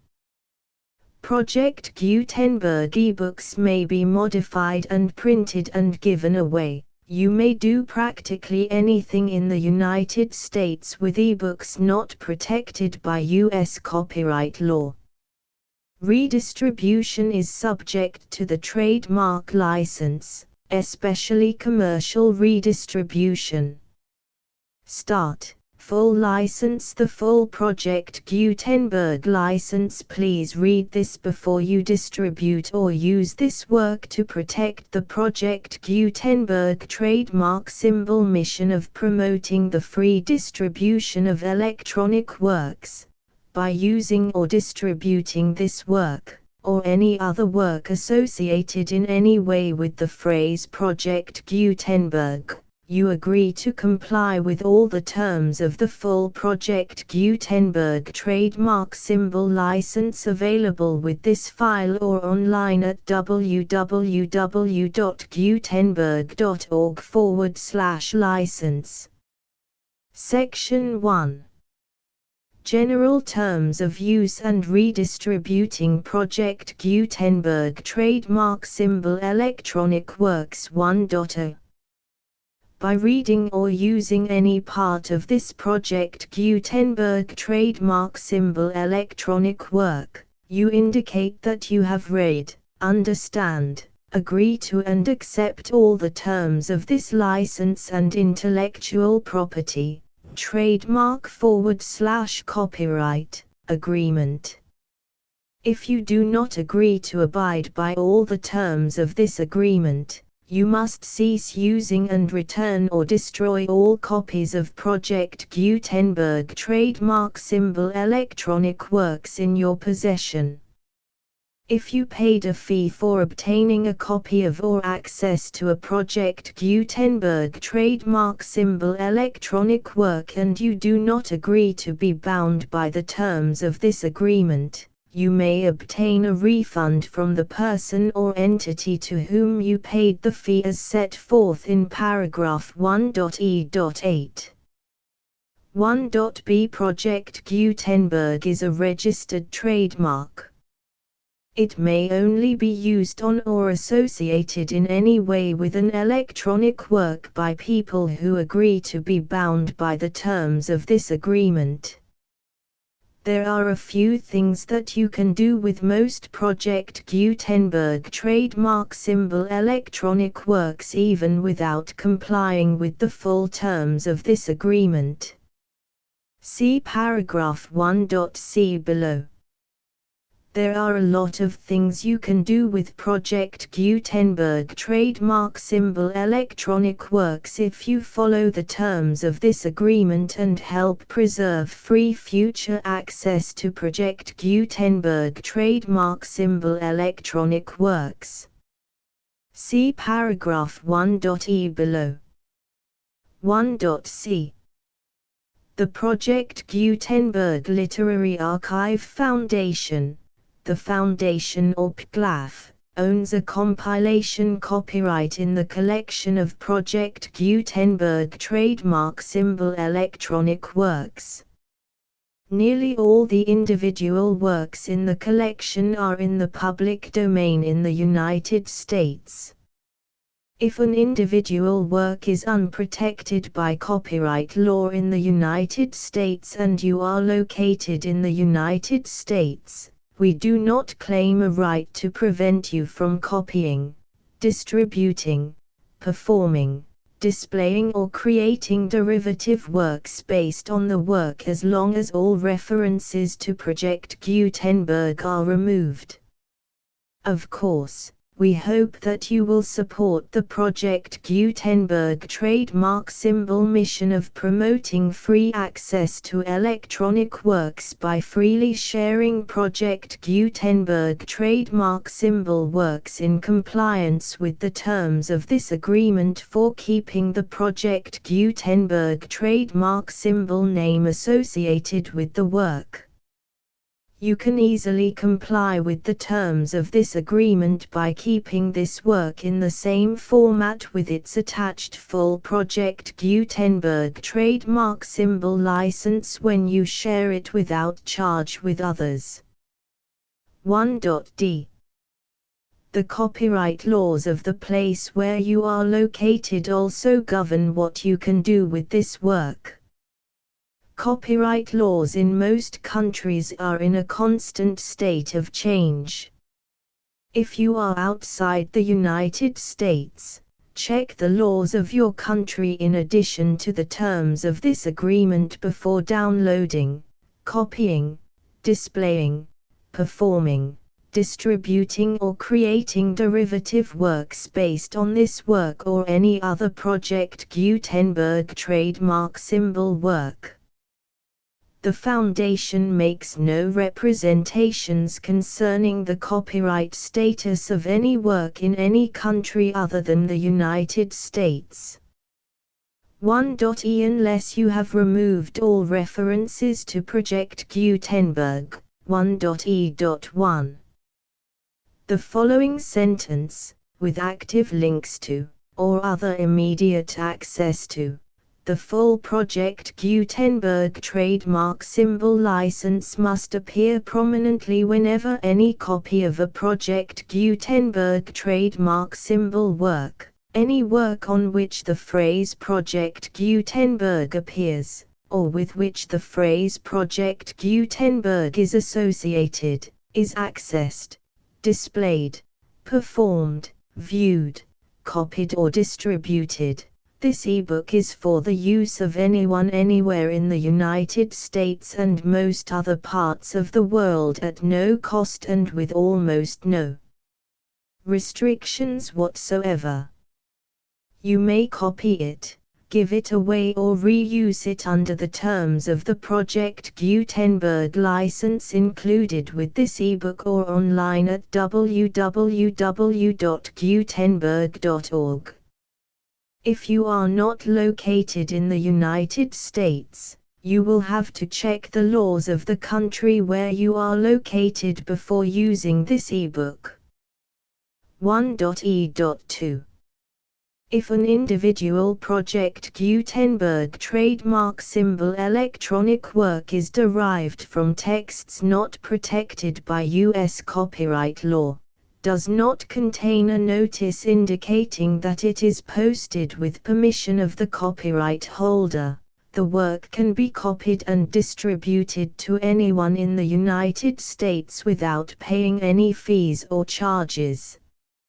If you are redistributing or providing access to a work with the phrase Project Gutenberg associated with or appearing on the work, you must comply either with the requirements of paragraphs 1.e.1 through 1.e.7 or obtain permission for the use of the work and the Project Gutenberg trademark symbol trademark as set forth in paragraphs 1.e.8 or 1.e.9. 1.e.3 If an individual Project Gutenberg trademark symbol electronic work is posted with the permission of the copyright holder, your use and distribution must comply with both paragraphs 1.e.1 through 1.e.7 and any additional terms imposed by the copyright holder. Additional terms will be linked to the Project Gutenberg trademark symbol license for all works posted with the permission of the copyright holder found at the beginning of this work.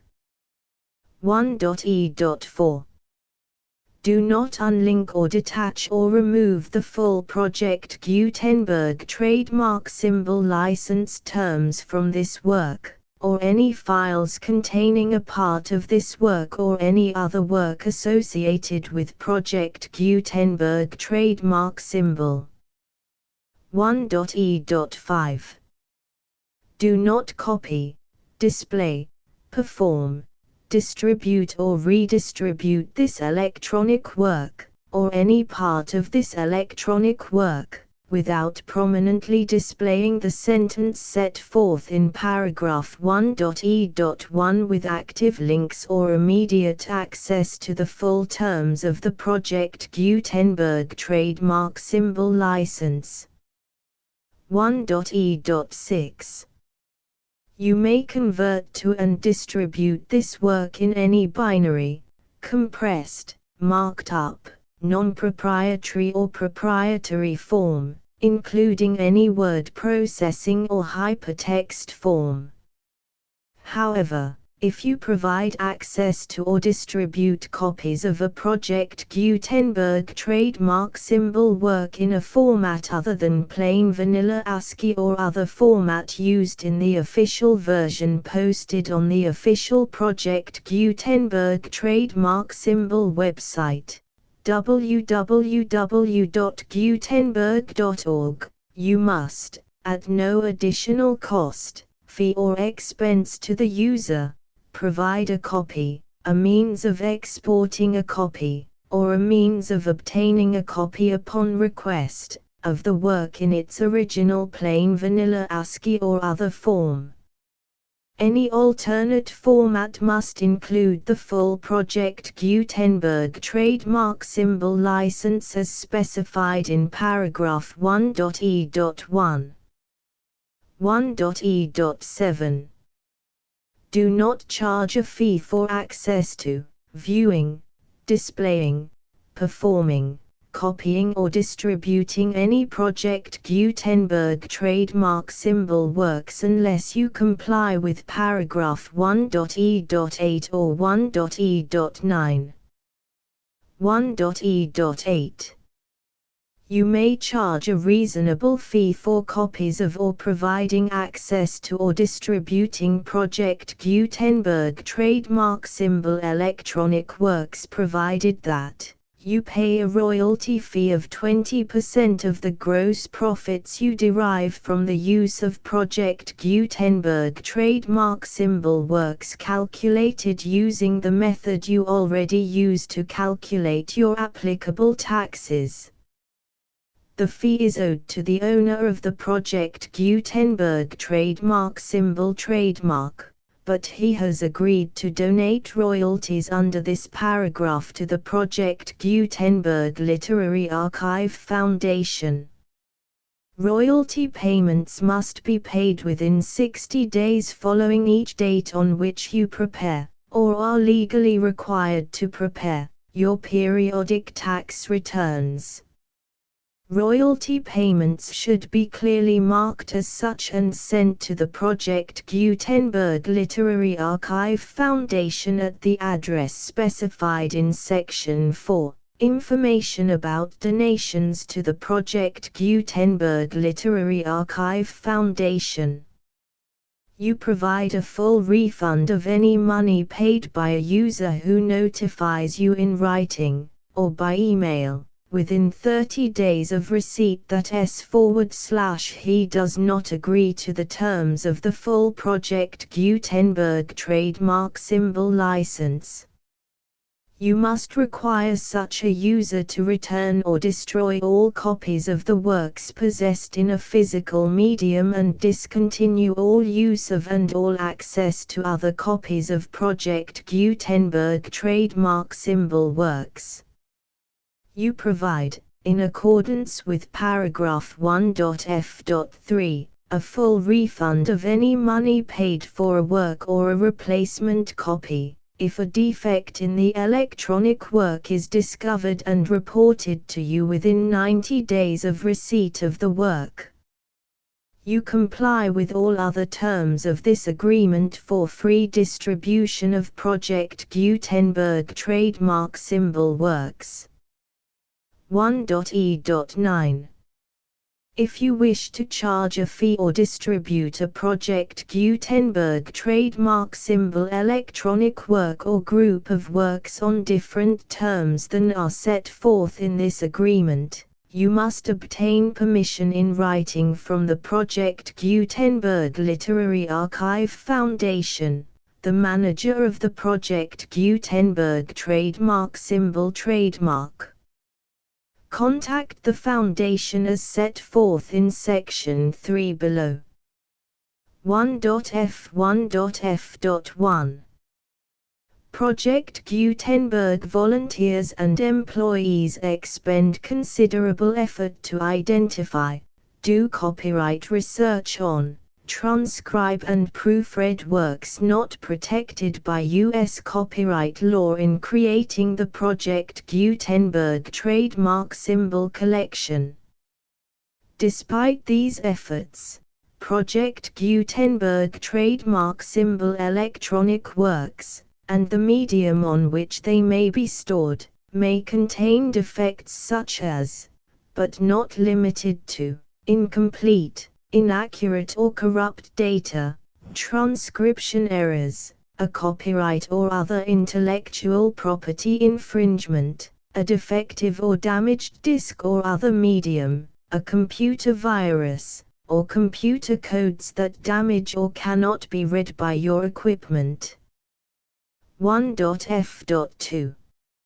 Limited warranty, disclaimer of damages, except for the right of replacement or refund described in paragraph 1.f.3, the Project Gutenberg Literary Archive Foundation, the owner of the Project Gutenberg trademark symbol trademark, and any other party distributing a Project Gutenberg trademark symbol electronic work under this agreement, disclaim all liability to you for damages, costs and expenses, including legal fees. You agree that you have no remedies for negligence, strict liability, breach of warranty or breach of contract except those provided in paragraph 1.f.3. You agree that the foundation, the trademark owner, and any distributor under this agreement will not be liable to you for actual, direct, indirect, consequential, punitive or incidental damages even if you give notice of the possibility of such damage. 1.f.3. Limited right of replacement or refund. If you discover a defect in this electronic work within 90 days of receiving it, you can receive a refund of the money, if any, you paid for it by sending a written explanation to the person you received the work from. If you received the work on a physical medium, you must return the medium with your written explanation. The person or entity that provided you with the defective work may elect to provide a replacement copy in lieu of a refund. If you received the work electronically, the person or entity providing it to you may choose to give you a second opportunity to receive the work electronically in lieu of a refund. If the second copy is also defective, you may demand a refund in writing without further opportunities to fix the problem. 1.f.4. Except for the limited right of replacement or refund set forth in paragraph 1.f.3, this work is provided to you as is, with no other warranties of any kind, express or implied, including but not limited to warranties of merchantability or fitness for any purpose. 1.f.5. Some states do not allow disclaimers of certain implied warranties or the exclusion or limitation of certain types of damages. If any disclaimer or limitation set forth in this agreement violates the law of the state applicable to this agreement, the agreement shall be interpreted to make the maximum disclaimer or limitation permitted by the applicable state law. The invalidity or unenforceability of any provision of this agreement shall not void the remaining provisions. 1.f.6. Indemnity. You agree to indemnify and hold the foundation, the trademark owner, any agent or employee of the foundation, anyone providing copies of Project Gutenberg trademark symbol electronic works in accordance with this agreement, and any volunteers associated with the production, promotion and distribution of Project Gutenberg trademark symbol electronic works, harmless from all liability, costs and expenses, including legal fees, that arise directly or indirectly from any of the following which you do or cause to occur. A. Distribution of this or any Project Gutenberg trademark symbol work. B. Alteration, modification, or additions or deletions to any Project Gutenberg trademark symbol work, and C. Any defect you cause. Section 2. Information about the mission of Project Gutenberg trademark symbol. Project Gutenberg trademark symbol is synonymous with the free distribution of electronic works in formats readable by the widest variety of computers, including obsolete, old, middle-aged and new computers. It exists because of the efforts of hundreds of volunteers and donations from people in all walks of life. Volunteers and financial support to provide volunteers with the assistance they need are critical to reaching Project Gutenberg trademark symbol's goals and ensuring that the Project Gutenberg trademark symbol collection will remain freely available for generations to come. In 2001, the Project Gutenberg Literary Archive Foundation was created to provide a secure and permanent future for Project Gutenberg trademark symbol and future generations. To learn more about the Project Gutenberg Literary Archive Foundation and how your efforts and donations can help, see sections 3 and 4 and the Foundation information page at www.gutenberg.org. Section 3.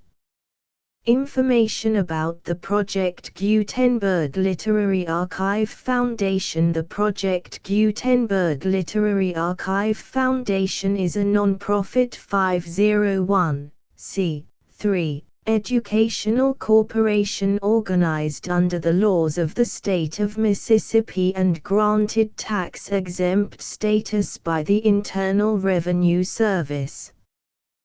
The Foundation's IN or Federal Tax Identification Number is 64-6221541. Contributions to the Project Gutenberg Literary Archive Foundation are tax-deductible to the full extent permitted by U.S. federal laws and your state's laws.